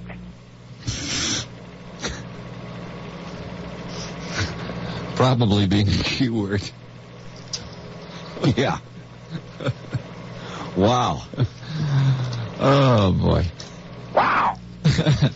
Now, that I had not heard. Now, that one's going to be told all over the Motor City today. I would guess. I really hadn't heard that one. No, I'm a little stunned that Nick came up with something. Yeah, no, that's a good, nicely constructed joke. Yeah. It's got an edge to it, no doubt. Very well constructed. You don't suppose he stole it from some other market, do you? I won't even speculate. Well, T.C., we have a fabulous prize for Stump. Something there about getting head in the refrigerator. I don't know if I can rework it or... T.C., we have great tickets to Aerosmith before you can even buy them next hour for Stump Howard, which is a fabulous prize. Woo! T.C.? That's outstanding. It is. All right. All right, how's the traffic? Yes, Smoke. Hey, T.C., did you happen to see A Current Affair last night? No, what was going on? The funniest thing maybe yet from the whole O.J. debacle, they had just a brief story about Al Cowling's first public night out since the event. Al dancing the night away with porn stars. Yeah. They had pictures of him dancing with these buxom blondes, and it was apparently some porn star party. And Al was just boogieing up a storm. He was. He was really into it. Oh, Al, do the Bronco. Yeah. Drive me home, Al. You see, if you're a woman, you got some great lines for Al. Yeah. You know, drive it home, Al. Buck me like a Bronco, Al. Oh, Al, let's get into the back seat while you drive.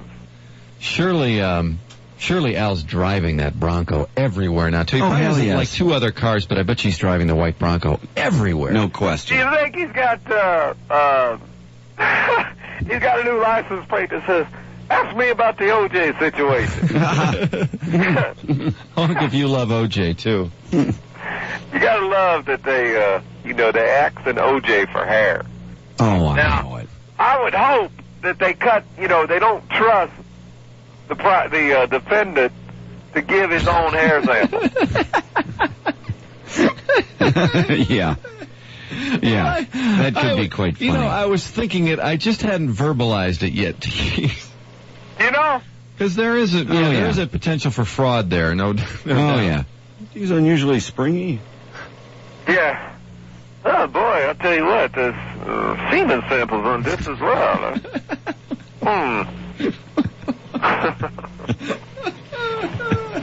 What the hell have you been doing? Oh, and then they wanted to split one. I know. Did you catch that? That was the big joke, didn't Yeah, it? because they only found one hair in the hat. Is that just one hair? Is that unbelievable? Wow. Well, what if to really foul him off, O.J. plucked a springy job and threw it in the hat? Yeah. Just to throw off the forensics people. Figure out what's going on. Now they're trying to get one off his head, which will not match. Well, what if he grabbed, one of Al Callen's hats, went to the murder scene and dropped it off? Well, the theories match up with Al. The theories we're hearing from people are just incredible. And Al Cowlings is a major suspect to the general public. Yeah. Now we're figuring he did it or O.J. and him both did it. Because he's such a friend, They do everything together. Somebody called and said they thought Paula Barbieri did it because she was so sick of hearing about Nicole because O.J. would constantly talk about her. I don't know. I just wish to get the damn thing over. I mean, I couldn't get enough of it when it started. Mm-hmm. And now they are splitting hairs with me. Because they ain't no news. I know. Yeah, that's true. They need to get the trial going quick. Yeah. But the problem is, now tomorrow's a big day. Yeah, the evidence comes out. Big day tomorrow. We'll find out what they got, I guess. The washing machine. That's what I'm dying to know. How Juice not being able to operate the washing machine. I want to see Jesse White sitting there going, it's a Maytag, O.J. Trying He's called in to testify. Yeah, I had to go fix the thing. Yeah, finding the Maytag guy is something to do. And just explain the on-off switch to him. And then you got the guest house guy, Cato, with his mask showing up in court. I know. Green Hornet. Find out if he's a Green Hornet dude. And then... That guy's loving this. Cato, man, he's loving this. Who was the Green Hornet? Was it Van somebody? I think it was. Yeah, it was. Van Earl Wright. No, that wasn't him. Van something. What is that guy? That would be pretty good. Van Earl Wright as Cato. Yeah. I may be forced to cruise past your house.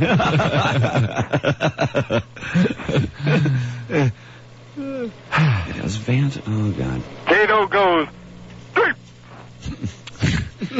The guy, whoever he was in one of the tabloids recently, and they were talking to his gay lover, or some guy that was claiming to be his gay lover. Oh, That's brother. it. That's it. Oh, man. Oh, God.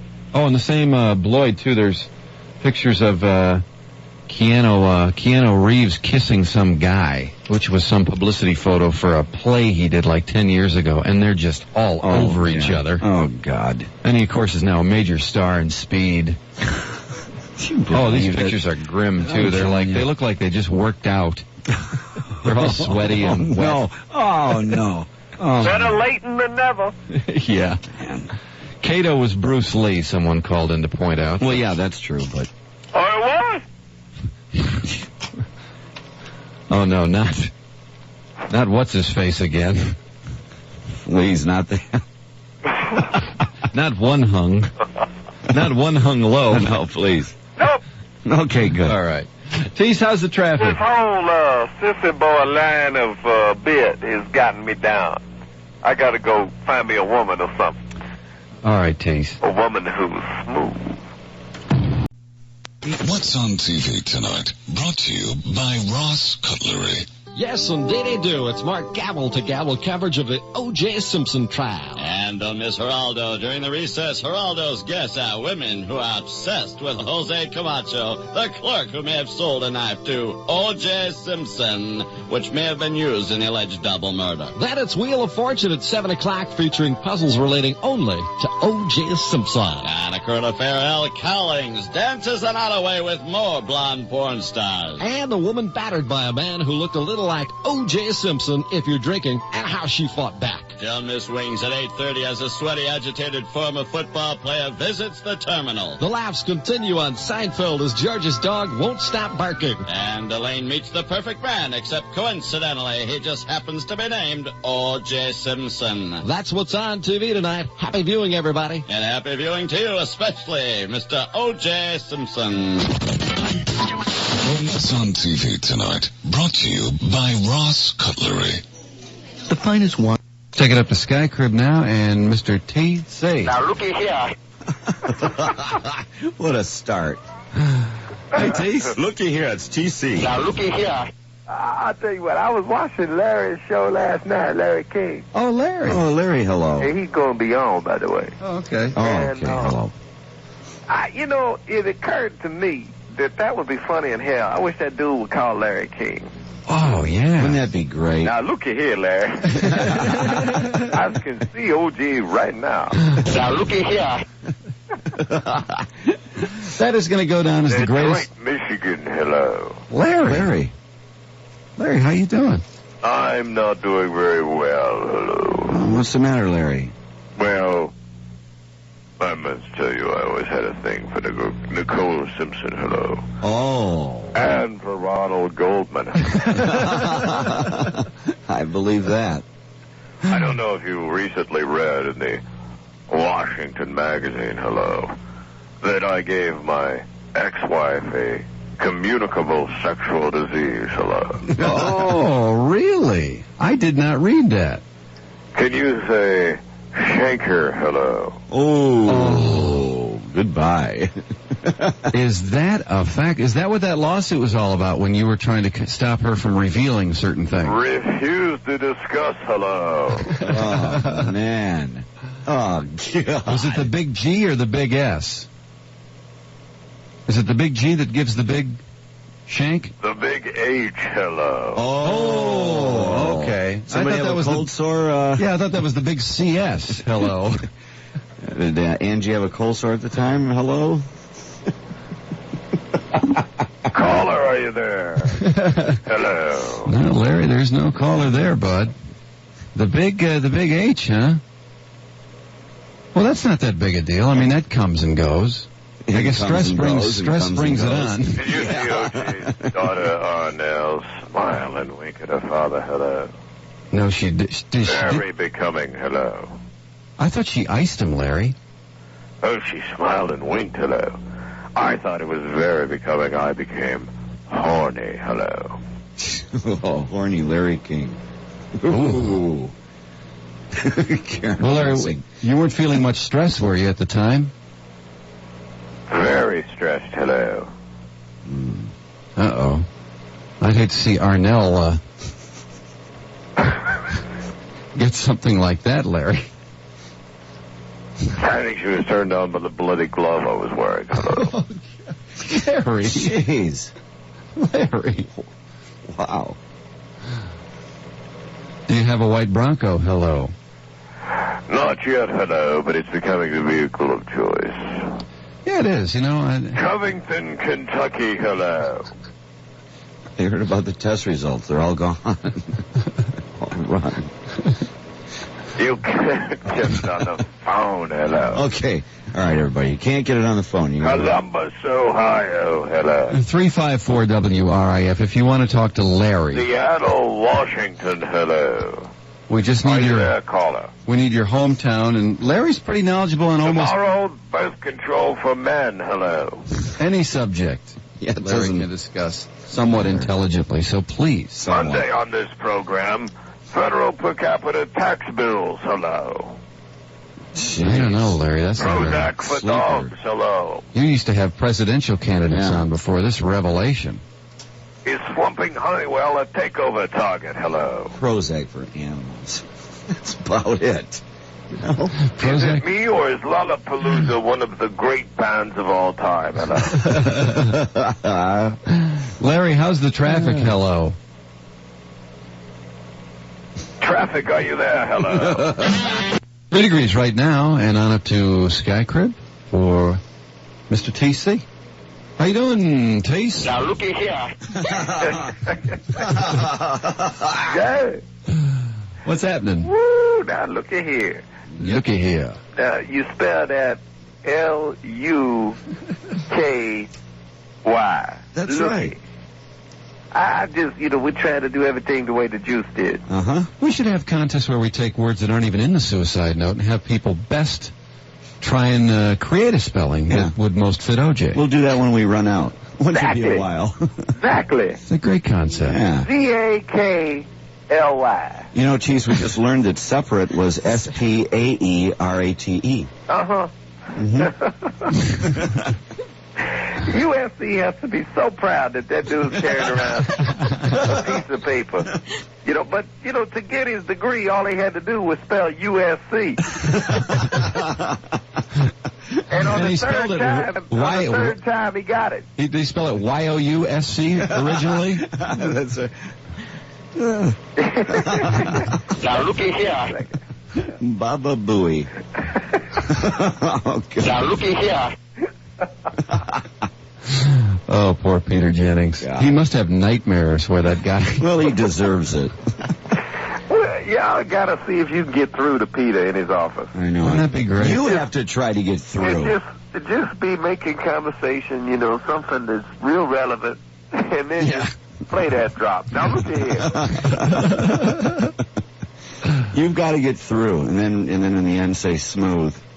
Nah, I ain't gonna Tell that was totally farcical. Well, that would have been great, though, if Peter had gone through that whole call and go, excuse me, Mr. Higgins, how is the traffic? That'd be great. Excellent. Oh, dang. Anyway. So, Tease, did you follow the latest developments yesterday in O.J. Mania? Well, my favorite thing yesterday was when Cato, who we talked to on this show yesterday. Yes, Oh, yeah. Yes. Cato was on the stand again, and he got done, and he was like rambling and going on, and it kind of became evident that he was having a great time being up there. Oh, I think he's making stuff up just so there's further interest in him down the road. Well, what's with the fact he keeps licking his lips every 30 seconds, squinting, and he's constantly looking at the camera. I bet he wants He's a an Lens actor. Crafters commercial. He's hoping somebody from Lens Crafters will say, hey, you need glasses, do a spot for us. He's an actor, though. Yeah. Legitimately. Yeah. Well, kind of. Oh, man. Well, he was I saw some clip where he was he was trying to be a host of a dating game or something. It was unbelievably bad. Oh, Mm. And but the judge, when he was finished, she goes, "You are finished now, and you can go back to wherever you came from." That's it was kind of like a real dig, Do you think, for a minute, that this guy doesn't have full run of the house now?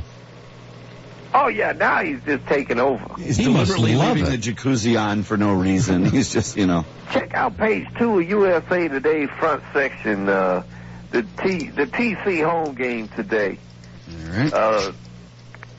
It's an unbelievable picture. You talking about the NAACP guy? I'm sorry, page 3. Oh, 3. Yeah, Benjamin Chavez didn't appear to be any humorous in that picture. No, there's nothing. but page 3. The fire? No. The Home Alone kid? No, I hope you got the same picture. You got Arnell Simpson coming into the courtroom. No, 3A? Yeah. Oh, I'm on 4. She's on 4A in mine. Oh. Yeah, she's boogieing in there. And you see what the juice is saying? The juice? Now... Dag, who's the babe? Well, Tease, in this picture, it appears to me that he is staring at his own daughter's breasts. Oh, yeah, he's looking... Look at this picture. Trudy, you're objective. He has got the look of, dag, yeah, come on over here and pleasure the juice. Well, how horny must he be at this point? Now, this is a guy who got it. Talk about a dude that's had it 2 or 3 times a day for the last 30 years. Yeah. With a lot of variety. Women. Yeah. Mm-hmm. Oh, and man, now all of a that's so sudden, true. the only time he gets bald is looking at the back of Robert Shapiro's head. That's so true. That's exactly the thought bubble on him. Wow. Where's the babe? Yeah. I bet they'll be bringing in babes, though, within... Don't you think? Yeah, I think it's already happened. I think he's living like a king in there, really. Signing autographs. Yeah, signing those cards. Yeah. Fulfill that deal. Yeah. Brian Cato Kalin, hello. Larry. Nicole Simpson, hello. Larry. Is he trying to channel her? I don't know what Larry is doing. Hey, is Cato there? Yeah. Can we talk to Cato Kalin for a second? Brian Cato Kalin, hello. Hello. Cato? Miss you? Hey, Cato, I was going to ask you a question.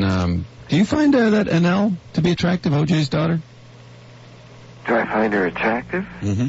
In a manly sort of way. What do you mean by that exactly?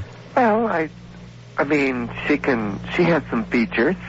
Because you guys were... She has a very firm buttocks, which I find attractive. Yeah. Hey, Cato, how do you achieve that look where your hair is messed up the same way 2 days in a row? Because it really was messed up identically, but really looks messed up. Well, first of all, it's frosted. Some people have accused it of being bleached. It's simply a frost. You didn't put lemon juice on there and just get out in the sun? Does that work? I've heard that does work. No kidding. Cracked Cato up. Yeah. No, that's me. Cato is offended. Oh, he's offended. Oh, put him on. Awful. I have used sun in the past. Yes, sun in. Sun in. But not this time. It's just a frost. Yeah. Okay. But how do you get that must look? Moose. Moose? Moose. Yeah. Muss and moose? I use Big Antlers Moose. What do you do first, muss or moose? Moose. And then muss. Then muss. Yeah, that makes sense. If you And then, moose, then muss. then spray?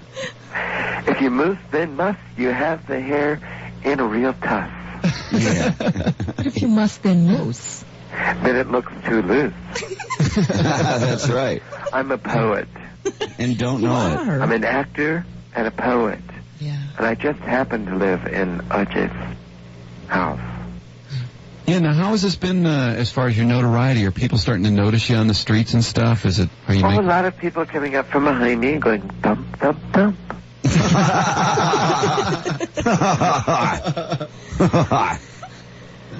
I was in Cyborg 3. You were in Cyborg 3? Yes. Really? What did you play? An actor. I was an actor. I don't remember my role exactly. That was during my drug craze days. Oh, did you have a little phase? Well, yes, I was in Betty Ford for a couple of weeks. I thought it would help my career, and when it became evident it wasn't, I just left. Oh, you thought you'd meet a couple agents or something in there. Well, yes. Yeah. Well, everybody else just takes off after they're in Betty Ford. Mm-hmm. You have immunity now because of the drugs that were found at your house. How did they get there, Cato? Drugs? Yeah, the didn't guest they house. find some stuff in the room and you demanded immunity in order to testify Well, you talked. because you thought you might get busted? Must have been O.J.'s or something, huh? Oh, they must have. I'm going to blame Arnell Simpson for that one. Does Arnell party? Oh. Party, party, party, party. Party. In the words of her dad, T-A-I-R-R-T-I-T.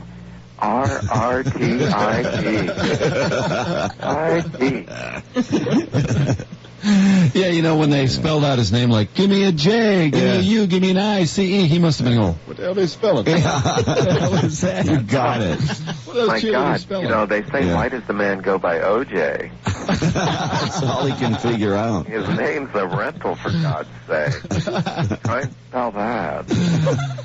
All right, Cato, how's the traffic? Thump, thump. An affliction that strikes 1 in 3 Americans. Did you have that Bronco in white? I got it in a cream color or white with a black vinyl roof. It's gotta be all white, man, all white. It's called Acute O.J. Simpsonoma, an obsession with anything relating to the former football star O.J. Simpson. We interrupt coverage of the O.J. Simpson preliminary hearing to update the assassination attempt on the president. No one cares about the president. What about O.J.'s hair follicles, man? Symptoms of O.J. Simpsonoma include excessive television viewing, attending recitals, returning glasses, shopping at cutlery stores, Can you break 100, Mr. Camacho? No problemo, man, and inappropriate sexual feelings towards Al Cowlings. This is AC, Al Cowlings. How you doing? Hey, Al, I'd like to mount you. Why you call 911? You sick motherfucker. You ever call here again? Acute O.J. Simpsonoma, if detected early, is curable. But if it spreads much further, it could bring down a nation. What is it, boy? It was O.J.'s kid? Call 1-800-BLOODY-GLOVE to learn more about acute O.J. Simpsonoma. Hurts Rent-A-Car. You suck. Now look at here. Very funny, Michael. So take it you're following the O.J. Simpson deal. Yes, and I think it's important to mention that he may be not guilty. Oh, how's that?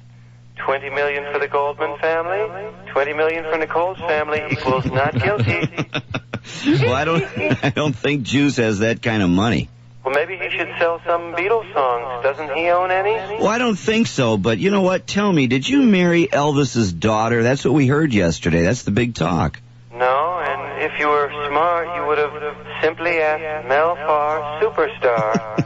He's very close to my brothers Tito and Jermaine. Well, I don't know how such an outrageous rumor started. I mean, you and Lisa Marie? There's nothing outrageous about it. I have doinked Lisa Marie, but I was very wasted at the time, and she's really not my type. Why not? Well, for one, she's much too light for me. In fact, she's lighter than me, although that may change. And she does have some baggage. Oh, what, the kids? Yes. Well, I thought you liked kids. Well, they're a little young. You know, diaper rash is such a turn-off. Anyway, I'm playing the field now.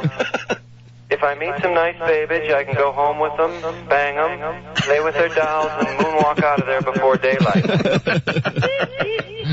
You're getting to be quite the womanizer, Jackson. I keep a pair of souvenir panties from each conquest. I like to put them on over my leotard and grab my crotch. Please don't tell the children. I don't want them to be mixed up. Well, yeah, I bet all your little kitty friends are really confused by this rumor. Yes, but fortunately, Al Cowlings and Elizabeth are by their side, and we're having a big slumber sleepover to calm them down. You know, I think we're short of sleeping bags. Wonder how we'll resolve that. No, okay, Jackson, I don't want to know. It just would have been interesting to have a marriage of Graceland and Neverland. That's what I'm thinking. Please don't mention Graceland and Neverland in the same sentence. Graceland is so tacky. No rides, no talking flowers, no plastic surgeon on staff, All right, no Michael. Percodan dispenser for Elizabeth. Okay, Michael. Well, we'll look forward to finding out if Lisa Marie's account of this supposed relationship matches up. I can think of about 10 million reasons why it will. Later, Michael. Goodbye. Okay. Love you all. Yeah, love you. Right. Yeah. The folks who make... And TC. How you doing, Tease? How y'all doing? Pretty good. Beautiful. What you up to? Well, you know, after winning the home run derby last night, I will be in the All-Star game tonight. Yeah, congratulations. Boy, you really hit a long one, too. Didn't you pump one 519 feet or something? Yeah, I hit 5 into the upper deck. Uh-huh. Quite a shot. Well, thanks a lot. Yep. Remember that announcer last year? Oh, a guy called Cecil Fielder? Yeah, the dork in Baltimore. Yeah. Mm-hmm. Probably happened again. Well, Cecil didn't make it this year. It's 21 homers isn't enough. Well, really, when you look at it, you know, all the dudes, I mean, Big Frank got, 32? Yeah, that's true. Of course, Junior got 33. Matt Williams got 33. I'm trying to think who the other first basemen are in the American League that made it. Oh, Palmeiro's having a big year. I don't know if he got picked, though. The thing of it is, there are dudes that are having great years. I mean, in first base is always, every year, the toughest. They could build an all-star team with nothing but first baseman. Yeah, that's true. A big congratulations to Mike Piazza for his great performance last night. I didn't see it. What did Mike do? Nothing. Nothing. The only dude in the competition not to hit a home run. Oh, wow. What a drag. Yeah. That's quite a performance. Mm-hmm. Were they just lobbing him in there, too? Oh, yeah. You know, they just lay it in there. Were Travis or Mickey Tettleton in it? Nope. Nope. Well, we always get screwed in this game somehow, don't we? Yep. You know, you can't worry too much about it. I know. Cecil didn't get picked 2 years ago, and then last year they mispronounced his name. This year he doesn't make it. Same thing in hockey. You know what? The dude makes $5-6 million a year. Who cares? Yeah, I expect he'll enjoy the days off with Mrs. Michigan, Mrs. Cecil Fielder. Yeah. Did you know that Mrs. Fielder is Mrs. Michigan? Those Mrs. competitions, you know, you got to pay to be in them. Oh, do you? Yeah. No way. Yeah. I thought you were kidding. No. Oh, my God. You know, I don't get off on that at all because the idea of the Mrs. Michigan or Mrs. Eleanor or whatever it is that she's, you know, the ultimate Mrs. And there's nothing in that for me because I ain't getting any. That's just it. It's look, don't touch. That's exactly what it is. There's not even a prayer of any action. I know it. Or else she wouldn't be Mrs. Michigan. Well, they have to ask Mrs. Not questions. that I want to sleep with Cecil's wife, That's but why I the mean, questions are, if you have an affair, you know. In the Miss Michigan, they have Miss Congeniality. And then in the Mrs. Michigan, they have Mrs. Conception, which, you know. Yeah, right. Raylene won that on several occasions. Oh, really? Oh, yeah. There's too many of those competitions. Hey, y'all see what's on the current affair tonight? yeah, Yes, sir. Cato's porn movie. We'll see if we can't get a hold of him next hour. Yeah, that'd be great. Surf, Sand, and Sex is the name of the movie. Please. You gotta love Wait, that. what is it? An oversexed garage mechanic? Yes. You don't get much better than that. No way. I think that'd be great. Hey, supposedly he was hooking up juice with this Playboy playmate that O.J. talked to on the day of the murders, too. He was playing middleman. What? Yeah, according to my current affair facts, they fax us every day now Right. with their latest stuff. As if the current affair facts themselves are really accurate. And what'd they say? They say, let's see, Tracy Adele, the centerfold in the July 94 issue of Playboy, reveals another side to Brian Cato Kalin's relationship with O.J. Adele says Kalin tried to set her up with Simpson. She recalls on a current affair his happy-go-lucky sense of humor. He, Cato, would come by our apartment just out of the blue. Like my roommate now would be in the middle of something and he would, I want to join in. And we were like, okay, Cato, come on in. He was so much fun to be around. We didn't care. What were they in the middle of, for God's sake? And then Adele claimed O.J. telephoned her at the urging of Cato on the day of the murders. Simpson told me he was finally ready to move on. He was saying how he had 2 marriages and they both didn't work out, that he would really like to form a bond with someone else. And that's where he said he'd never had anyone with dark hair like that. Yeah. And she was like, what, do you plan on using me? Well, she was appalled. Wouldn't his first wife... He had dark hair? Yes. Yes, she did. Oh, my goodness. Tease, How appalling. didn't O.J.'s first wife have dark hair, as I recall? No, Marguerite was a natural blonde, but she used to dye it brown. Oh, is that right? She dyed it brown. Yeah. That's a nice known fact. Yeah, those who were in her PE class know better. That's right. Yeah. I love that. We were doing Brush with Celebrity one day, and someone called in. They had been in PE class with Bo Derek, and she said, "She's not a natural blonde. I saw her in the shower in PE class." Oh, God. Any color will do. Well, I saw her in 10 and knew she wasn't a natural blonde. Well, What that's else true, you need to too. know? You're right about that. Don't you wish you had enough money that you could be John Derek, you could buy a woman and just make her a younger version of the one you already had? You know, that's so true. I mean, that's all he did with Ursula Andress, and then he had Linda Evans. Linda Evans and then Bo Derek. Yep. They really I did mean, look... boom, boom, boom. Yeah, Bo's getting pretty high mileage. What do you say about now for him? Yeah, so he's probably going to have auditions here in the next year or so. He's going to have to pay a penalty on the mileage. He trades in. My favorite thing when 10 came out, and she was the hottest thing in the world, Oh, yeah. was that John kept, going on and on about how smart she was. It's like people who talk about being good at golf. They never are. Right. I love that movie. Man, when he falls down that hill. I'm not a big physical comedy fan, but I have to admit, that movie just wrecked me. Yeah, that was a good that movie. That was great. Yeah. 10? Yeah. Everybody went and got Bolero to screw by. Now, O.J., kind of wrote a script that was similar to that. Oh, yeah? Yeah. What was that called? T.I.N. I don't know. I don't know if y'all got chances. I would have looked for that. Oh, we got to bring the spelling bee back. It just reminded me. All right, Tease. How's the traffic? It's smooth. For T.C., how you doing?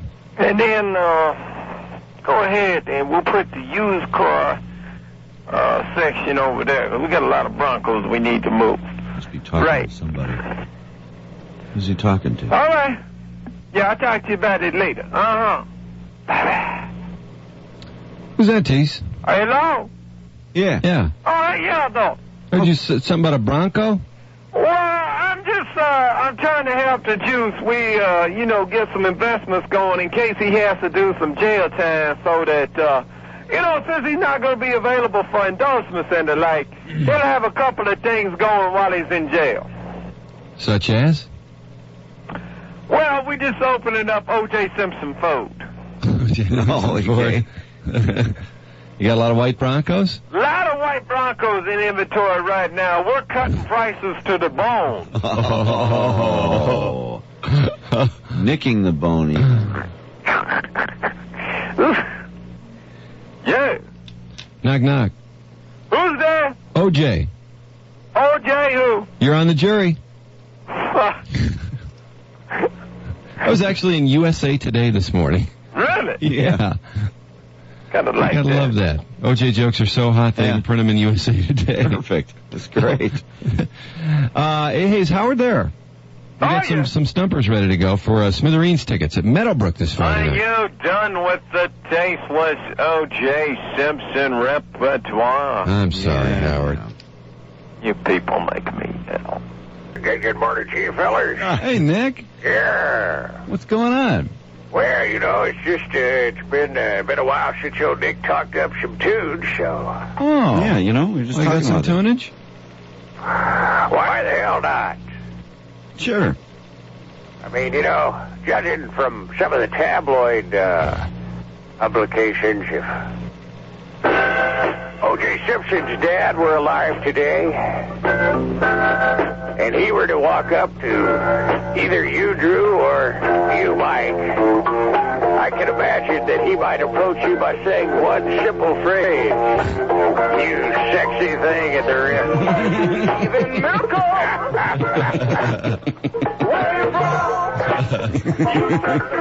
You would want us.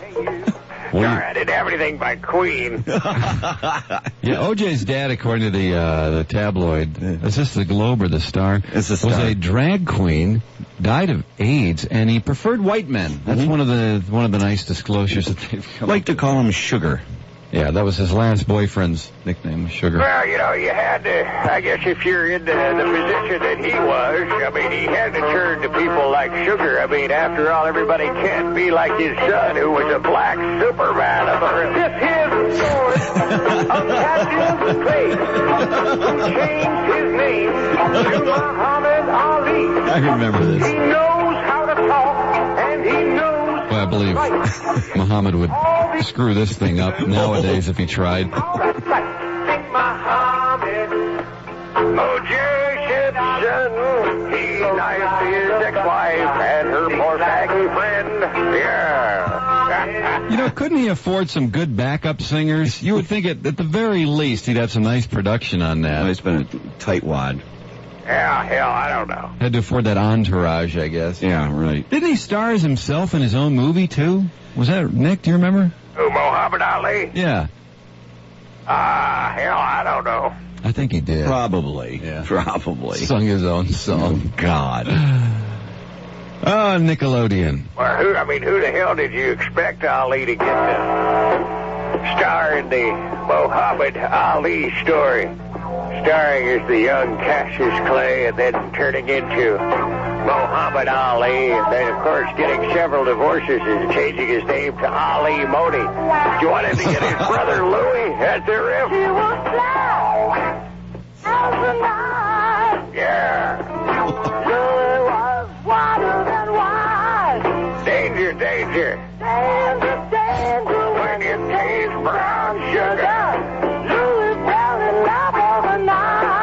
Who does that song, Nick? I don't know. I just love the, who does the song? Yeah, who did that song? Who's the artist? Story. Story. Yeah, I remember that growing up. Yeah, I just love that one drum part in there. That. Yeah, old Nick used to play that on the drum set I had in the studio. Oh, really? Yeah, back in one of those old markets. Hell, I don't know which one it was. Probably SBD or BRA. Or... Could be. Yeah. You never know, my man. Hey, I heard there was an SBD, like a DJ reunion. They were going to have a big weekend there. Oh, man. Yeah, there's a concept. It's kind of a quiet discussion right now, but... yeah. They all assemble and then the room clears. That's it. Hell of a concept, my man. Yeah, I like it. I tell you what, the thing that goes on, though, that I think is so hilarious at the WSBD reunion, of course, silent but deadly. Hey, baby, come on in, and what you may want to do is pull my finger, but don't pull your love at the rim.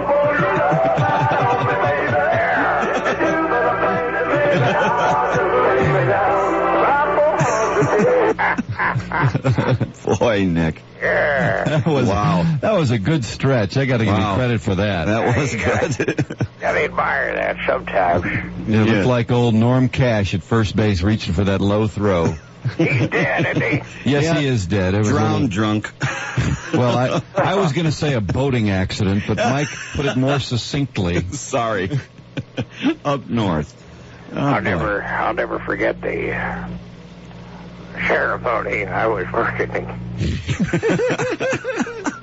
Nick was working the wake.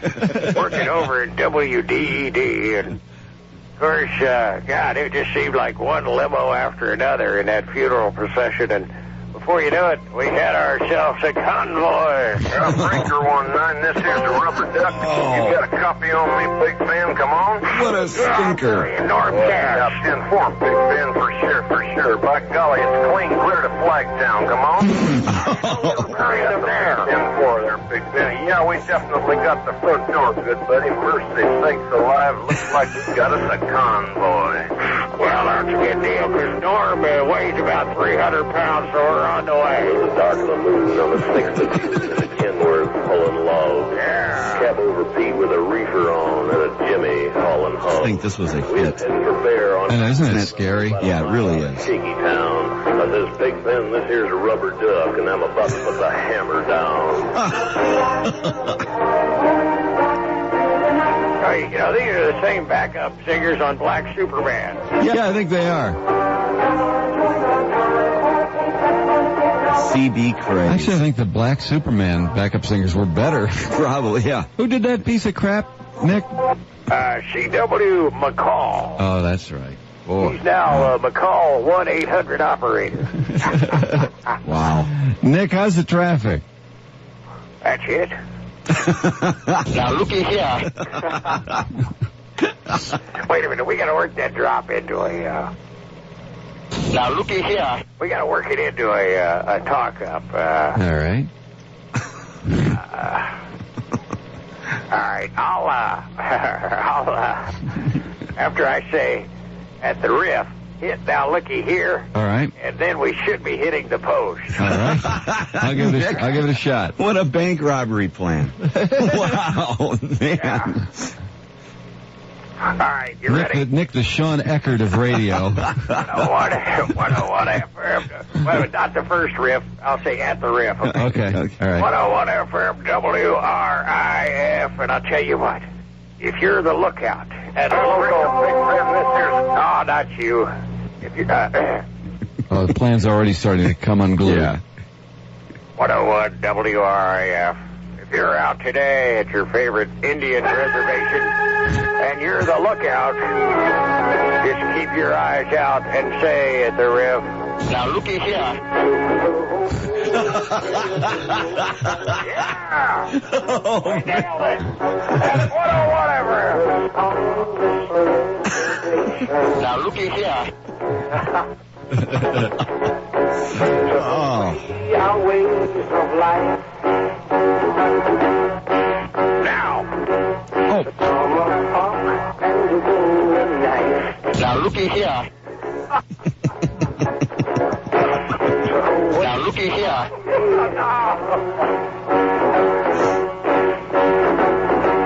And pop their English to our young.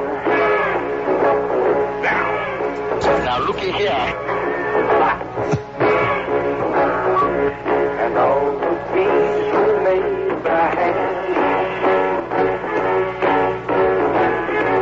On our days made in Japan. Now looky here. Now, Nick. It's out of hand.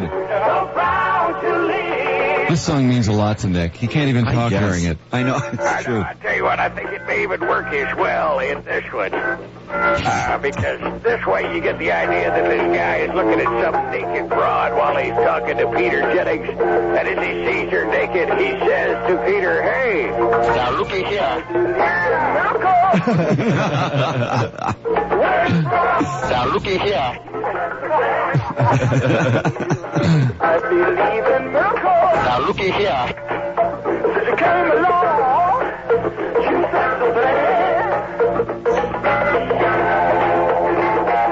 Boy, the musicianship on that is, what a piece of work. Nick. Where did you come from, baby? How did you know I needed you? Now looky here. I needed you badly. Nick's out of hand. He is out of Nick. hand. I'd give my heart gladly yesterday. Nick, we're going to take that 45 away from you. Really? Now you're lying close to me. God. Nick, if you can hear me. Now looky here. How's the traffic? Oh, God, that's great. Gave old Nick a chubby. Oh, God. Nick, how's the traffic? Hell, I don't know. Well, anyway, friends of O.J. Simpson now have actually bought commercial time, and I'm glad that the radio station can benefit somehow for this because they're trying to encourage people to call the number. Check it out. Friends of O.J. Simpson present a message from O.J. O.J. Simpson is offering $500,000 to the tipster who comes forth with a clue that puts the real killer of Nicole and that waiter guy behind bars. Yeah, that's it. Here is our composite of the real killer. He looks about 6'2", 200 pounds from a limo if he's sneaking into O.J.'s house. I'm with you. He's black, strong, and athletic, like a Billy Sims. Yeah. Maybe that was his bad knee bleeding all over the place. I can see it, yeah. The real killer also has that weird blood type O.J. has, or access to O.J.'s blood. Yeah, now you're talking. Like maybe he works at the Brentwood Blood Bank. I can see it, yeah. Yeah. The real killer may also wear a knit cap, like Mike Nesmith. Oh, yeah, that's a ticket. I think the guy's got a temper. He's the only monkey who wouldn't go on a reunion tour. I'm with you.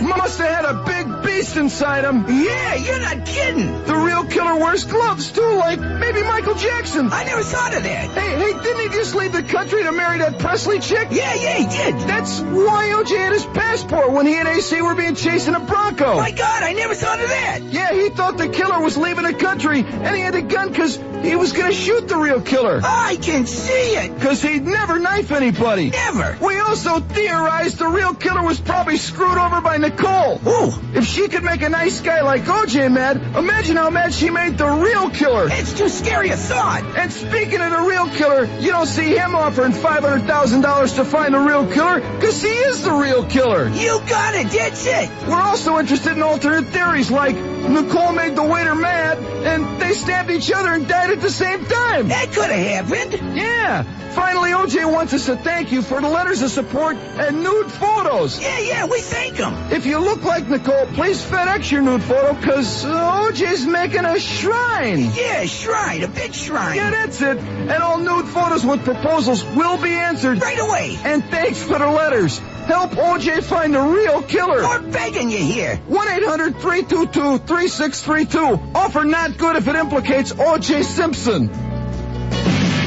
Up to SkyCrib for Mr. T.C. Hey, T.C. How y'all doing? All right. Pretty good. And you? Not too bad. Just remember what happened last time with Howard, hoping y'all don't let it happen again. Oh, that's right. That was brutal. I've kind of forgotten what happened. Well, we ticked him off because we were belching and you were doing your eyelids and all that, and he got ticked off, and Marge had to be brought in. Oh, that's all right. the horse Okay. play, and all right. It ruined his segment. No, I won't do it. You sure? Now, looky here. I got it out of my system. That's always nice. I'm sure. All right. Hello again, everyone. Hey, Hoko. What? Lori's on the line, wants to talk to you. Lori in Hamtramck. Good morning, Howard. Hello again, Lori. I knew that would turn him around. Mm-hmm. Where are you this morning?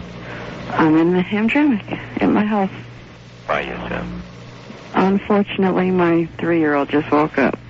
Or else I could make you'd have to punch your car because... And on up to SkyCrib. TC, how you doing? How y'all doing?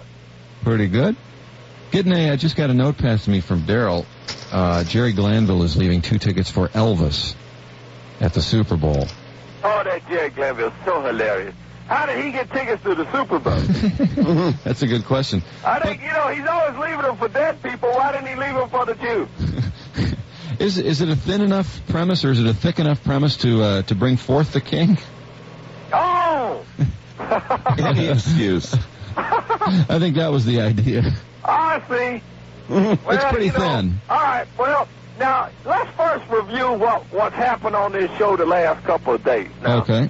we have talked with almost every official member of the Simpson trial. Mm-hmm.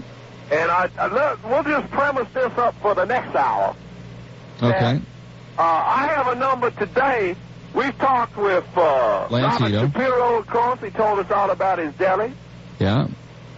We've talked with a lot of members of various legal defense teams. We talked yesterday with Lance Ito, the judge. Today I have a number for Mr. Johnnie Cochrane, who is now the news store. Ah. It was a smoothie. Just sounds like his radio name, Old Nick. His radio name? Yeah, that Johnnie Cochrane just sounds like his radio name. That could be. Yeah, that doesn't... Of course, after seeing those pictures of the juice in his brief yesterday, that might be his name. Hey, what's your handle? Johnnie Cochrane. Yeah. What's the deal with that hand being so close to O.J.'s penis, too? I didn't understand that. And it wasn't his hand. Now, that I would understand. We were playing at the time, put your hand in the hand of the man who stabbed Nicole. Put your hand in the hand of the man who slashed Goldman. Let me blow your mind, Nick. That was by Ocean. Wow. How about that? Wow. Yeah, how long was the ramp, my man? That I don't know. 4 seconds? I don't know. I'm not positive on that one. I don't know if old Nick's got that 45 here or not. I think it's got a pretty short intro. I'll tell you what, I need Mr. Johnnie Cochrane to represent me just so he'd be able to explain who's been stealing Nick's 45. What was the deal with that Caucasian hand right near O.J.'s unit in that picture of O.J. in his briefs, which was part of the defense display yesterday? What was that hand doing there? Well, I tell you, I didn't see the thing in color because I just had my 9-inch Philco. But the whole deal looked to me like they were just trying to impress the predominantly women jury. Yeah. That, except he wasn't really packing. They should have stuffed a sock in there or something if they were going to really impress him. I thought he was pretty impressive, but hell, old Nick's just a shriveled-up white man. What's he going to But that's the song that occurred to me when I saw that white hand in there. Little thing by Ocean. Put your hand in the hand. At WLAW. I am Johnnie Cochrane. Good morning to you.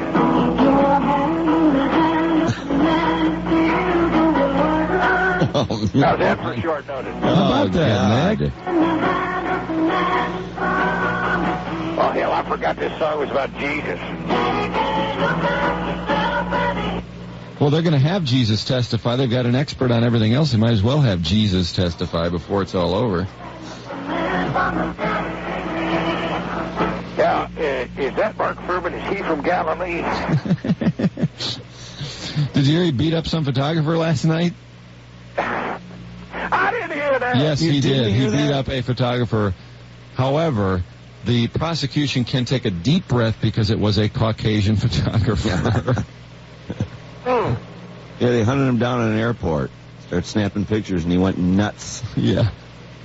He's looking for a home in a predominantly white neighborhood, ironically. Yeah, that's the funny part. Well, we had to just had the photographer on. He said the area he was looking in was not known for its racial diversity. Y'all had the photographer on that he beat up? Yes, we did. Y'all are so hip, man. I know, you got to give us credit for that. I'll tell you what, if this happening, you got it on it, and we going to have on Johnnie Cochrane next hour. So cool. Just keep listening. That's all right, Tease.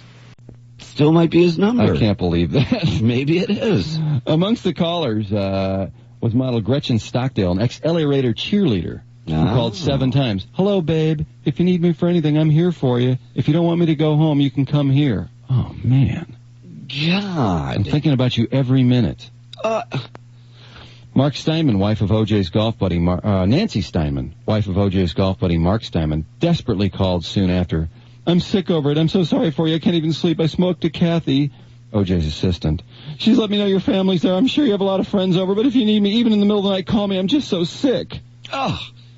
What are they thinking at this point? That he just didn't do it, and he's just being framed in, oh, poor O.J. But listen, this woman just completely kooks out. Let's see. Okay, wait, now we're back to the L.A. Raider cheerleader. That she has the next call. They point out, too, she's modeled lingerie for Victoria's Secret. It's Tuesday. I'm sure you're inundated with calls, but I'm going to call and remind you every day how much I care about you. The next day, she phones again. It's Wednesday, about 7 in the morning. I'm on my way to work. You're the first thing I think of when I wake up and the last thing I think of when I go to bed. Just calling in to remind you that I am one of the many people that love you. Oh, man. So when you make all the movie and get off free and then turn around and get all these millions of dollars, yeah, you can do me and give me half the money. Now, this golfer's... Right. So then we're back to the L.A. cheerleader. She leaves the next message. Boy, man. Listen to this. Gretchen, now apparently upset that O.J. hadn't returned messages. Guy's up, just about to be arrested for double murder, and she's pissed because he isn't returning a phone call. She just feels she's that important. Listen to this. She's completely spinning out here. I know I'm not significant in your life. I just need to know you got my messages and that you know how much I love you. Oh, God, what desperate, twisted, shallow jackasses. Simpson's golf pal, Hadley Starkey, called from Kansas City. If you need anything, bodyguard service or anything, call me. I can't imagine what you'd be going through. Bodyguard service. How about a bodyguard for his wife? That would have been nice. That's the one that needed the bodyguard. He's the guy doing the stabbing. What does he need the bodyguard for? Bodyguard service. Oh, man. Then during the Bronco pursuit, he calls O.J.'s home again. O.J., stay out there, man. Keep going, buddy. Like he'd hear it. How is he going to hear this? Exactly. No, you know what it is? Where's he going to go? These people think he had a lifetime supply of gas? They were like Waco? They had just all these supplies and it's like food. It's like the Libyan airstrike. They're just air-to-air refueling. Yeah, just keep driving 40 miles an hour in the left lane just until you run into the ocean, okay, man? They really do, Drew. They are assuming that he's going to continually check in for his messages. They definitely are assuming that. Listen to this message. This is the funniest of all. Again, these are from O.J.'s machine. What a bunch of morons. Hey, O.J., this is Dave Gold, president of Easton Sporting Goods Company. I saw you run 260 yards against the Patriots. Hang in there. What a strange message. The guy, I think, he just thinks, I'm the president of a sporting goods company. I've always wanted to have contact with O.J. Simpson. I've always wanted to really be his friend. Maybe this is my chance. Yeah, I'm the president and a member. Wow. And up in SkyCrib, T.C. was just explaining to me why Marguerite Simpson is now saying that the abuse cases that she called the police about in the 70s. Oh, this is O.J.'s first wife.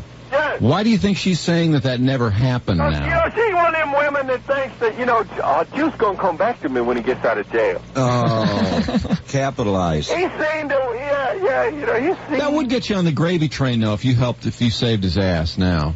Oh, yeah. If you get him off, she thinks she's going to see some of that cash, somehow, some way. That's right. You're right.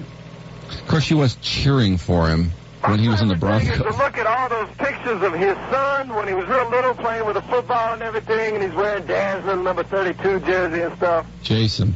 And then seeing him around the time of the murder. Mm-hmm. That day outside his house, he's some big fat ass. Al Michaels even said when they were watching from the helicopter camera, I'm not sure who that is. It could be O.J.'s son. It looked like he's put on some weight since I last saw him a few years ago, but he basically said he'd turned into a fat slob since the last time he'd seen him. Yeah, I mean, you just rarely see dudes who are rich and famous have offspring that are worth anything. Yeah, that's true. Because they're spoiled. They're so spoiled coming up. Now, Kyle Rote is not a good example of that because he obviously had some success. Mm-hmm. Michael Douglas was pretty successful. Who? Michael Douglas, the actor? Oh, yeah. Jeff Bridges. Yeah, Jeff Bridges. I think Jeff's good. I like great. Bo. He's kind of weird. Yeah. Jeff's cool. Yeah, that's true. And then, of course, Ken Norton Jr. Oh, yeah. And Bob Marley's kid, too. But Ken Norton Jr., didn't really see the fruits of anything till he was like 10 or 11. Oh, because his dad was older when he had success. Yeah, I remember when he broke Ali's jaw. Wasn't it Ken Norton that busted his jaw? Yeah. Like in the first round. Actually, he probably wouldn't have won that fight if he hadn't. That was, that fight went to distance. Yeah, I think it did. It went to distance, but they didn't know until the next day that Ali broke his jaw. And then, because I remember Hal Cosell on Wide World of Sports trying, this is where we think it happened. Oh, yeah. All right. Yeah. They'd spend hours diagramming those fights. Mm-hmm. Mm-hmm. I loved it when he had Ali and Frazier on after the fight. Frazier won. And after like the 10th round, Ali's going, see, I'm up 9-1 right now. And he and Frazier ended up getting in a scrap in the studio, and they went to commercial, and they came back, and it was just Howard and Ali. That's Frazier right. had left. That's right. Those Those were the days. That's when you knew who was boxing. Well, Yeah, that was you're not great kidding. boxing days. That was the time of boxing, really. But this That was O.J. thing is kind of, it's amazing, all this stuff. I love that Marguerite now. Oh, no, he never touched me. Well, then they should, as I said during the news, they should charge her with filing a false police report. That's right. And if the jury buys that this guy's a racist cop and he planted all this stuff, then he should be arrested. That's right. Yeah, damn it. I want somebody. Somebody's got to pay. Hello? Hello. Oh, is this Robert Shapiro? Yes, this is Robert Shapiro. Who is calling me? It's Drew and Mike. 5:35 Pacific time in the morning. Well, I apologize, Mr. Shapiro. But we were just calling to see if you and F. Lee Bailey have straightened your little spat out. And let me just say something. I am sickened by what is going on surrounding this trial. The people that are making money off of these He's got that whistle. tabloid television shows. These people that are making money like Faye Resnick off of books. This man who does a statue of Mr. O.J. Simpson. Isn't that O.J. Simpson? Charges some $4,000. These people sicken me that are making money off the trial and taking advantage of what is obviously a tragic double homicide. Yeah, no, I'm surprised Which that... my client is wrongly accused. I'm surprised that you haven't come up with some way to... I'm getting ready to head down to Shapiro's Deli. If you're ever in Los Angeles, I would hope that we want to urge your listeners to stop by Shapiro's Deli in Los Angeles. Uh-huh. What do you got there, Robert? Well, we have several sandwiches, of course, named as is very popular in the Los Angeles area. We name the sandwiches after stars. Mm-hmm. We do have an F. Lee Bailey. An F. Lee Bailey, what's in it? Big buns, lots of mustard, loose tongue. Oh, God. Okay. I think it speaks for itself. Do you have, let's see, who else? You must have a Ronald Goldman sandwich? We have a Ronald Goldman. It's sliced turkey. You get a souvenir with that, so don't forget the glasses. Oh. How about Marcia Clark? You got one for there? Just cold fish. Oh, Mr. Shapiro. How about Cato or AC or... Cato Kalin? Yeah? Or Legally, I can't say what is on the Cato Kalin, but let me just say it looks a lot like oregano. Okay. We have the O.J. Simpson, of course. What's in that? Hot dog with mayo on white bread buns. Served with 2 severed heads of lettuce. Oh. And then, of course, we have the Al Cowlings. Yeah, what's in that? It's available only at the drive-thru.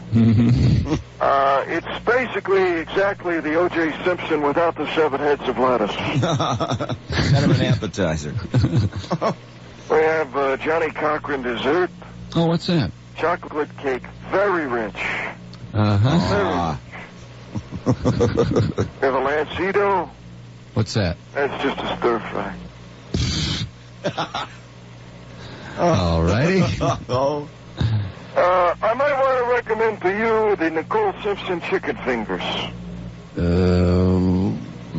What's on that? All white meat, heavily battered.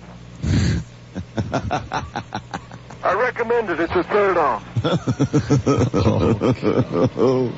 Of course, we had to discontinue the Faye Resnick. Oh, why is that? Evidently, our customers were overeating. They would enjoy a Faye Resnick, and then they would want to eat Nicole Simpson afterwards.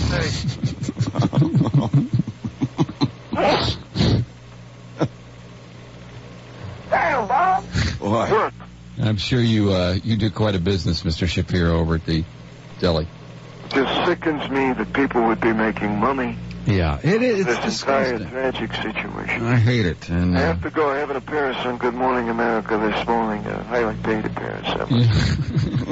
All right, well, Mr. Shapiro, how's the traffic? Like I have time in my busy legal and professional schedule to let all of you know how the traffic might be here.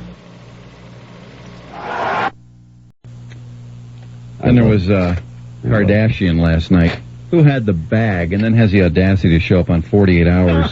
I looked him straight in the eyes. He was in jail. And I said, O.J., I'm going to ask you a question. And he said, what? And I said, did you commit these crimes? And he said, I did not. I am innocent. I did not commit these crimes. And he started to weep. And Barbara, I have been in business with this man. I have known this man for 25 years. He has never lied to me, and I believed him, and that's why I've been by his side throughout this whole ordeal. Oh, he also said that the bag, listen to this, he had the audacity in 48 Hours to say, well, the bag, Kathy Randa had the bag when it came back from the airport. Of course, he went to the airport with O.J. Right. Gee, I wonder why O.J. had to go himself. And they had to go all the way to the airport, too, when they're so busy, right?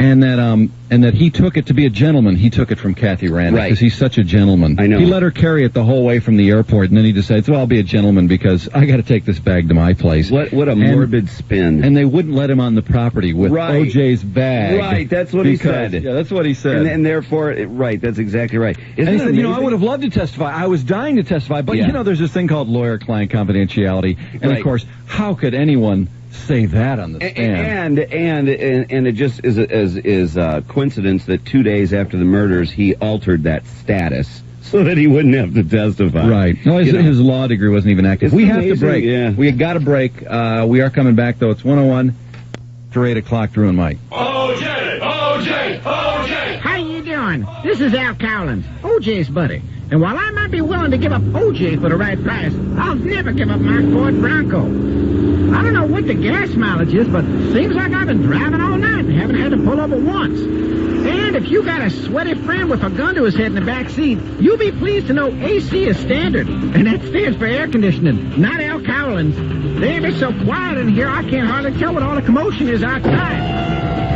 Al and O.J., give yourself up immediately. Yeah, whatever. And Ford Bronco rides so high you feel like you're above the law. O.J., O.J., O.J., Well, let's see what's on the standard FM radio. Al and O.J., if you can hear me, there's still like 3 people that believe you. If you stop, they'll probably let O.J. go with the warning. Yeah, right. Doesn't anybody play any music anymore? Al, this is the police. You can keep O.J. Just give up the Ford Bronco. That's all we want. My Ford Bronco is not up for negotiation. Ford Bronco, if it's your last ride, make sure it's in a Bronco. O.J., O.J., O.J. And Poco? No. Poco's not around. T.C. No. Oh, it's Michael. Is that Michael Irvin? Yes.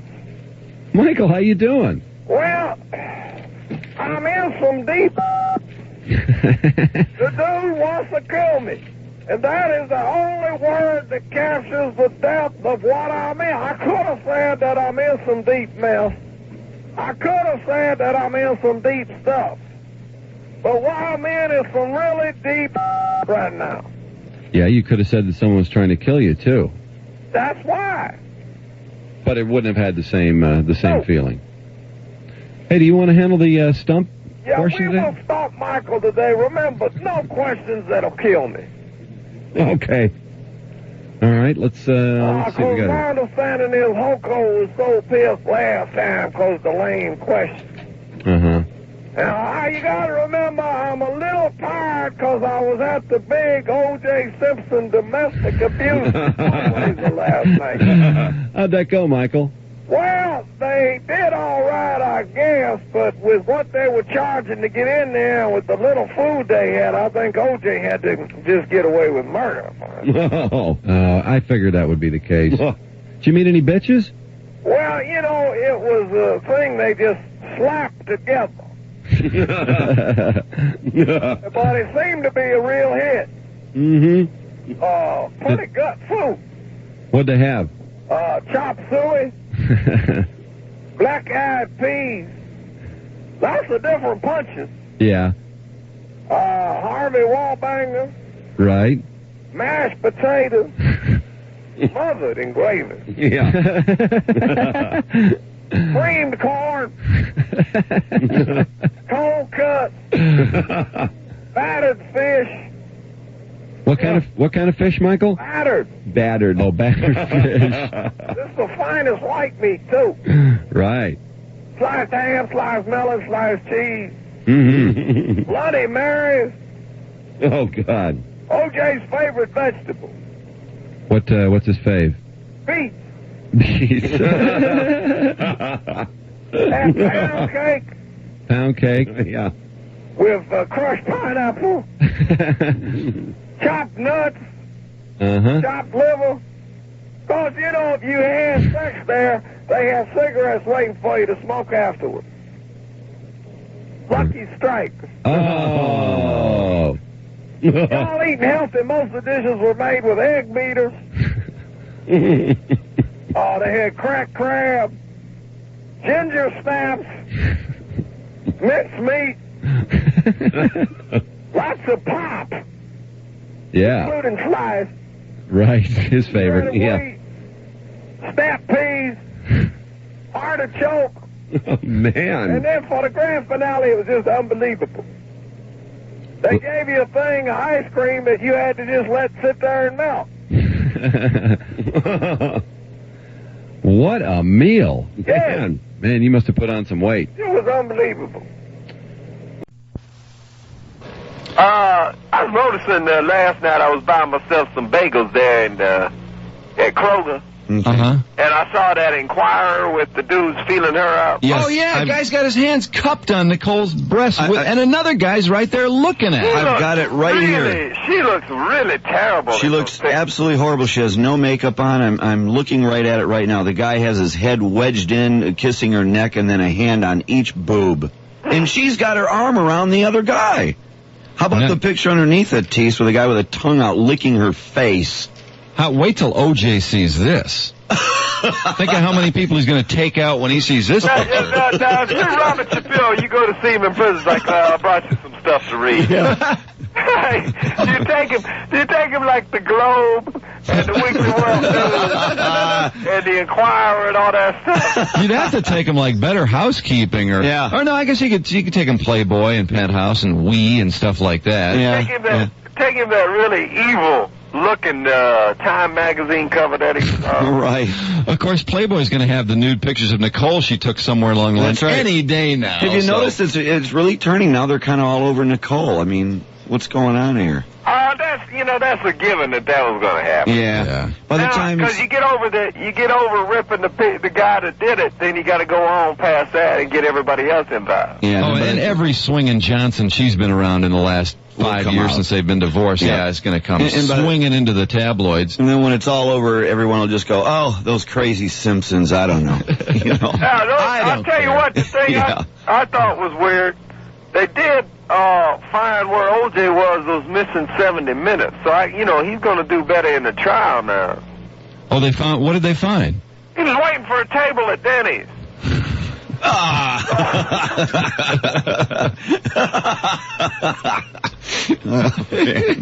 Oh, God. T.C., how's the traffic? Yes, Bob. And you're on the riff. Good morning. Good morning. This is O.J. Simpson, making one of those surprise telephone calls. Oh, yeah, right. Yeah. Hey, where are you, O.J.? I'm here in Atlanta at the Olympics. Oh, okay. Well, I saw a picture of you in our paper. What the hell are you doing there? Mostly signing autographs, and I did want to say the people are being great, cheer me like the hero that I still am. Damn. And since Saturday, I've been involved in looking for this bomber and doing what I can to help. Yeah. And by the way, if anybody's wise out there, I'm absolutely 100% not guilty of this bombing here at the Olympics. Yeah, I did wonder about that. Well, I don't know, O.J. What can you, of all people, possibly do to help? Well, for starters, I'm going to host a fundraiser at my home called Stop All This Terrorism Stuff. Oh, no kidding. I think it's going to be from $1,000 to $10,000. A small portion of the money will go to help the victims. Some, of course, will go to help Sydney and Justin. And a lot of my celebrity friends will be attending, and some Olympic types, too. Yeah, well, like who? AC will be there. Oh, no kidding. Rosie Greer, Beth Lee Bailey, Mr. Ben Johnson, and that sprinter guy from Britain who was disqualified. Oh, yeah. Plus we have some white cheerleader bitches from the Oakland Raiders, and some pretty nice pointer wool AC nose. Will be there, too. Oh, great. Well, hey, did you hear about this guy who called Peter Jennings after that TWA Flight 800 bombing and said it looked like you were driving the plane? Do you hear about that? How could anybody say I was driving the plane? How could anybody say that? Everybody knows you got to have a pilot's license to fly a plane, which I don't have. And anybody knows you got to have the steady hands and grip of a killer to handle the throttle, which I don't have due to my arthritis. Oh, that's right. Saying that I was driving that plane is just typical of things people wrongly accuse me of, like killing people who deserve it, backhanded mouthy women. I don't know, me and my two fists think it's probably another one of them racist types. Your two fists. Well, O.J., since you're there in Atlanta, have you heard anything this morning about this bombing investigation? I don't know much more than you at this point in time. Just that this Centennial Park may put in metal detectors, which, of course, doesn't bother me since I've never had a problem with those. Yeah. I know they're looking for this guy who called 911, which I think goes to show that just because somebody calls 911 all the time doesn't mean they don't deserve to die. Anyway, it's too bad he didn't call 1-800-NOT-GUILTY instead of that stupid 911. Get over it, I bet all right. Okay, right. So what I think you're saying is they don't have anybody yet. Is that it? No, they don't, but I think the answer lies somewhere in the world of Dominique Brown, who sold pictures of Nicole topless to the Enquirer, and probably sold the other pictures of me with a Bruno Mars shoes drawn on my feet. Drawn on your feet. That's right. Oh, Christ. I would never wear ugly-ass shoes like that. Right, yeah. Well, weren't there some pictures of your kids, too, I think? Pictures of my kids at Nicole's grave, mourning what the real killer did.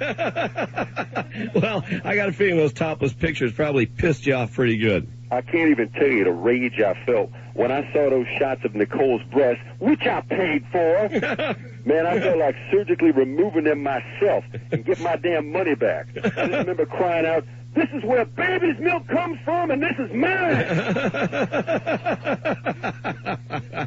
Well, there's also a picture of two guys cupping her breasts in a hot tub, I seen that, and them two white punks freeloading on my breast. The hell with a real killer. I give anything to find those dudes, real breast cuppers or whatever. How bizarre. That pissed me off. Yeah, right. You bought them. I'm not pissed at those guys. Yeah, I can tell. Well, O.J., good luck in your new search and your fundraiser, huh? Thank you very much, and don't forget 1-800-NOT-GUILTY if you got nothing else to do. Yeah, right. Later, Juice. Okay, bye now. Okay, Nick, how about O.J., the shoe expert was in there yesterday. I guess they're arguing over whether the Bruno Mollies were phonied in those pictures that the Enquirer got. Yeah, this is incredible, Nick.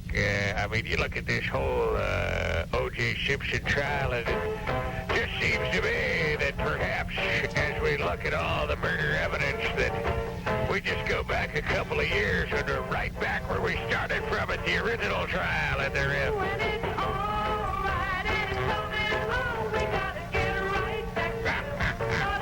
Who does that stinker, Nick? Damn. What's that, my man? Who does that stinker? Maxine Nightingale at the rim. Oh, man. This is almost as bad as the show tunes yesterday. Yeah, show tunes are far better. Kind of digging those show tunes. When O.J. cut her away. Yeah. O.J. Simpson's new video is going to be out this weekend for $29.95. A few sneak previews yesterday. Dateline NBC had the interviewer hired to question Simpson in the Juice's rebuttal. And they were talking to him, and he says that basically there are a few holes, he thinks. Ross Becker told NBC that some of what O.J. said just didn't quite add up in his mind anyway, and that he suspected that O.J. was lying at certain points during the interview. He confirms the reason Simpson wanted to do the infomercial. Of course, he needs the money. Commercials will start running this weekend. And of course, that buying how you can attain the O.J. infomercial. Current Affair, meanwhile, taped a conversation between their people and the makers of the Simpson infomercial. And here's just a little bit of that. Where's just a little bit of that? There's just a little bit of that. of the infomercial?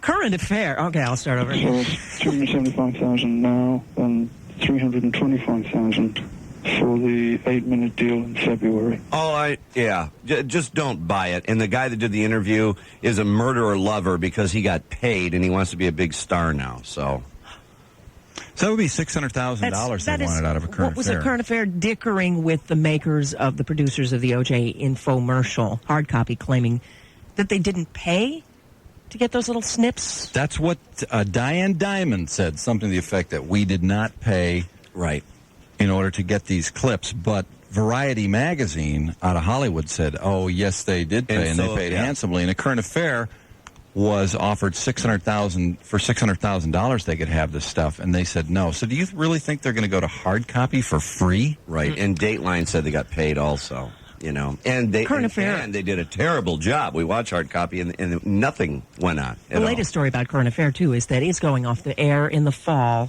20th Century Fox, or Fox 20th Century TV. That's what they get for being so honest and having integrity. They're off. Them, and they gave no reason for doing it.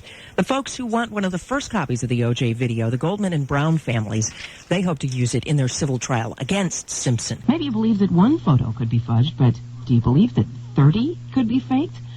More than 24 pictures of O.J. Simpson wearing Bruno Magli shoes, which he insists he never owned, were entered into evidence yesterday by the plaintiff's attorneys, and a stroke of genius timing by the plaintiff's attorneys, who tossed him out in the midst of the testimony by the defense photographic expert, who was claiming at the time the pictures were probably faked. The plaintiff attorneys asked as they doled out each picture one by one, have you changed your mind yet about whether you think these are faked? He said no.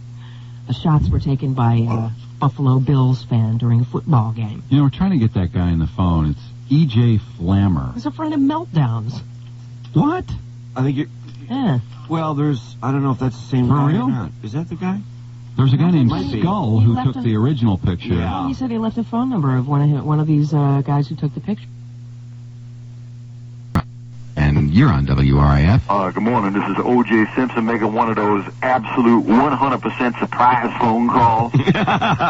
Well, Juice, your timing couldn't be better because we know you're getting ready to take the stand again today to be questioned by your lawyer. And I just want to say, as I've said all along, I've been dying to speak out and tell my story, and that's what I'm going to do today. Well, you already have. I mean, we read the transcripts when Goldman's lawyer grilled you.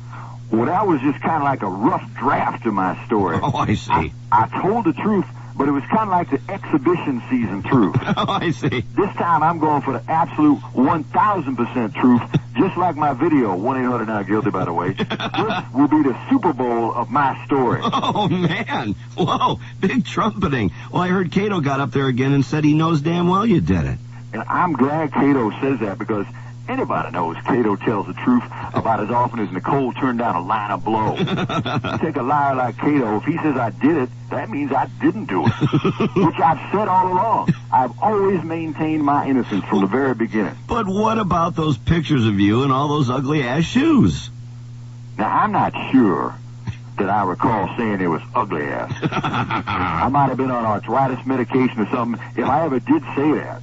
But just because I'm in a picture at 30 with them on doesn't mean I own them.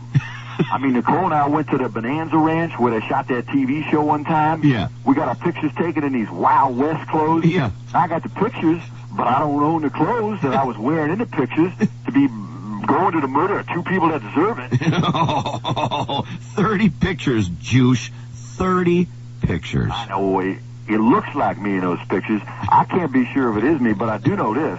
I would never wear that ugly-ass NBC blazer they got me in, or that silly-ass tie, and I'm 100% absolute sure I never stood to that dumbass on the left in one of those fake-ass pictures.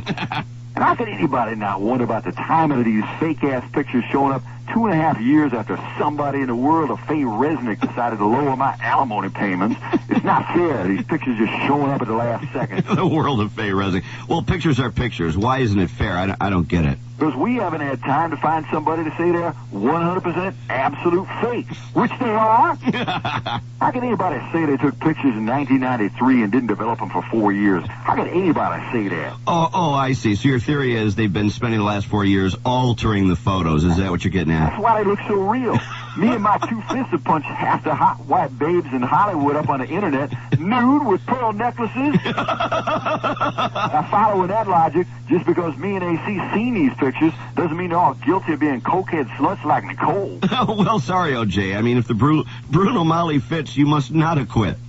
How could anybody say the Bruno Mali fits? You look at that big-ass bloody shoe print, then cut out those tiny-ass shoes from that picture and compare them. They're too small, just like the gloves.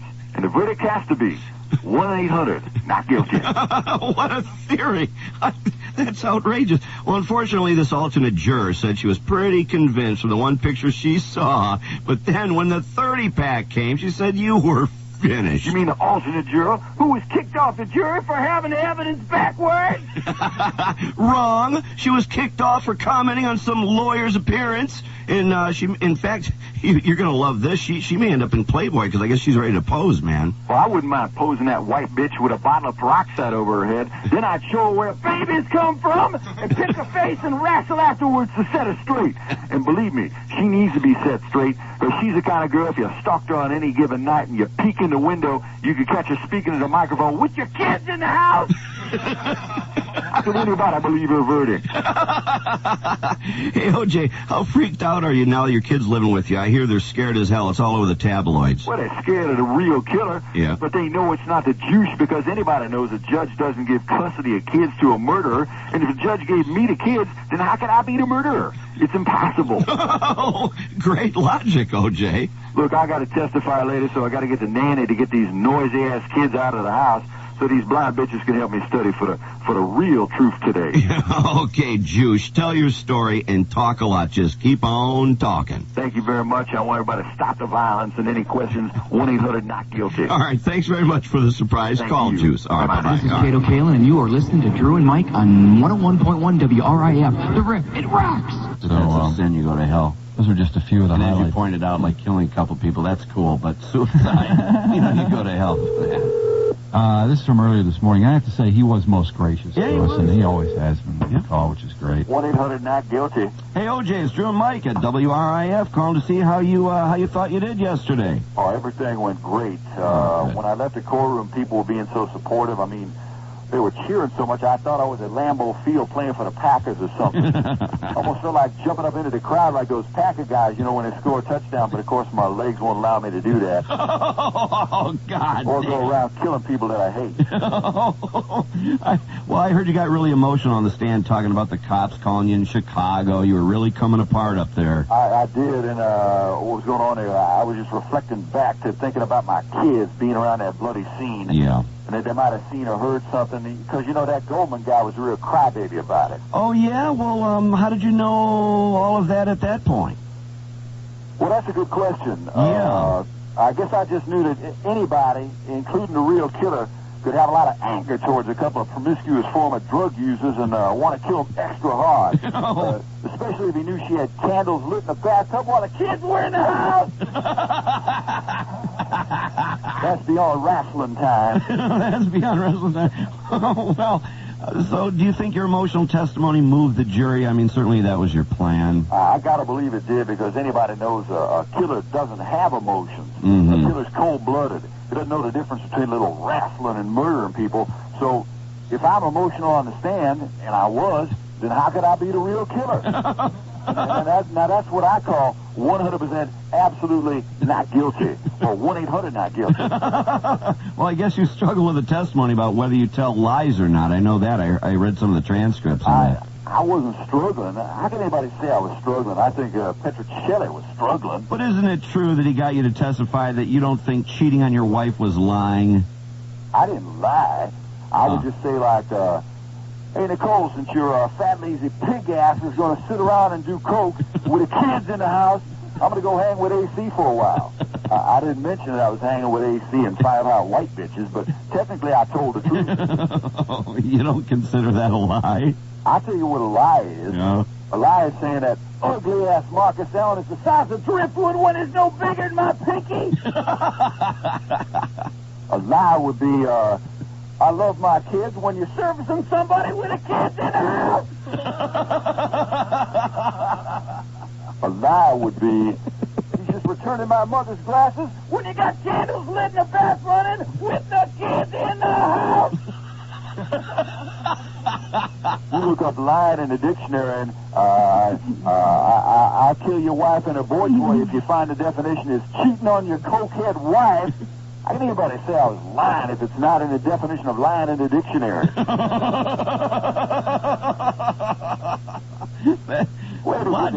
Your logic astounds me. Well, look, I won't even attempt to reason with you about that, but did I hear you denied slapping Nicole around when you showed up at the vet's office to rip her fur coat off because you thought you was sleeping with somebody? That was a story that India Allen made up.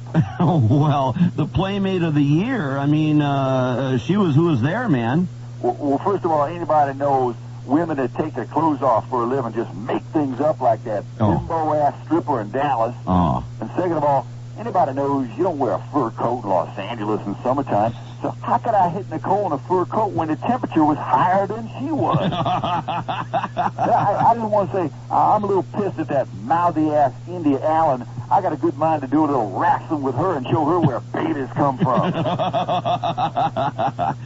Oh, God. All right, look, and my favorite testimony of yours is, of course, you never hit Nicole, and you stand by that. I can't believe you keep saying that. If I had hit her, as I said in my testimony, she would have looked a lot worse than those baby-ass bruised pictures she had in her vault with that fake-ass diary. When I think of how crazy that Hoover-ass bitch could make me, what I want to say is I never hit her. We were very happy. I 100% absolutely love Nicole. Yeah, right. A little slip there. You tear her head off. Well, you also testified about the Bronco chase and said you were suicidal, but you remembered your mom told you that people who commit suicide don't go to heaven. That's correct, and also proves my 100% absolute not guiltiness, because if I still thought I could go to heaven at that point by not killing myself when I was with AC in the Bronco, then how could I have killed two worthless people? It's impossible, or I wouldn't have been worried about heaven.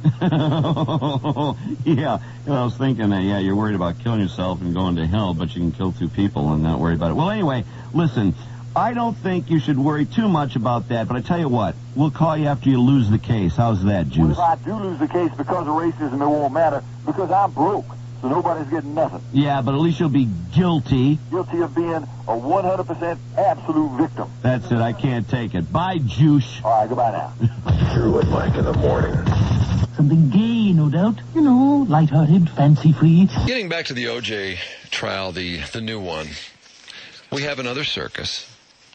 We have another multi-million-dollar case. And if you weren't sick about the last trial and what it cost and how skewed it was in his favor, because he's famous, because he had money, and in the end, too, because he was in a minority group, and he was able to, a red herring there, Mark Furman, the racist cop, the racist cops, the racist swab collectors. I mean, you remember how that trial went. Of course. It was one big race card after another. That was disaster. I can't think of many things that have happened historically that have made me feel sick, but that certainly was up there. 9/11 is a good example of something that just makes you feel sick. The O.J. Simpson trial is another damn good example, and this O.J. Simpson trial is almost there. It's almost like everybody's just falling into their roles. He's falling right into his typical role, sitting at the table there and doodling God knows what with that same weird, guilty, bleak, sleepy, weirded out look on his face. But he sits there like, how dare you people try to modify my behavior? Definitely. Listen to this. Listen to what happened yesterday. The attorneys, everybody acts like it's a big, huge murder trial. A potential juror allegedly made a comment in front of others in a jury pool Friday as jury selection continued on a fourth day in the road rage trial involving O.J. Simpson. 4 days of jury selection, just about pulling the glasses off some guy at an intersection. And by the way, as I mentioned earlier, they describe these trials as usually, one person's word against the word of another. If you have a witness, you're lucky, and that'll usually resolve it. But they're usually fairly open and shut. Yeah. They're either, you can tell up front, they're going nowhere, or somebody's got a real good case. This falls in the real good case category because There are a couple of witnesses, including O.J.'s kids. O.J. struck this person, touched his glasses, amongst other things. In fact, I think he took the guy's glasses off him. And lo and behold, when this guy called the police, they said, so what, he touched your glasses? And the guy said, yeah, absolutely. It was O.J. Simpson, the running back, the murderer, blah, blah, blah. Yeah. And they said, well, give me the glasses. Let's see if we get a fingerprint off him. Ta-da! Guess what it matched? That's right. Just like the There's blood. Like a 1 in 5,000 zillion gillion that it's not O.J. Simpson's finger on this guy's glasses. Same thing exactly with that murder trial. Again, what looks like a pretty much open and shut case once you have that fingerprint. It's damning. Now you throw O.J.'s money into the fray, Sure, and 4 days of jury selection, and now you've got an interesting trial. So don't go there. Sure you do. Then you start bringing in fingerprint experts that are charging like $2,000 an hour. Next thing you know, the guy's making overheads. Next thing you know, he's got the whole business of O.J.'s fingerprints being a suspect, and then the next thing you know, no one's sure whose prints those are, and it's over. Did you hear the defense attorney for O.J. yesterday? No. He's good. Well, of course. Were you watching? Oh, yeah, he's really good. Did you hear him tearing those cops up? Really good. Yeah, the blonde cop. Yeah. Yeah, oh, yeah. She's kind of cute. Yeah, she's really cute. Yeah, he was. Oh, I know. I did hear that guy. Well, He's we were tearing working her a new stuff. ass. I didn't look up at it, but I heard because I went back to the. Yeah, I know who you're talking about. He was all over that cop. When she took the stand, I thought, well, first I thought, man, she's kind of hot. And then I thought, she seems like a solid cop. She's describing in a very professional manner what happened. And then when he got done, and I hate these bastards, too. You can tell from the line of questioning or just the sneer in their voice that it's sort of like, it's just a matter of time. I'm going to make you look like an idiot. You know those attorneys? Sure. Well, yeah, this guy. They're really good. I mean, I give them credit. They're good at what they do. Well, they take the dumbest things. At one point, this guy was, seems to me, he was getting her all turned around as to what the hell the weather was. And she's trying to recall, like, let's see. And finally, she's like, well, can I see the citation, all the stuff that was issued to see what it said about the weather? Well, if you don't remember. And before long, he just made such a fool out of her that she didn't know the weather, made a fool out of her as far as how busy that intersection is, how many cars go through, what's considered to be busy, what isn't, what's considered to be an intersection that has more accidents than another. And it was insane. Just routine, common sense facts this guy was using as artillery on this police officer to the point where she ended up coming off as rather silly. But then, on the flip side of the coin, his questions were over issues so totally, it seemed to me, irrelevant that he seemed so overblown in his role, and the questions seem so overblown. It's irrelevant until he traps her into something that makes her look bad. That's right. So That's what here, he's trying to do. Here we are yesterday, and we have jury selection continuing. Luke Delva, a black man and also a potential juror, told the court that a white woman told other jurors that if they had gotten the bastard, meaning Simpson, the last time, we wouldn't be here. That comment sent a shockwave through the courtroom, leading to extended questioning of the juror, a long sidebar between counsel and Judge Dennis Murphy and a defense team huddling during the lunch recess.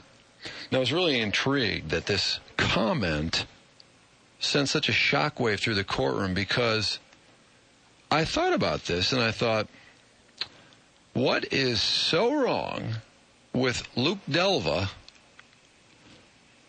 that he can't imagine that this woman who's white, all right, so she's white, so what? That she would say to someone, if they'd gotten the bastard the last time, wouldn't be here.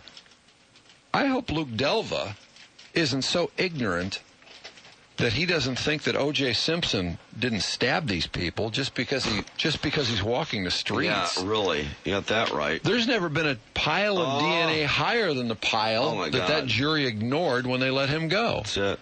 And excuse her for calling someone she thinks murdered two people in cold blood a bastard. Exactly, who in fact did. So this guy instead, he's a black guy, and I don't know if that is why, he relates to O.J. or he takes some kind of personal issue with the fact that they attempted to prosecute him. This guy is really so appalled that this woman wishes they had gotten him for the murders that she thinks he committed. Isn't that something? Well, it's really kind of damn obvious. The civil case brought it all out, and again, of course, the jury that they put together in the criminal case, they didn't even care about the DNA. That's just it. They didn't even care. They were going to set him free from day one. And then you have the comment sent a shockwave through the courtroom. Oh, God. So the courtroom apparently, it's not much of a shockwave. The presence of this road-raging man who slashed two people's throats for no reason, that doesn't send any shockwaves through him. But somebody says, gee, too bad we didn't convict this bastard. That sends shockwaves through the court. Right. But this slasher can just waltz through the courtroom, so arrogant as to be taking notes and sneering at these police officers who took his fingerprints off this guy's glasses that he raged at. That doesn't bother anybody. Yep. The same police officers that half the time he turns around and falls all over. You know. The judge asked subsequent jurors if they'd heard the comments. One said she had. She was excused because she just happened to hear it. You can't even hear these things. It's one thing to think them. If you've heard them, you're too polluted now to be on the jury. In unrelated news, at the Miami courthouse, officials evacuated part of the building for an anthrax scare. Oh, come on. Who started all that now? Officials say a court employee opened an envelope containing a suspicious white powder. Potential jurors in the road rage trial have had mixed feelings about sitting on a case in which Simpson again is a defendant, a woman who says she was beaten by her ex-husband and thought O.J. Simpson got away with murder past an initial round of questioning Wednesday. Oh, my God, look at this thing snowball. Jury candidates for the trial are being asked what they know about Simpson from his football career, Hertz commercials, movies, and murder trial. My God. Prospective jurors are asked if they had firm opinions on his acquittal in the 94 slayings. In your mind, he did it and got away with it, defense attorney Yale Galanter asked. Prospective juror Marlena Herseveria replied, yes. Herseveria referred to Simpson's ex-wife as Nicole, prompting Galanter to ask her, did you feel sympathy for her? I mean, as if this would be a terrible crime. Right. How could anyone be sympathetic to a white woman who got her throat slashed? Woman said, yes, I'm sympathetic. And then she added, you can get out of relationships. I got out of mine. Well, that would seem to indicate she's a little less sympathetic, but maybe that makes her more sympathetic because she was in a bad relationship. She said her new husband was the main source for her knowledge of current events. When he learned she was called for Simpson's jury, she said, the only thing she mentioned to me is that they're really trying to nail him now. Oh, who's this putz? I have no idea. Would somebody please bring this putz down? I'd like to nail him. What a pain in the ass. Would somebody please put a nail through his dick? Who knows? It might like it. Because obviously that's the only place this guy's got a brain. God damn. You know, this whole thing from the very beginning, I think they said, could carry a maximum penalty of 16 years in jail. Something like the typical overblown Wouldn't that maximum. be hilarious, though? You got it. That's what I said. I said, man, this would be so funny if the whole legal justice system took a hold of this guy, and years after the fact, this guy would go to trial for something this silly and half-baked and light, and end up in prison for 16 years. Can you imagine them walking O.J. off with cuffed for 16 years in prison for road rage? That would be great. I mean, you talk about leveling. I mean, balancing the equation.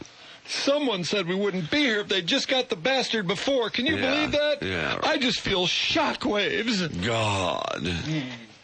But, of course, it's just perfectly irrational to have this slasher murderer just waltzing around the courtroom, taking notes. Yeah. And expressing his approval of everyone else. Yeah. So true. All right, that makes a lot of sense. Well, with some naked white chick back at his house waiting to receive him. Who's that? Oh, whatever. Oh, white you mean chick after the in trial? the moment. Yeah. Oh, I thought you meant the night of the murder. Is he still with that? Is he still with the Nicole lookalike? Do we know the chick that he's currently dating? Christine. Yeah, Christine.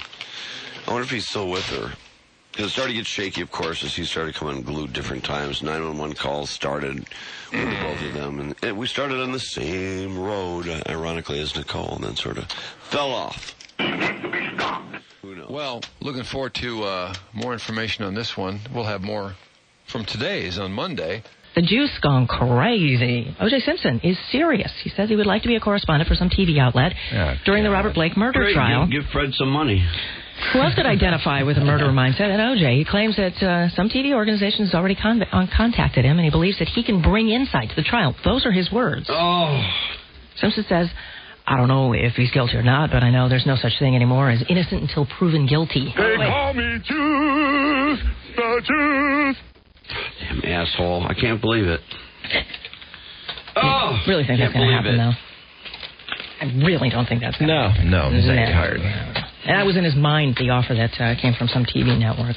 Hey, today's a pretty cool anniversary. Today's the anniversary of, 16 years, not a real exciting anniversary, but 16 years since the fleet of police cars pursued Mr. O.J. Simpson, his white Bronco, along Interstate 405. It's been 16 years. 16 years. Happy anniversary, a-hole. God, that's scary.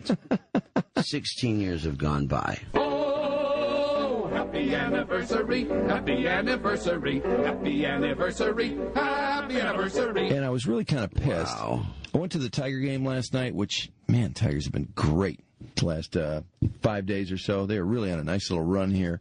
Anyway, I forgot to do my TiVoing at home, and honestly, I didn't know this was on anyway, so I probably would have failed to TiVo it. But, Mark, what was this special on the Bronco chase? It sounds really interesting. Well, you know how we always talk about ESPN's 30 for 30. Love that show, and I'm so PO'd that I missed it. Yeah, 30 documentaries for 30 years or whatever. Right. Well, last night was titled June 17th, 1994. So, how long was that, by the way? An hour long. When will that replay? Let's see, Friday, 12 a.m. on ESPN Classic, Saturday, 12:30 on ESPN2. They don't make it easy to find that thing. What's that? In the replay mode. Yeah. It seems like I always have a hard time finding that show. Yeah, but all the events that happened that night, of course, the Bronco chase, and we remember the split screen with the NBA Finals. Yeah. Which was Game 5. Incredible. Yep, the Knicks and the Rockets. That morning had the parade for the Rangers in New York. Okay. The U.S. Open with Arnold Palmer's last round. So that's my God. Was so I take it ESPN's 30/30 covered all the surrounding events. Yeah, and it's really interesting the way this filmmaker did it. Usually, with a documentary, you interview people that remember the events and talk about it. He just used archived news footage and kind of just put it in chronological order. So he let the story tell itself. Yeah. There weren't announcers or narrators. Fascinating, yeah. And he would juxtapose, the Bronco chase and all the people waving to O.J. with the parade in New York. Oh, wow. Yeah. Stop friggin' following me. Perfect. But O.J. Simpson. They played a lot of the, remember the phone calls to the Juice? Yes. Yeah. In the car. In the car? Bronco. They played when he was threatening to kill himself. Oh, AC God, was in cool. there. He's like, don't do it. Throw your gun out the window for the kids. He's like, where he's just moaning. Or they have him outside the house when he was going there with Mother and wanted a glass of orange juice wanted to and go all take that. a pee-pee. Yeah, I wanted to pee and have a glass of orange go juice. wee-wee. My favorite thing of those phone calls is when AC makes the first phone call. Yeah. He just, you call 911, so the operator answers, he's like, yeah, this is AC, I got O.J. And the guy's like, who is this? I know, AC. You don't believe I am? No, really? People do not know who you are. He is so arrogant. How dare he think everyone knows who AC is? Yeah. Is the 911 operator watching the news, too, while this is going on? I guess he knows there's a chase. Probably, you would think, but still. Wasn't just prior to that. What an idiot. In the order of things, prior to that chase, wasn't there the big deal with Kardashian? With read the letter. Conference he read the suicide note. Suicide, and he was concerned he was dead somewhere. They couldn't find him. Yeah. Which led to that stupid tape. I'm the Jewish. What am I doing here? What am I? Well, that was when he was in jail. His audio wasn't he sitting in version of his book? Yeah, but wasn't he sitting in his? Oh, there it is. Yeah, here it is. Oh, is this 30/30? Yes, friends, who will read a letter that O.J. Simpson wrote in his handwriting today. To whom it may concern, I I think of my life and feel I've done most of the right things. Yeah. So why do I end up like this? I can't go on. No matter what the outcome, people will look and point. Look at the journalists. Look at the cameras. Subject my This is 16 years ago. Imagine this now. I know This way, they Yeah, can really. move on and go on with their lives. Please, if I've done anything worthwhile in my life, let my kids live in peace from... Oh, my kids. Yeah, he cares about his kids. Oh, how often will we hear about his kids after this? Oh, he's such a phony. I've had a great life. Great friends. Yeah, you're going to kill yourself. Yeah. My Just think ass. of the real Yeah. O.J. And just think, it's all Yeah, the real O.J., the murderer. Yeah, and it's Kardashian getting all this attention that ultimately led to careers for his stupid kids. Peace and love, O.J. Oh, Peace and love. stupid, fake. Remember the crap about he didn't want to bloat in the sun? Yeah. We reviewed it with Shapiro, the 4 doctors before he and got psychiatrists that fired. were there, and clearly that's their interpretation. Thank you. Oh, that's a suicide note. Yeah. Back when Oh, you're Shapiro so clever. Back when Robert thought he was going to be leading the team, Yeah. JC manipulated him right out of the picture, and he ended up a bitter, destroyed man being booed at sporting events and every other damn thing. Here, what's this part? This was kind of cool. This has not been real good for him. No. Thank you. There's O.J.'s stupid handwriting. Why is he showing that? Update on I the know. O.J. See the stuff crossed Listen out. to this. Shocking news in the sense that O.J. has apparently left a suicide note. It's a Kansas City Royal baseball His game. innocence. No word yet on where O.J. is. He has been a fugitive from justice, but he left this note. If anything, of course, happens, we'll update you. Hopefully, another tragedy can be avoided. Oh, shut up. Another tragedy. Him killing himself. 33 batting That would have been a average, wonderful 29 homers, thing. 58 batted in. Junior sends one. Deep toward right field. There she goes. Splashed. Junior not too worried about O.J. Ties the record for most home runs by June 30th. Babe Ruth held that. So Junior penciled his name alongside the Bambino. We got to climb up to another 500 feet, Jeff. Yeah, I can't see him, Jeff, because he's beside. God, I could skip Tori Spelling and watch and listen to this thing for half an hour. All morning. I could watch this till noon. Those Kansas City announcers had another great moment earlier on off the cue, because they had a lot of behind-the-scenes stuff, you know, where the camera's rolling. Yeah. But they're not on the air. Sure. I think it's great. Which is great stuff. People actually being themselves. Yeah, like Bob Costas, a lot of Bob Costas. Yeah. There's Arnold. His last round or his last tournament. So we're going to come back and we're going to do lineups. Okay. Back at Kansas City for baseball. O.J. Simpson's at the U.S. Open. Yeah, he's already got 2 under. Oh. Unbelievable. But he's a hero. He's a hero. He's a hero now. What you think? Yeah, I guess DNA samples and blood stuff that matches doesn't make him have anything to do with it, right? The World Cup started that. Oh, yeah. Chicago. It was in Pontiac that year. Yep. Yeah. It showed Oprah and President Clinton. It was really, really good. Wow, 30-30. Capsule. I got to get that on my DVR. Jeez. Looks like a great show. Well, we'll come back to that a little later, maybe. A couple more highlights. Oh, the Bronco chase. Do they have a lot of the Bronco chase? Yeah, you want to see? Well, this part's pretty good, too. Yeah, we got a few minutes. Why don't we watch a little Bronco chase? Oh, yeah. I don't know how I ended up here. I just don't know how I ended up here. You killed 2 people, you dope. I thought I lived a great life. I thought I treated everybody well. I went out of my way to make everybody comfortable at hand. Put a knife through it. I don't want anybody to feel sorry for me. Did you say anything honest in this year period? Not one. No, the guy's a compulsive liar. You know, I let myself get lonely. Look where I am. I'm the juice, whatever that means. But I felt at times like I was the juice. I felt the goodness in myself and the goodness that I gave people. I don't feel any goodness in myself right now. No, you shouldn't. You killed 2 people. I feel emptiness. I feel totally empty. What about the kids? I'm saying, I don't even know what this tape is for, but I felt I had something last. Oh, you know what it's for. It's to raise money. Please remember me as a Jew. Please remember me as a good guy. Don't remember me as whatever negative that might end up here. To kill himself. Please. Oh boy, that is so just, pathetic. And all those sycophants around him who helped him raise money, all that business. And there was a real good book out. Let's keep the laughs coming, eh, Simpson? His agent, damn, I can't think of the name of the book. Mike something. Mike Gilbert. Yeah. Yeah, Mike Gilbert wrote a book, and he's going over all the stuff that we heard about, but we didn't really have extreme details on it. Such as how they got all those jerseys and helmets into O.J. in jail for him to sign. Remember, that was the big thing was, we got to get all this stuff in here for him to sign. He can make millions off this and pay his attorneys. Yeah. And so they were sneaking in. They would basically disassemble the jersey from the numbers.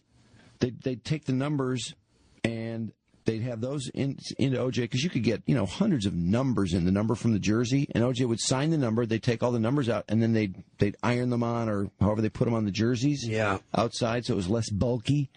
And the same thing with the helmets. I guess he'd sign the helmet. I don't know if they took the masks off or it's just stupid. Yeah. It was this whole big game plan, how they could get the most material in for him to sign in the period he had. Yeah, right. Okay, where are we at, Mark? I think they pick it up at Madison Square Garden with Costas behind the scenes. Remember the 10,000? Is this the Knicks game? Yeah. The disguise and all that crap. Yeah, which they never put into the court case. Nope. Why don't you have him not send it to me? Was that Whitney Houston? I tried it. It sounds so callous. I think it has to be no choice but to proceed with the coverage of the game. And we will do that, as we'll join Marv Albert and Matt Gukas after these messages. Oh, they're going to stop an NBA Finals game because a murderer is in a low-speed car chase. Right. Yeah, but I've already said I'm Bob Costas. Let me go back. It's down to a best 2 out of 3 now. Before midnight tonight, somebody will move to the verge of a championship. I'm trying to figure out how to say this, how to come out of the news break with it. Oh.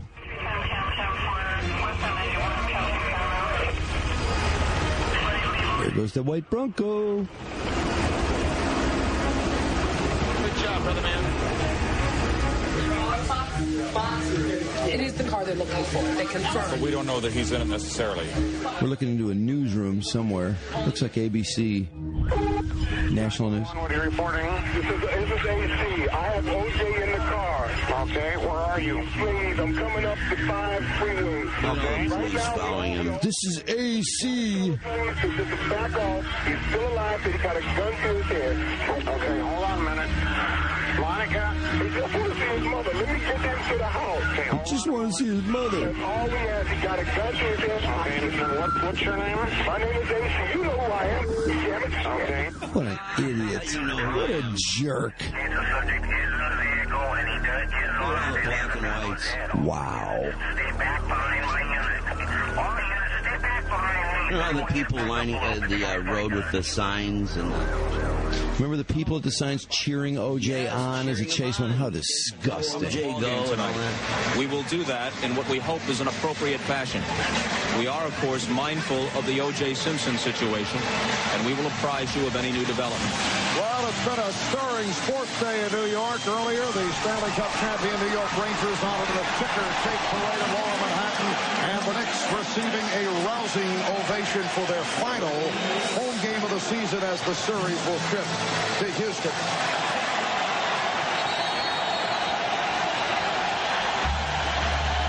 Patrick Ewing, God, I completely forgot about Patrick Ewing. How about Elijah? Yeah, Elijah. He was those 2 finals. Okay. Police believe he is in that vehicle. It now appears that O.J. Simpson is alive. There are reports that, in fact, the California Highway Patrol has talked to him on a cellular phone from that car. Just let me get to my house. Okay, we're going to do that. I swear, I'll give you what. I'll give you my whole body. I'll give you my whole body. We're going to do that. Just throw the gun out the window. I can't do that. We're not going to bother you. We're going to let you go up there. Just throw it out the window, please. You're scaring everybody. O.J., you there? Hello? O.J., you still there? O.J.? Hello?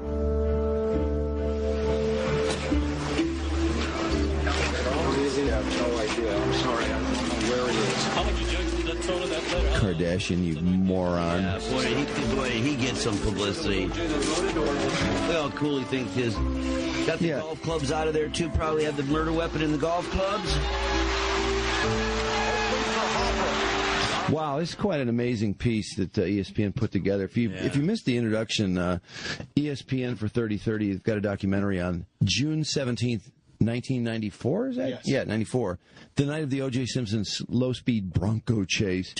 And they're kind of going from one event to another, the Bronco chase. Then there's the NBA Finals Game 5 going on. There are a few other events. Arnold Palmer is golfing in his final professional, I guess his final major? Yeah, final U.S. Open. Wow. Cup was starting. Isn't that amazing, all the events going on? Yeah. My God. And they're all forced to somehow reference this stupid Bronco chase. Yes. And deal with it, which, you know, come to think of it. Look at all the helicopters in the sky. Oh, my like God. Vietnam. Looks like a bombing mission. Oh, Barbara Walters reporting. Mark, we got to pause this. We got to come back to this. It's not Barbara Walters, but it's really interesting what happens with that shot. Do they have the Barbara Walters, Peter Jennings stuff on this? No. Oh, too bad. Do we still have that?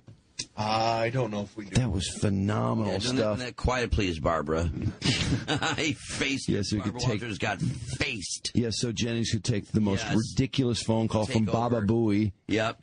Peter Jennings was trying to just take over and just own the thing. Oh, people at ABC were really upset with Barbara Walters because she kept jumping in and she'd say, Peter, we've just learned that the cell O.J. Simpson will be housed in.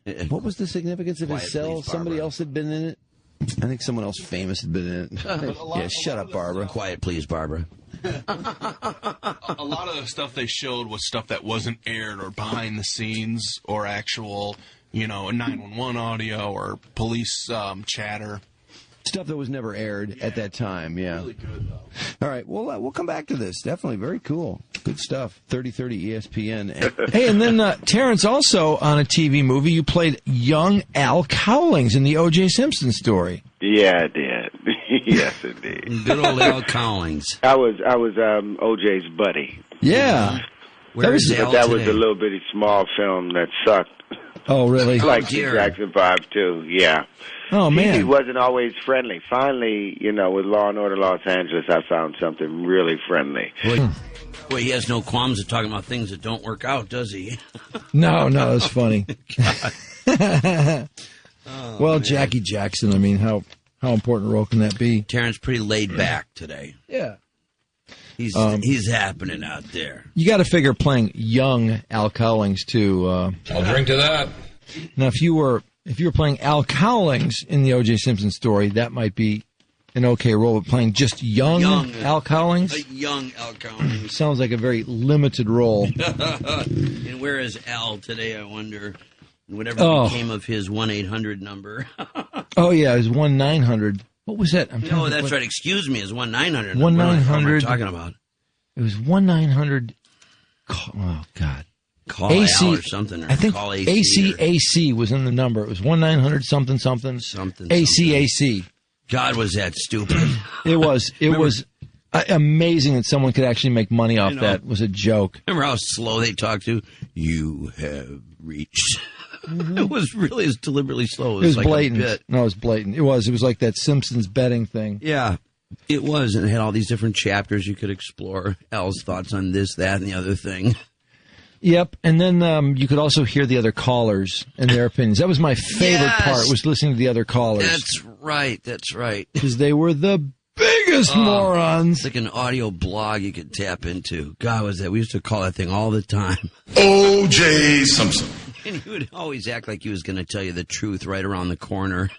You just spend all this money trying to get to the truth. Hello? O.J. Simpson. I think there were girls on there, too, who were kind of speculating as to Al's love life. They were real interested in him. They're all hot for Al. Yeah, and they were commenting on the other callers and what they had to do with him, or were they involved with him. It was very strange. Wasn't that one story once with Al where he supposedly told one of the strippers that O.J. did it? He was wiped out on the dance floor. And he just he started spilling his guts. Yeah, some stripper who was like, really just going crazy on Al, just turning him on to the max. And she was like threatening to stop or something. He's like, I'll tell you everything about O.J., just don't stop. Yeah. So she's just about to stop, and it was a pretty critical moment, I guess, in the activity. So he's like, he did it! He did it! Tell him to go get a job. O.J. Simpson. Yeah. See what it is? What? I wrote it down for you. The number was 1-900-CALL-4AC. Oh, okay. Do you think it's still hooked up? I just called it. It's busy. It's busy? Yeah. Oh, man. Everybody's still calling it, Probably see? a porn line. I so would love to hear this. Uh-oh. When I put letters on there, it gets pretty tough. Wait, I got it.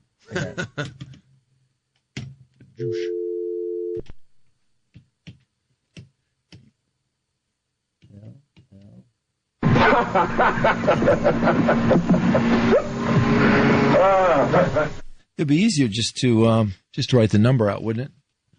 Yeah. Oh, man. Damn. There it is. State County Police and Fire, where's your emergency? This is what I wanted to We hear. have a problem here. I'm trying to get a girl to go to rehab. Been doing drugs with Pedro Guerrero. Here. Does anybody there need rescue? Come on, get it. We've been doing drugs for 2 days with Pedro Guerrero, who just got arrested on cocaine. And I'm trying to get her to leave her house and go into rehab right now. Is anybody hitting anyone right now? No, it's not like that. Anybody have any weapons? No. Does the girl need a rescue? No, she doesn't need a rescue. All right, I know hold on, and I'll help you. trying to tell her. Hello? This is the police department. No, she left, and I don't know what to do about it. I'm frustrated. This guy Pedro Guerrero got arrested for having 15 keys of cocaine here recently. What a tattletale. He's something. Listen to that guy. Me and a friend just came over and said, you're going into a rehab. She got mad. She just got in her car. She drives a Mercedes. She loaded. She lives in the crossings. Now she is loaded out of her mind in her Mustang driving around town. Well, I don't know her driver's license number, but she needs to be stopped. It's white with a black top. Is she black or white? She's a white girl. Okay, thank you. I got to go and see if I can find her. That's great. He loses patience with her. She's not moving fast enough.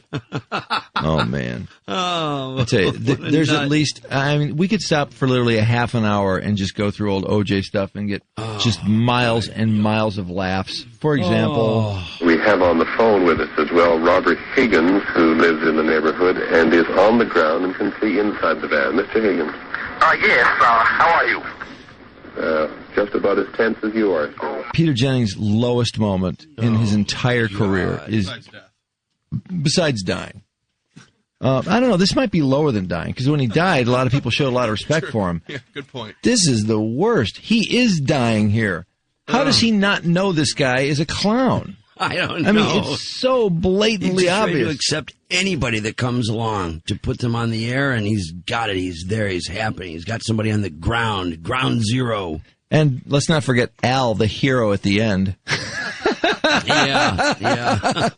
Hello, this is quite tensive. What can you see? Oh, what I'm looking at right now is I'm looking at the van, and I see O.J. kind of slouching down, looking very, very upset. Now, looky here. He looked very upset. Looky here. I don't know what he gonna be doing. Can you see him doing anything specific? Is he merely sitting there? He is just sitting around, just looking like he'd be very nervous. Can you hear anything, Mr. Higgins? It's just too much commotion. I'd be in the back of a new... Mr. Higgins. Yeah, I know He's showing this guy all this respect. van, so I can't really hear that good, but I can see it all. And I see O.J. Man, and he looks scared. And I would be scared because there's cops all deep in this. Thank you, Mr. Higgins. And baba booey to y'all. Here comes Al. The driveway of O.J. Simpson's home in Brentwood. Clearly an effort being made to have him come out of the vehicle. In the doorway. No, is Jennings going to just act as if we just heard a credible witness for the last minute? Because he says nothing about The Absolutely. Call, Baba Booey, nothing. Nope. Has no idea. Totally naive. Thinks it was the real deal. Listen how slow he's talking, too, just to kill time. I think he's trying to sound like the super smooth Peter Jennings, because thinking that somehow that may erase the lunacy we just heard a minute ago. Now, looky, House, his friend, Al Cowling. Peter, by the way, just for the record, this is Al Michaels. That was a totally farcical call. Lest anybody think that was somebody who was truly across the street. That was not. He said something in code at the end that's indicative of the mentioning of the name of a certain radio talk show host. Okay, thanks, Al. So he was not Al there. is so with All it. right, we have them on every coast. Thank you very much. Not the first time nor the last time will have been had. No idea until he was informed. He would have believed that guy for the rest of the day and the rest of the month. Well, he is. He's really trying to sound smooth and like very the naive. good old cool Peter Jennings there when he finishes describing the scene for us all. Yeah. What an embarrassment. No reference to this clown. Is that the first time anybody ever said farcical as well? Perhaps. Yeah. And there's cops all dicked in it. Yeah. And he looks scared. I look scared. He looks scared.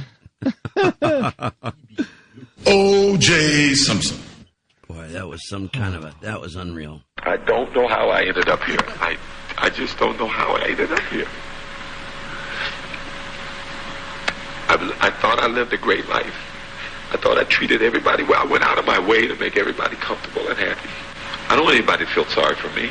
I feel sorry for myself that despite everything that I had, I let myself get depressed. You know, I let myself get lonely. Look where I am. I'm the juice, whatever that means. But I felt at times like I was I felt the goodness in myself and the goodness that I gave people. I don't feel any goodness in myself right now. Juice. I feel emptiness. I feel totally empty. I don't even know what I'm saying here. I don't even know what this tape is for. But I feel I have some last thing I got to say to somebody. Please remember me as a Jew. Please remember me as a good guy. Don't remember me as whatever negative that might end up here. Please. Okay, O.J. Whatever you say. Wow. We'll try to remember you as the Jewish. I'm surprised he didn't throw in that tape. I'm surprised someone there didn't just say, and I had to kill her. I just had to kill her. It's just, she's such a slut. She's just doing all them guys, and now that dude with the implants that I bought. She just had to go. That was the it says O.J.'s tape message. Was that from the book on tape he did in jail? That was that little cassette that he did. Remember that he sat in the back bedroom and he laid that on that little cassette, and that little cassette. Oh, was that before he turned himself in? That yeah, thing when was? did that little cassette I think come you're out, right. Remember? Kardashian probably leaked it. Probably.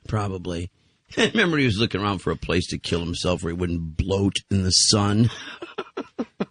I think I'm not sure what my favorite moment is. I think it's when, is it Gil Garcetti that says O.J. Simpson is out and he's wanted, or did Shapiro say that? Oh, boy. It sure could have been that he was supposed to turn himself in and he didn't. And it's like, that room is so up for grabs that one was like, oh my God, he's a fugitive from justice. And I think shortly before that, Kardashian had read his note. Read that infamous letter that made where it was, the suicide was everyone just expected to find the body at that point. How could anybody say I could have killed Nicole? How could anybody say that?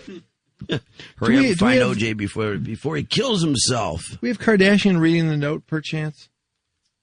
This stuff's addictive, man. You start getting into this. Yeah, boy. A lot of stuff. Negative? Nope. It's probably in there somewhere. Hey, Pedro Guerrero, born on this day in 1956. That's certainly got to bring out. Got to. The juice for Pedro Guerrero. I love the way he says his name 3 times in this thing. A kilo of cocaine. Pedro Guerrero. Buddy Holly recorded Peggy Sue on this day in 1957. 10 years later, in 1967, June 29th, Jane Mansfield died in that car crash. Oh, really? Which took her head off, didn't it? Yeah, absolutely. That's always the story. She was decapitated. Do we have... Oh, there it is. Okay. Stopped. police and fire. Where's your emergency? We have a problem here. I'm trying to get a girl to go to rehab. We've been doing drugs with Pedro Guerrero. Here. Does anybody there need rescue? What a tattletale. We've been doing drugs for 2 days with Pedro Guerrero. What a tattletale. I know. Got arrested. What a dick. On cocaine, and I'm trying to get her to leave He's her throwing house his buddy and under go the to rehab bus. right now. Is anybody hitting anyone right now? No, it's not like that. Anybody have any No, weapons? no. Does the girl need a rescue? No, she doesn't need a rescue. All right, I told hold her on and I'll help you. trying to tell her. This is the benevolent O.J. So she left, and I don't know what to do about it. I'm frustrated. This guy Pedro Guerrero got arrested for having 15 keys of cocaine. Boy, is he upset This girl spent the last 2 days that Pedro's doing mixed drugs up with his him. girl. Me and a friend just came over and said, "You're going into a rehab." She got mad. She just got in her car. She drives a Mercedes. She lives in the Crossings. Now she is loaded out of her mind in her Mustang driving around town. What color is the her Mustang? driver's license number, but she needs to be stopped. What color is the Mustang? It's white with a black top. Is she black or white? She's a white girl. White. Okay, thank you. I got to go and see if I can find her. Okay. O.J. so patient. Oh, yeah. He can't wait another second, can he? Can you imagine I don't know how I ended up here. O.J. trying to find her, rip roaring around the street, madman. Pedro Guerrero. God. What a dick. She just what's he say, 2 kilos or something? Yeah. With Pedro Guerrero. Oh, my God. I gotta go find her. Detective Simpson on the case. Can you imagine the look on his face as he climbs into his vehicle, just complete nut as he gets behind the wheel. Oh, my God. I can find just see that it. bitch and I'm going to give her a beating she'll never forget. We have on the phone with us as well Robert Higgins, who lives in the neighborhood and is on the ground and can see inside the van. Mr. Higgins. Yes, how are you? Just about as tense as you are, sir. Oh, my Lord, this is quite tense. What can you see? Oh, what I'm looking at right now is I'm looking at the van, and I see O.J. kind of slouching down, looking very, very upset. Now, looky here, he looked very upset. I don't know what he's going to be doing. Can you see him doing anything specific? Is he merely sitting there? He is just sitting around, looking like he's very nervous. Can you hear anything, Mr. Higgins? It's just too much commotion. It's just amazing that Peter Jennings is still with this thing. I know it. What in the world was going through his head? Yeah, that thing must have gotten really slow. He must have just had too much filler. He finally figures, I've got a phone call. Yeah. Awesome, I'm going to cling to this guy with my life. And he talks as slow as a 900 operator, too. Yeah. Damn, so I can't really hear that good. Mr. Higgins. I see it all. And I see O.J. And he looks scared. O.J., man, and he looks scared. And I would be scared because there's cops all deep in this. There's cops all what? I've never understood. What is it? And there's cops all over, crawling all over the place. I'd be scared. Cops all dipped something in it. What is he saying there? No. So Peter finally seems to have some idea. Maybe this thing should come close to ending. Give us a Higgins. And Baba Booey to y'all. The driveway of O.J. Simpson's home in Brentwood. Clearly an effort being made to have him come out of the vehicle. Stop slow, he's talking. In the doorway of the house. Stupid. His friend, Al Cowling. Peter, by the way, just for the record, this is Al Michaels. That was a totally farcical call. Al, you're so brilliant. Farcical. You're so with it, Al. That was somebody who was truly across the street. That was not.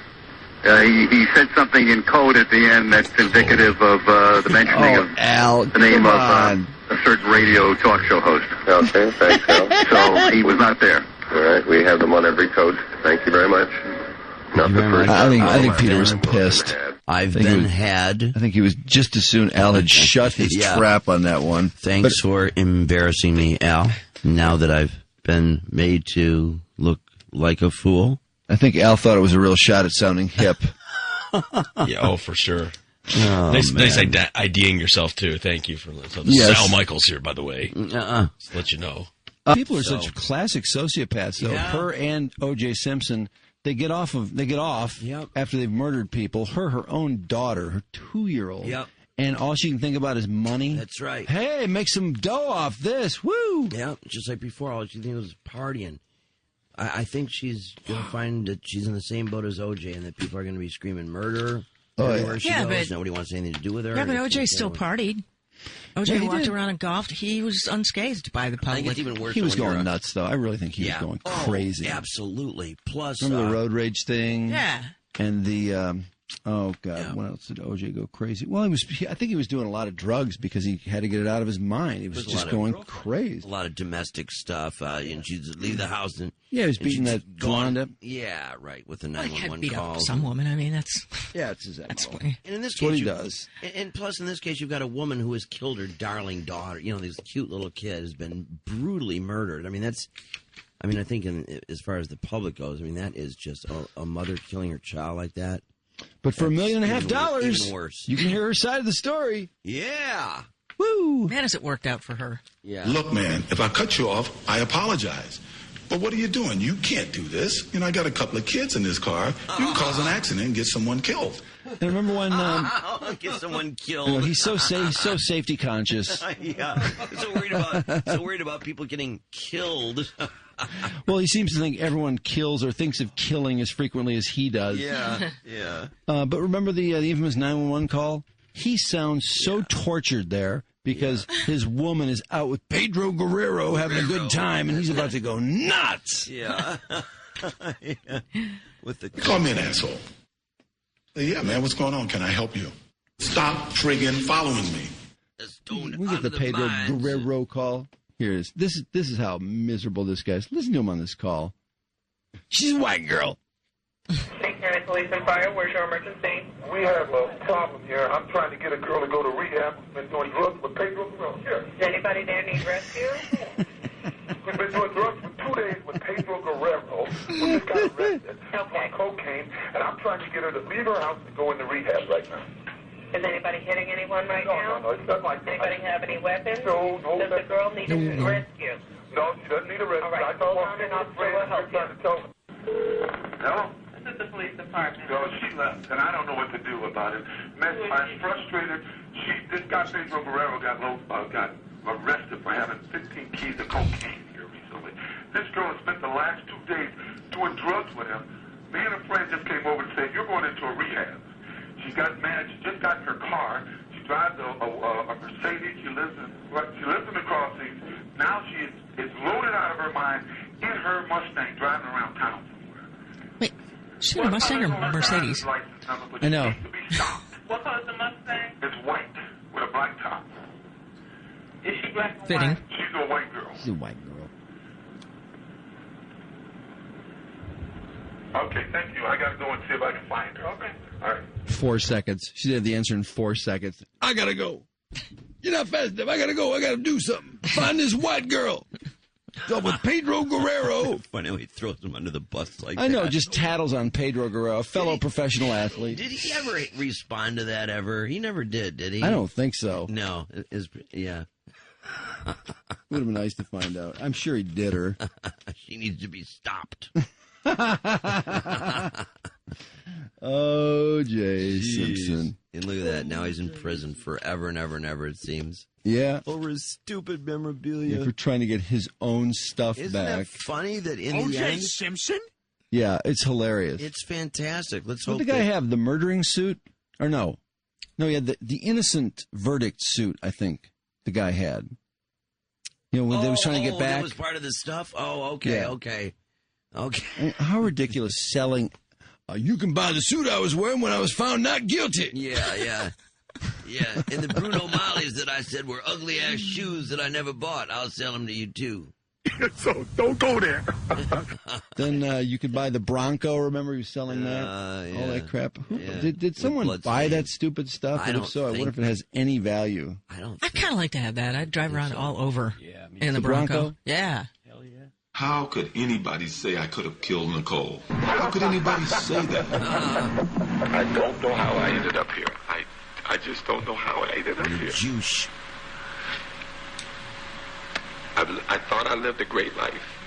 I thought I treated everybody well. I went out of my way to make everybody comfortable and happy. I don't want anybody to feel sorry for me. I feel sorry for myself that You try to make everyone comfortable. This is where babies come from, and this is mine! No, I know it. I treat everybody great except Ron Goldman, but he deserved it, you know. Despite everything that I had, I let myself get depressed. You know, I let myself get lonely. Look where I am. I'm the juice, whatever that means. But I felt at times like I was I felt the goodness in myself and the goodness that I gave people. I don't feel any goodness in myself right now. Well, yeah, I guess not. Killing two people. I feel emptiness. I feel totally empty. I don't even know what I'm saying here. I don't even know what this tape is for. But I thought I had some last thing I got to say. I don't even know what this machine does I'm talking into. Please remember me as a good guy. Don't remember me as one of the negative that might end up here. Please. Well, I hope she suffers the same fate. I hope one day she ends up in prison for umpteen years for something else. You've probably heard O.J.'s no-holds-barred interview. O.J., how old is Sydney?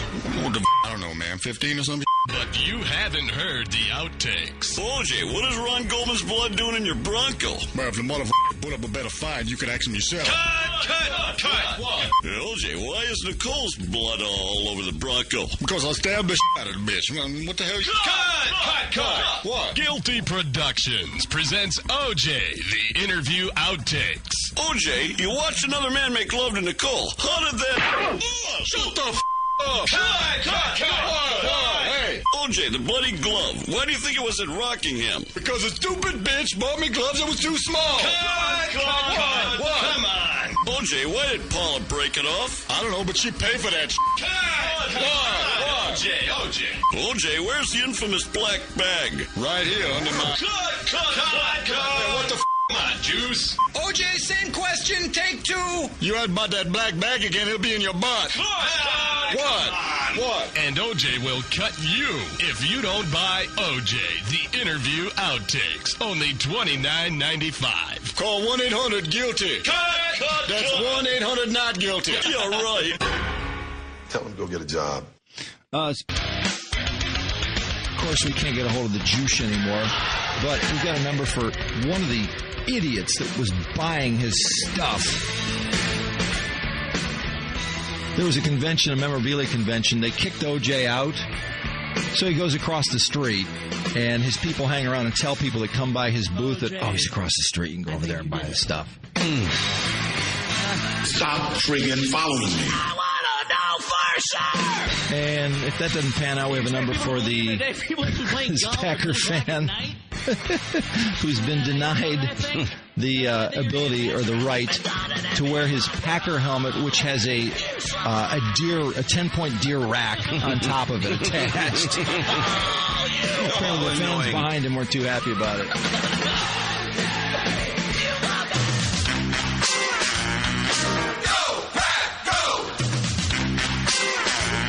Phone right now. Please leave a message and we'll get back with you as soon as we can. Thank you. This message is for Rich. Nice buying a Bills helmet for $125 from a murderer.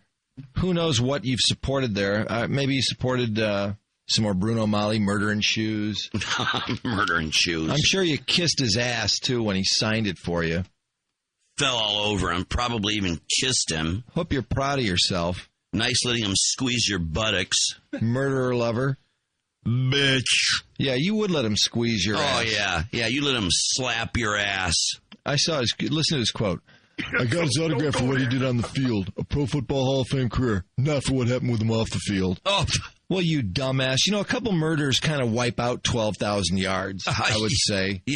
Yeah, not exactly a good thing to do, falling all over a homicidal, psychopathic murderer. When you start eliminating people from the planet, your other achievements, they tend to dissipate a bit. They call me Juice, the Juice. So, nice you to support a cocky murderer. Hey, by the way, look at this picture of O.J. next to the story about this murderer lover. Yeah.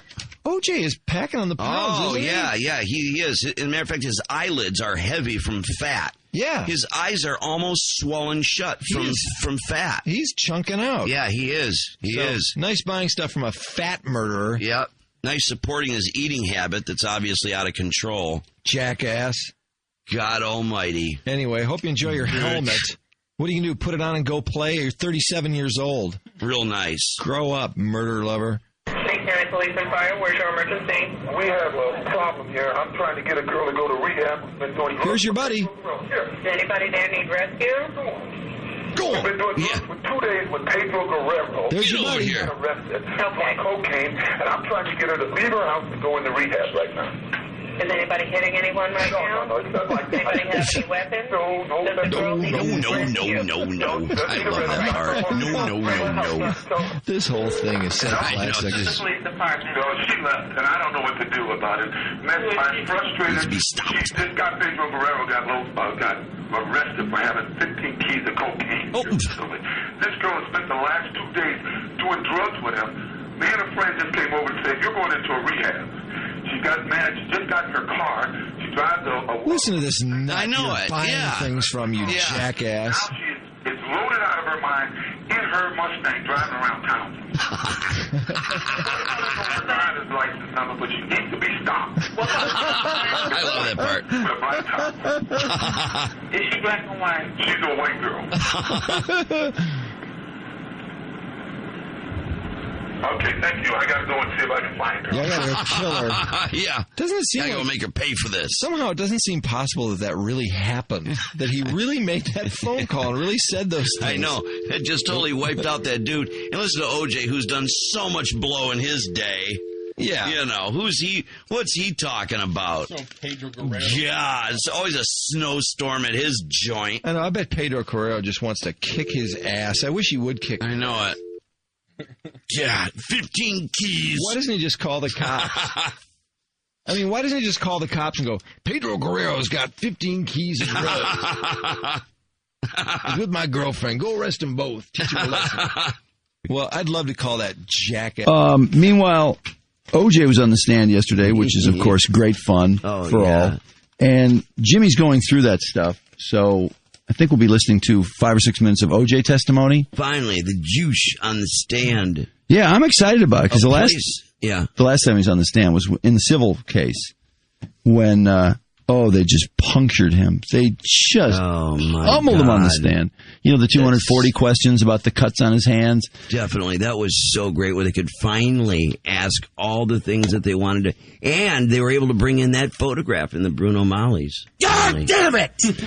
Yeah, the Bruno Mollies. Awesome. Those are the pictures that, that was it. Those ugly-ass shoes. Had they had the pictures of the Bruno Mollies, they may have been able to win that original trial. But yeah, I don't think so, only because the jury afterward, they had their mind made up. But it still would have been nice if that had come in. When they got those pictures, though, I distinctly remember O.J. claiming that they doctored the pictures. Yeah, everything looks a little big. Yeah, so they doctored the pictures. Everything looks a little big. That's when he said what he was saying, though, was that 6 months before the murders, the Buffalo News doctored pictures to put Bruno Mollies on him. Yeah.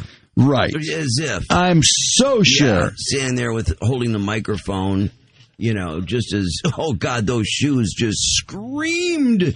There Murder. Those ugly-ass shoes that were so rare.